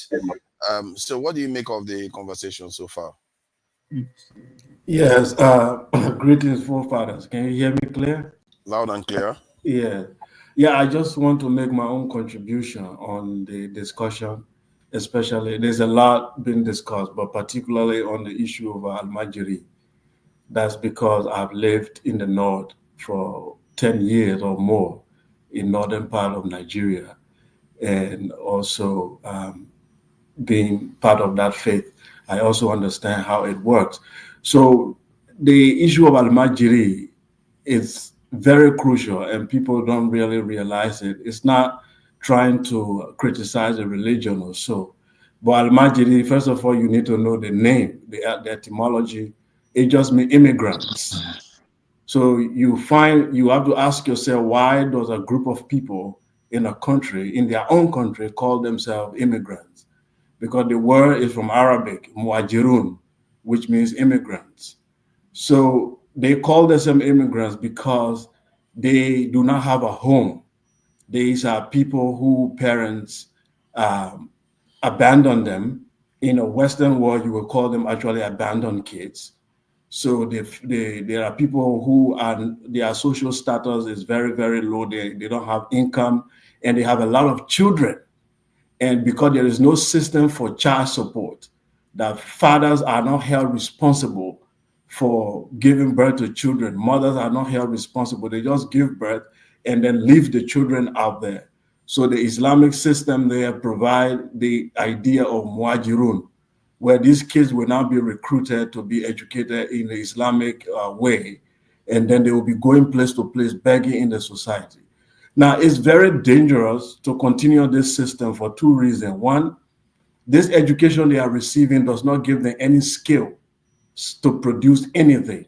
It's just because the purpose of education is to gain knowledge and skills. So in Muajirun, having this education, they don't gain any skill. By the time they are done with that Makalanta, they are not able to produce anything in their society in terms of farming or carpentry, electricity, no skill, zero skill. So they become very vulnerable to be recruited into terrorism because the only thing they know is the book, God, and the hereafter. That's the only thing they have acquired. And from their own perspective, they don't even understand other people's culture and other people's beliefs. They become very vulnerable, and they can be recruited at any time to become what you call terrorists. So that's one reason why you cannot continue that system. Another reason is that it breeds poverty because these people cannot produce anything. They are not employable. You can't employ them anywhere.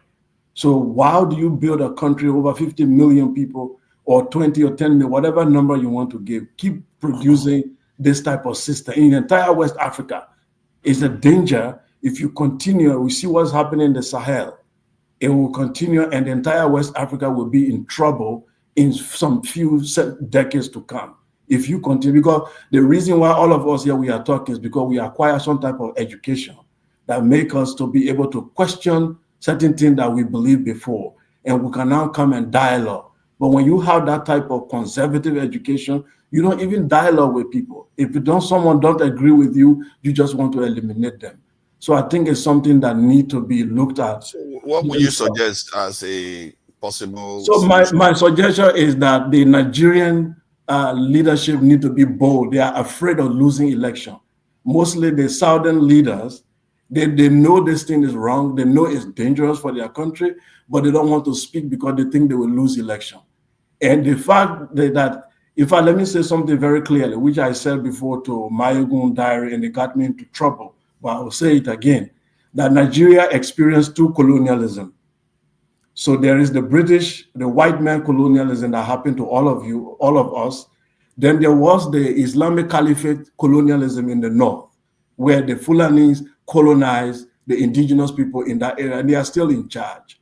And they do not want to eliminate this system because it's a system of exploitation.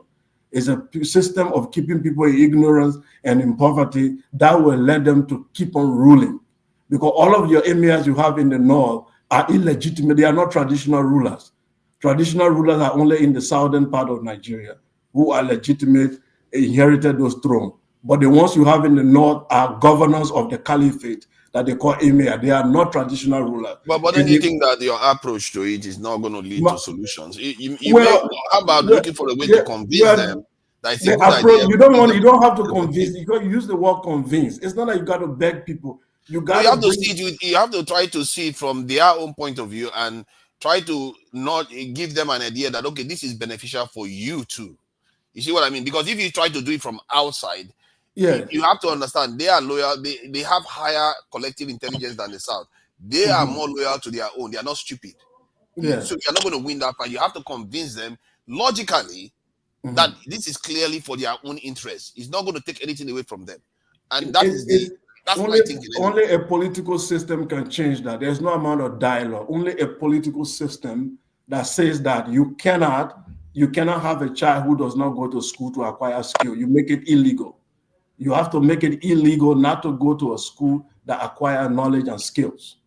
So once you make that illegal, and no parent should give birth to a child without paying child support, abandon them into a system. Parents in the north will be held responsible when they give birth to children.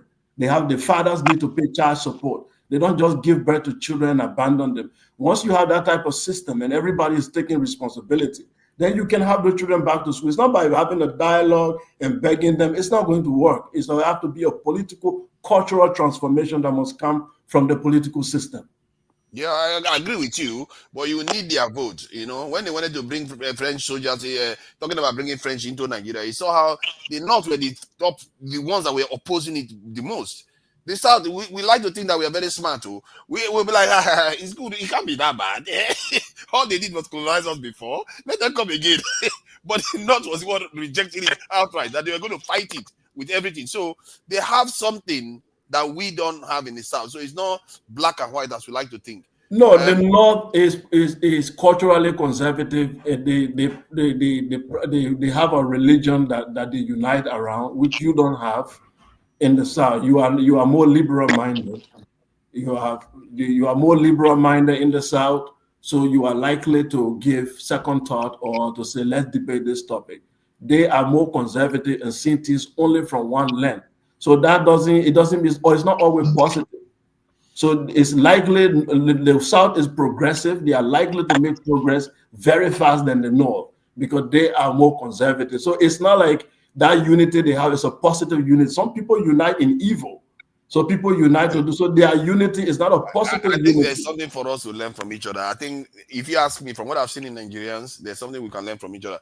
Sorry, Richard, if you want to make an interjection before Onye finish what he's speaking, then Paul can go. Yeah, my interjection is that, when you forefathers, you said North are more sophisticated in politics than the South. No, collective intelligence. I don't know about politics. Collective intelligence, yeah. Okay, okay, fine. But you have to define this North. You have to define this North.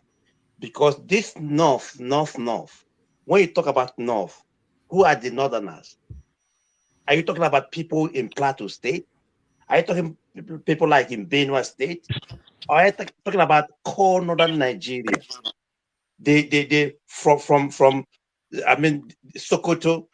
to Borno State. This is the people that are making these things, kind of, in fact, that they have captured the whole North. The middle belt can no longer breathe. So when we talk about North, sometimes let us call them by their names. Call them core Northern Nigeria. That's my suggestion. I think I generally mean, I don't mean the political north. I tend to mean the geographical north, because Nigeria, there's a political north is it comes all the way south. Very small, make you go to the river, they call it north. But it's okay. Okay, Janaba, I want to interject quickly. Okay, please go ahead before. Yes, yeah, I'm going to be so quick. I heard what the Sekur said. And I also want to I respect the CAs in the north, which is wanting to know that it's also a Nigeria in a way, because you can't live in places for 10 years and you are not part of them. The only thing that you said, the law with political this thing will help to bring the people to the table. It's not going to happen that way. The only way you reach out to them is a simple thing. Let them see the benefit of why they should have some form of education or a skill that will benefit them. The young man was saying here from Owerri said that when they came, some of them are shoemakers or cattle rider, and he interacted with them, and it seems that they don't even know what they want. Foundation matters, and we all understand that, and is to approach it with empathy, that these people are also a victim of their political elite in the way that they uses them sometimes when they want to carry out some of their destructions. That's the fact. But then we should look at it like to educate them and to let them know that there's a better life out there, and that has to be done with empathy. Law does not, you can have a law against criminality, they will still find a criminal among us, and it should do some damages. But this is not even about criminality. It's about way of life that disenfranchise the citizens based on their orientation that they need to improve on.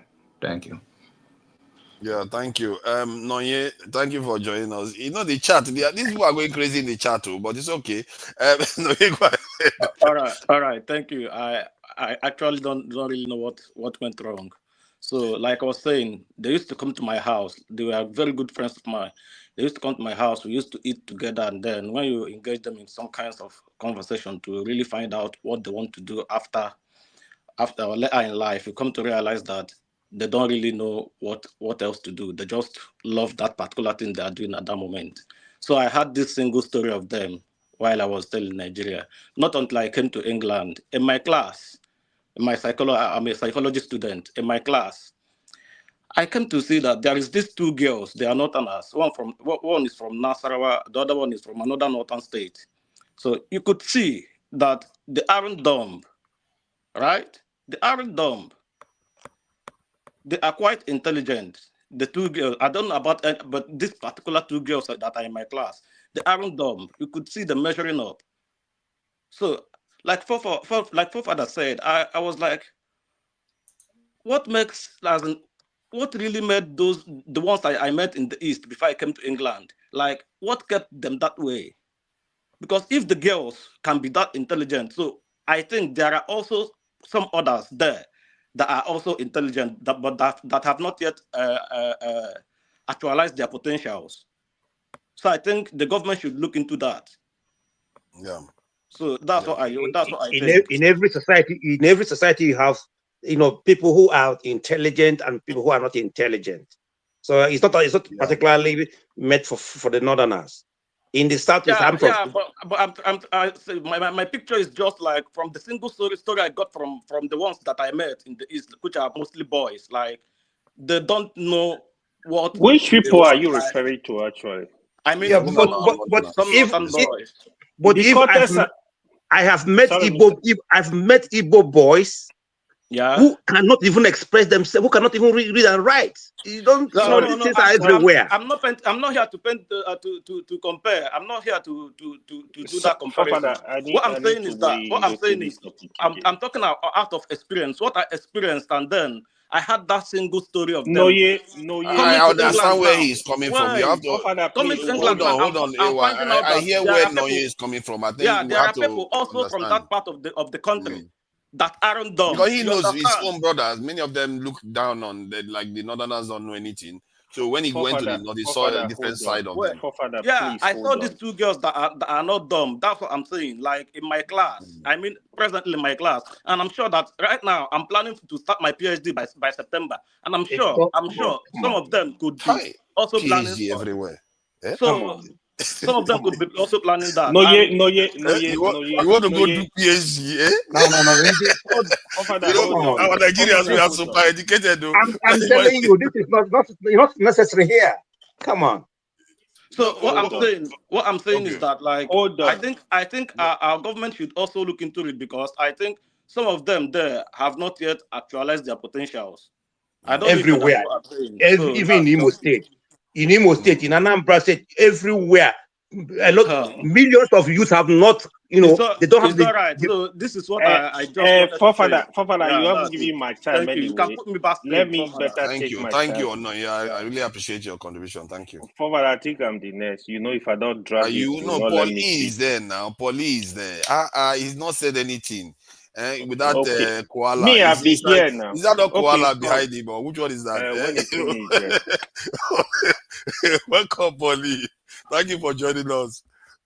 Are you from Australia or something, or New Zealand? I don't know where that animal is from. Good evening, everybody. I don't know, can you hear me? Yeah, loud and clear. All right. I don't know. I think what's his name? Seko has given most of what I would have wanted to say, but I think some of our arguments tend to forget that our issues are what we're arguing about is a class. We are still talking about class. Exactly. It's the elites against the poor people. We all have poor people in poverty everywhere in Nigeria. Whether you're from the east, west, south, you have them. You have the Agberos. You have the Omota boys, or whatever they call them. We have them everywhere. Unfortunately, the elites in the north have decided to use Almajiris as their own poverty, the people at the very bottom. And when you talk about Almajiris tend to be people from the very poor, who most of them can't take care of their kids. And it's supposed to be an apprenticeship. That's what it was supposed to be. But unfortunately, some of these people have, I think it's due to poverty or lack of education or illiteracy. So what they tend to do is, when you have too many children, what you do, you send them to one imam. You be in Kano, send them to Kaduna or Katsina or Sokoto, somewhere.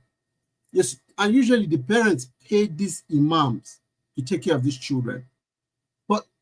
And the imam is supposed to be the one taking care of them, feeding them. Unfortunately, the system is not properly, the system is not well maintained, that the children have to go out and beg for food, which is how Almajiris became who they are. Now the elites have decided to, okay, these are our poor people, because of the way the system is, where at the very top you have your elites or the ruling party who decide that, okay, because of the way the North is, it's a top-down type of government. At the end of the day, because of poverty, illiteracy, they will behave how they're supposed. They will behave anywhere.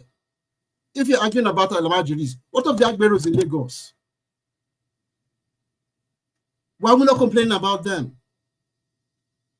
with everything we are complaining about in the North, about the not doing this, about the polity in Nigeria, why is it that those of us who claim to be educated, why is it that our government is pushing us up and down? With all the education, why have we not developed better than where we are today? So it has nothing to do with the Almajiris, because I don't even understand why we're arguing about Almajiris or the Northerners. These people, elites, have found a way to divide us, use us against ourselves. We're arguing about the wrong thing, while they're all up at the top there, micromanaging all of us. Yeah, Paul, but though I agree with your point. I think we all probably sympathize with your point. However, we as a people too have to objectively decide that, okay, you know what, there is this other area where they are really doing us in. Let's elevate those people, because if they elevate them, maybe we'll all be on the same page and be able to challenge the paradigm as it is right now. You see what I mean? You have to fix some things. You can't leave it like that because they are. Are we educated the Agberos in Lagos? But we have more educated people in the South. That's the thing. If you have a bigger vacuum in the North, with the education, what development do you have there? I agree with you on that, but you can't look at where they have a bigger problem. You say, okay, let it down. Let's keep doing the South alone. I think you miss it that you think that the Northerners are not as educated as other parts of the. Yes, you have. They are not. It's objectively true. That is objectively I know Northern boys that most of us will not stand near. I know them too. I'm telling you, I know Northerners who are very intelligent. Very extremely. I'm not saying you don't have people that are intelligent, but as a whole, no. They are not as this in scientifically in terms of productive education, in terms of technology education, they don't have it. Not as much as the South. Forefathers, can we rebut a little bit? Can I come in? Your turn is still there, Paul. I don't think we have taken it away from you. So no problem. It's a conversation. Sorry. Yeah, I just want to push back a little bit. Hold on. I know what Mr. Paul is talking about. Like the last guy that spoke, Noye. You see, I know his intention were very good.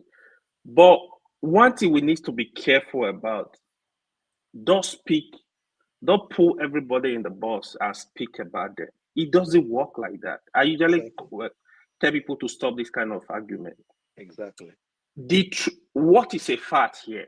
The fact is, in terms of percentage, the Southerners are more educated than the Northerners. That does not mean when you looking for the most educated Nigeria, in every field, in medicine, in science, in engineering, in everywhere, most of them, you will pick them from the North.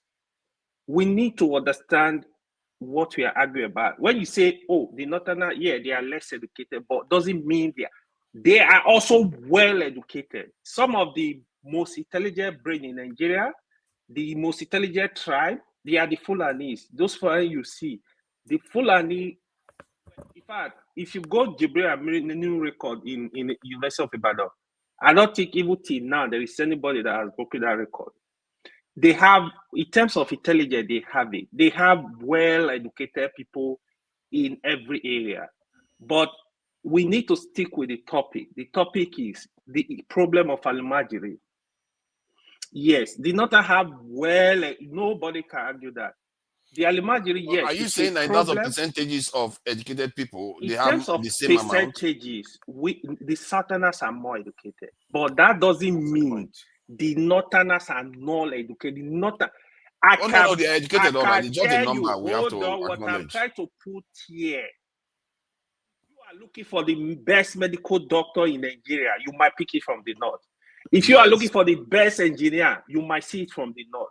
If you are looking for the best economist, you might pick it from the North. That is what I want people to understand. So don't think that because you are a Southerner, you are more educated than everybody in the North. That is gross ignorance.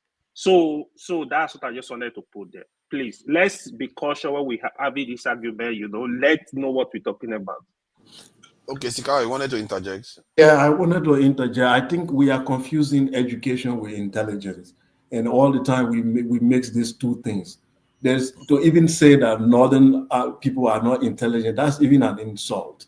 We are all here scientifically, every modern human, unless you are born with certain developmental disability, we are all what the biologists will call Homo sapiens sapiens. I mean, we all have the same intellectual capacity.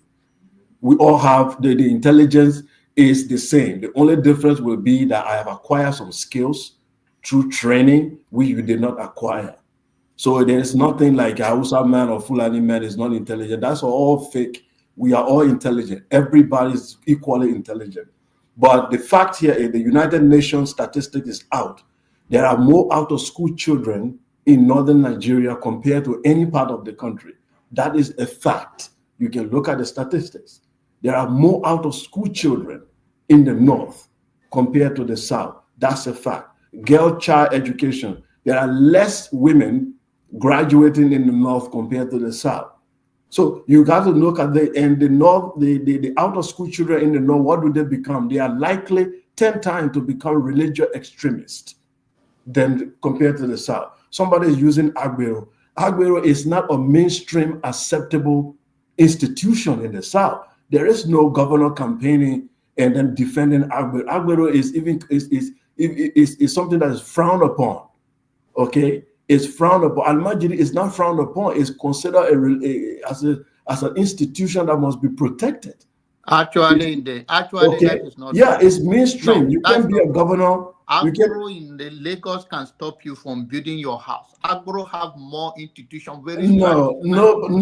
No governor will come out and say, I'm defending the institution called Agbero. No, I'm not talking about no parent donating their children to go and join Agberoism. It doesn't exist in the Yoruba land. There is some. Yeah, there's some truth there, but the outcomes yeah, are not so as it's not a similar. mainstream. There is no Christianity. It's not African culture. There is nothing institutionally defending Agbero system. I don't know of any church in the south that is producing Agbero. I don't know of any traditional institution that is saying Agberoism is accepted. But in relative to Al-Majiri, is Islamically, some section of the Islamic community endorse it. So imams, in fact, will preach. If you try to do, when Goodluck Jonathan tried to help them, you saw how the whole thing went. They were like, he want to destroy our culture. We have to continue. So it's something you have to know the difference. It's not the issue of intelligence here. We are critiquing our community to say there is something that needs to be changed so that we can have more people with more skills. For me, I want to say something before I end quickly. I know it's not my turn. When the European Renaissance happened, the European did a cultural revolution. They changed, they separated the church from the state. They found out that using religious books in their society cannot bring about progress, because now we cannot question leaders, because leaders will begin to say, it's God who asked me to do this. They separated the church from the state. That brought about modern secular state in the West. And that brought a lot of progress in science, in technology that they are today. The African society, if we want to transform, we got to be true to ourselves. Our traditions and some of these religious, cultural thinking needs to be separated from the secular state we want to build. Until we realize all these Al-Majiri and stuff, those are things need to be get away. There has to be a secular philosophy that governs our state and our educational system. That's the only way we can make scientific progress. Now we're all these trying to give religion its own space, trying to give these. For me, all of these things, we are wasting our time, because there is no way you will build a prosperous secular state having with all these religious institutions mixing in between. It's not going to work. Thank you. I think it's Paul, conclude with your statement so that centricals, or we'll be going to the top soon, because I think they've been left out for a while. Yeah, please go ahead. I think sadly, it's just unfortunate the elites are using poverty as a means of putting us down. Because no matter how we want to discuss about the Al-Majiris, until the elites are prepared to change their modus operandi in terms of allow their poor to learn, because most of them don't want the made Western education a bit of a no-no for their people. So until those who are places of power or who are slightly more educated that go to school, the majority of the Northerners will tend not to, they would rather go to an Arabic school because they think more of the afterlife than of here, unfortunately, due to illiteracy. But I don't know how because me, I'm more about solutions. I don't really know how we're going, especially when Sako is saying secular, want to create a secular state in Nigeria. Even those of us from the South, if they now say anything against let's become secular, people will push their own religion. Christianity will come and step in.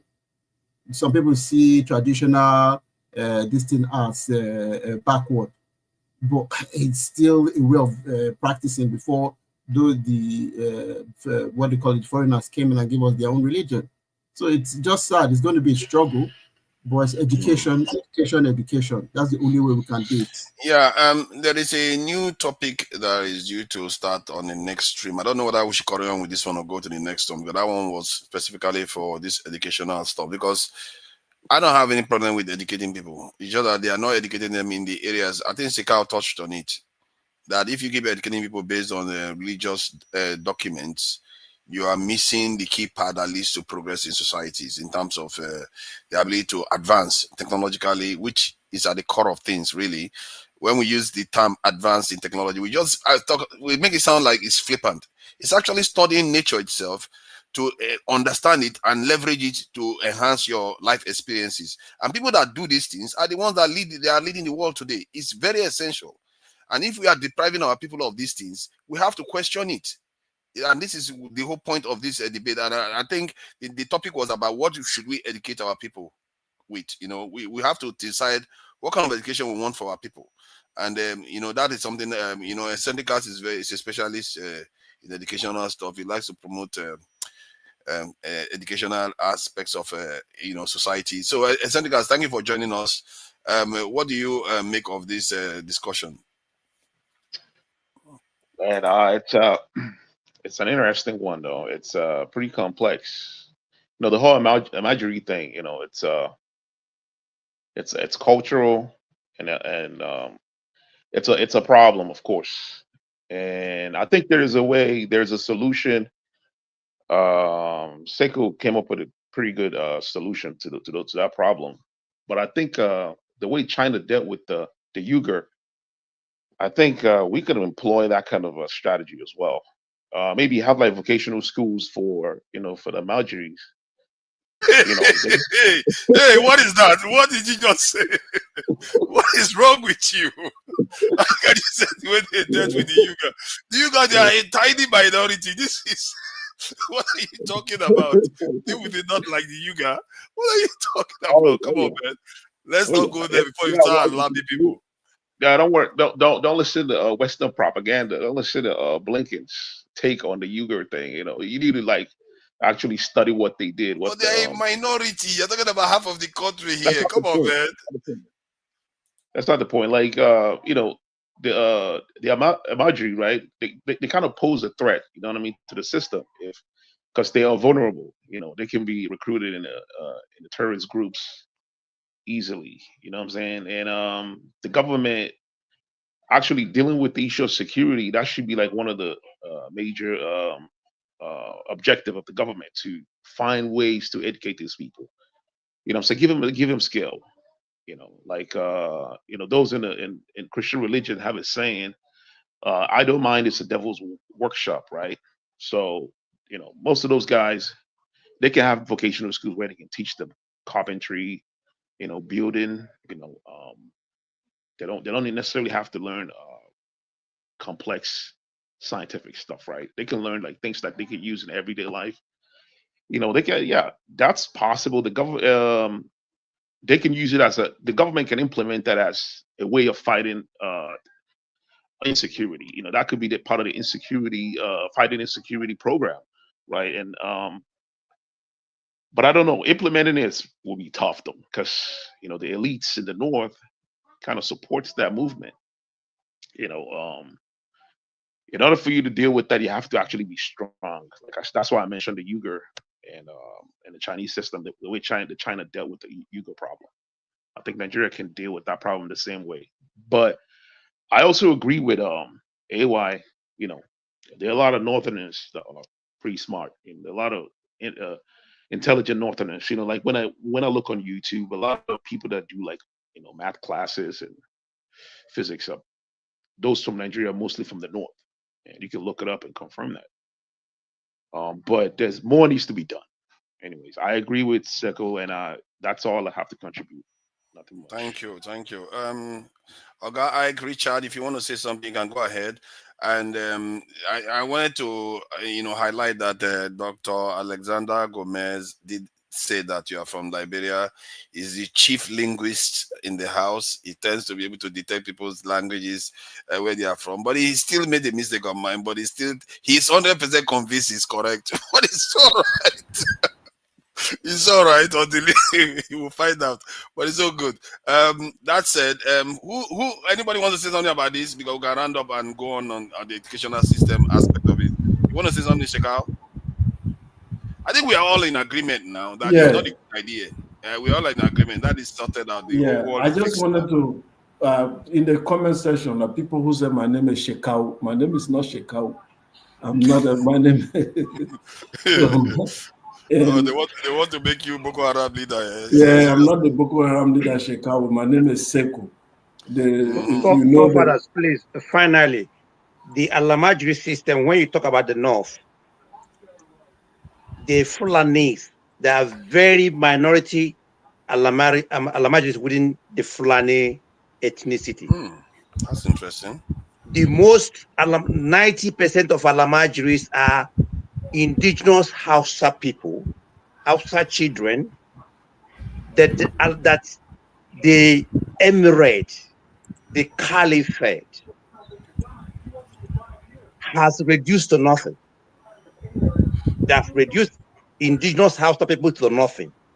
That's why you have 80 to 90% of Alamajiris you see are pure Hausa, indigenous Hausa people. Hardly you see a Fulani who is Alamajiri. And secondly, if the middle belt, they are also called Northerners. But I lived, in fact, all my adult life, I lived in the North. I know that terrain very well.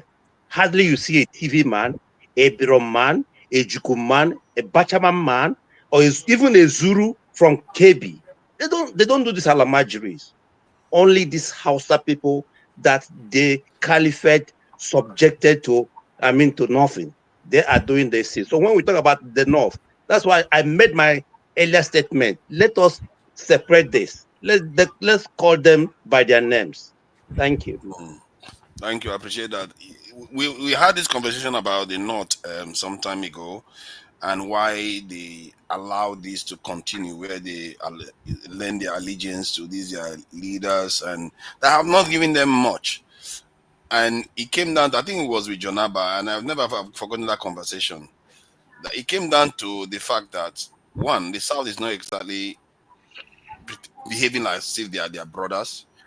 And then they look at their brothers in Niger and the Sahel are not doing so well. They have an opportunity to be in Nigeria. So why turn against their leaders when the Southerners are going to exploit it to put them down? So you can see the dynamics in the country is reinforcing that narrative until you convince them that you are not there to exploit them, that you are going to treat them like they are your own brothers, that you are all in this mess together, which we are. We are all in the mess together. You will not get them to turn against their leaders. Why would they do that? Because you two are a hater. You're a hater.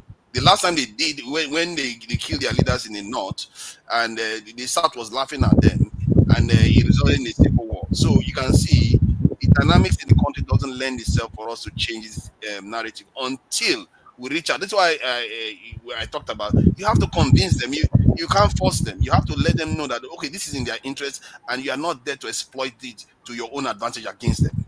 That is the way you can convince these people to change. And we have to, work at it. We have to get better at this type of thing, the way we communicate.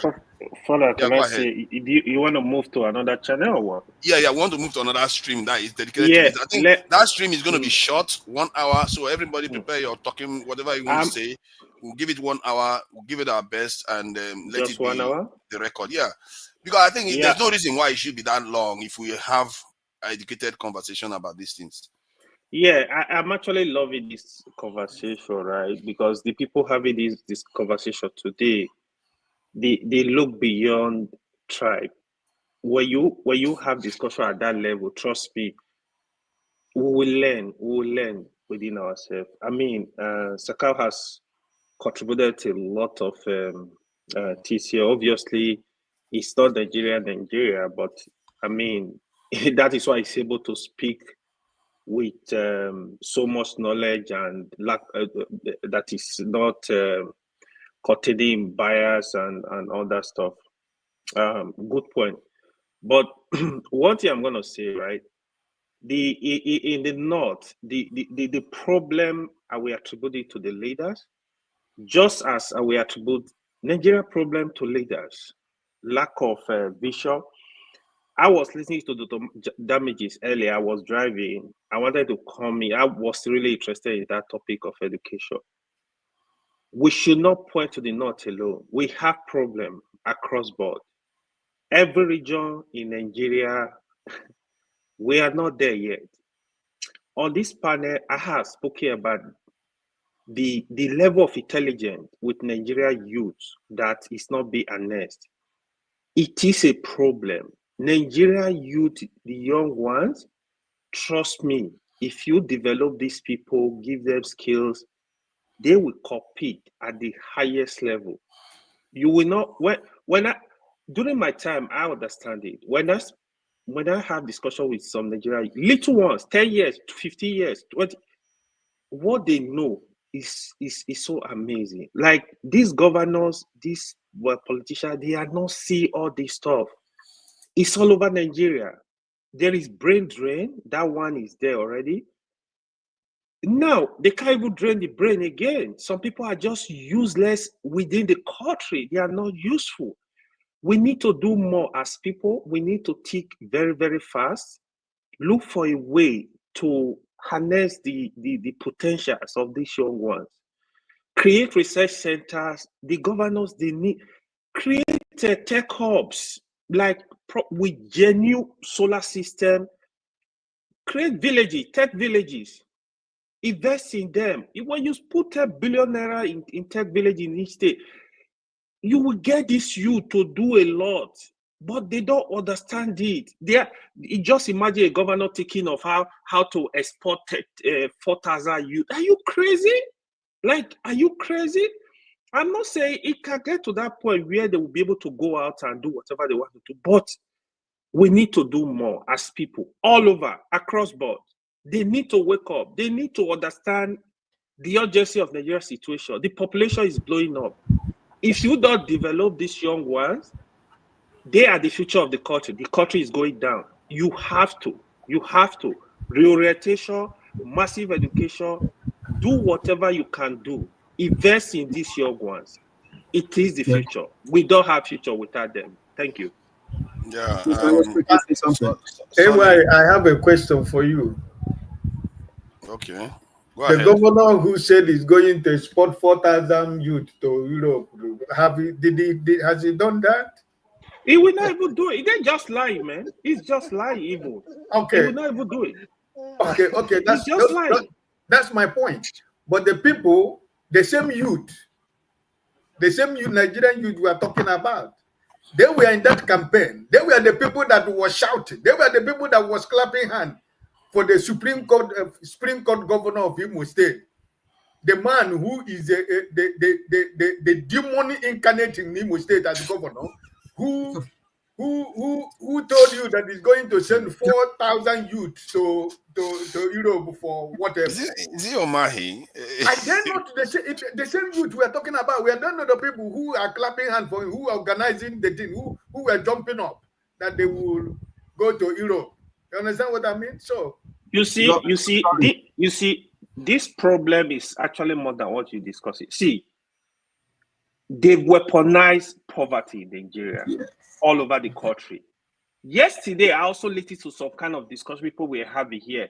People were saying, oh, these people, this stampede that happened in 3 places in Nigeria, oh, they use it there for ritual. There is nothing like ritual.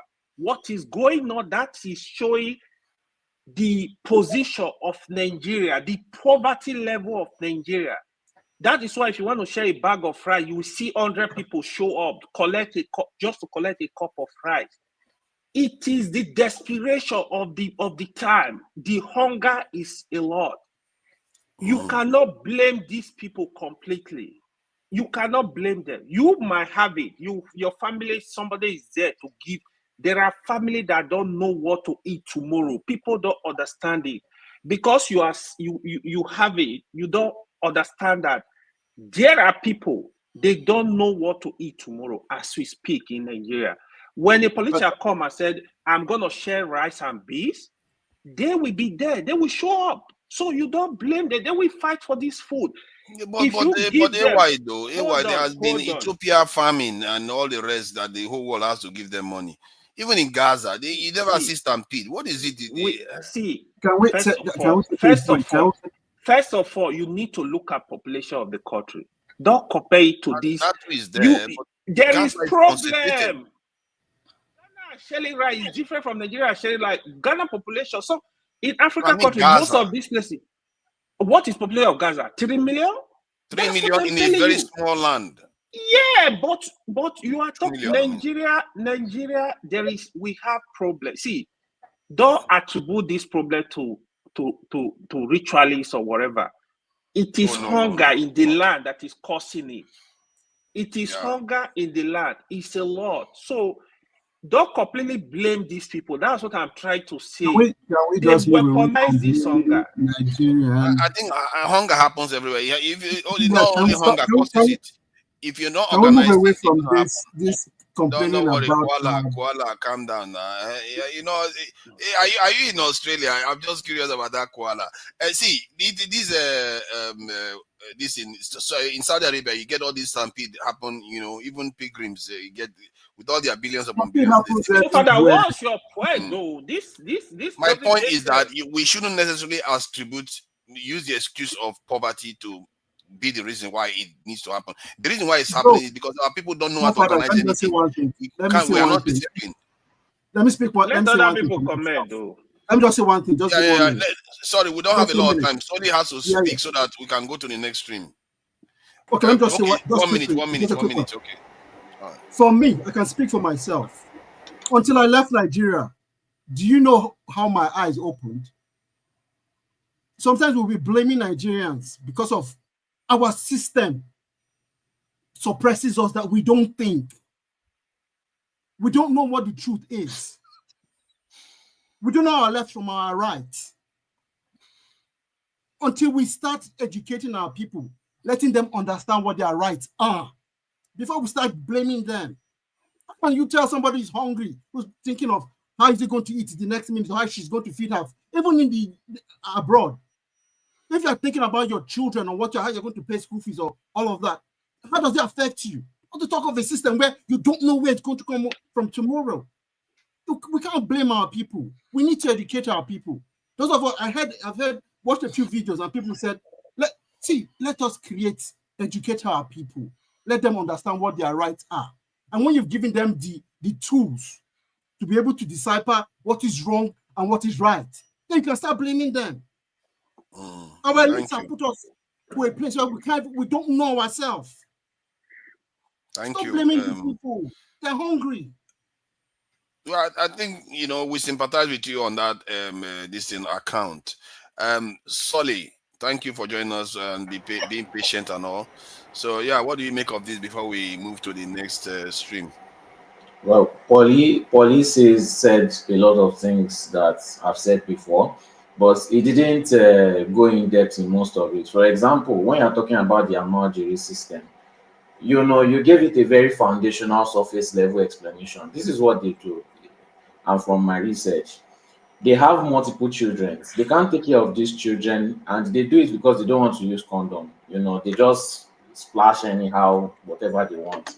Now, they take those children and they give them to imams. They give the imams some of money to take care of those children.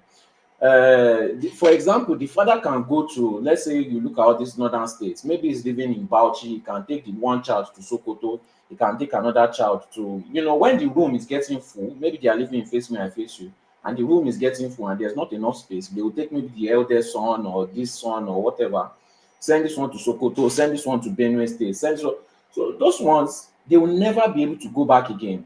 They don't know their brothers again, they don't know their sisters again.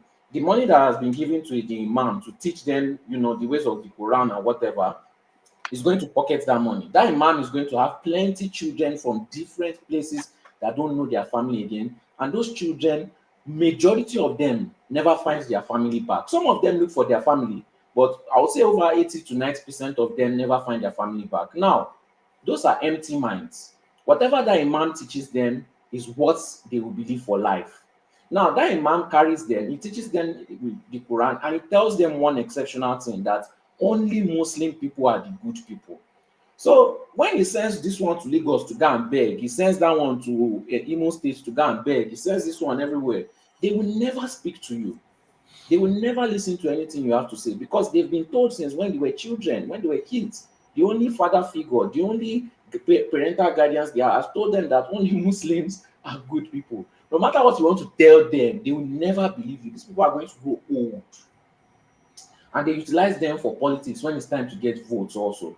So when you are saying you are going to teach these children, you have to educate them, I don't think majority of you understand how hopeless Nigeria. You don't understand how deep this problem is. You still think that it is fixable with logic. And when you are saying, oh, some people are praising Hope, they know, I don't even know how to pronounce his name. He said they are sending people to Europe. It is not the poverty, it is the hope. You see, they've weaponized that hope. Nigerians are willing to do anything in the name of hope. They are willing to take out their parents. When they are doing money ritual and they are sacrificing their parents or their aunties or uncles or their friends, they are not doing it they are doing it because of that hope that is given to them. Yes, there's poverty, but you have to weaponize that poverty one way or the other, and they use it with hope. That is what Peter Obi is utilizing. I know a lot of people support Peter Obi and whatever, but Peter Obi will never fight corruption.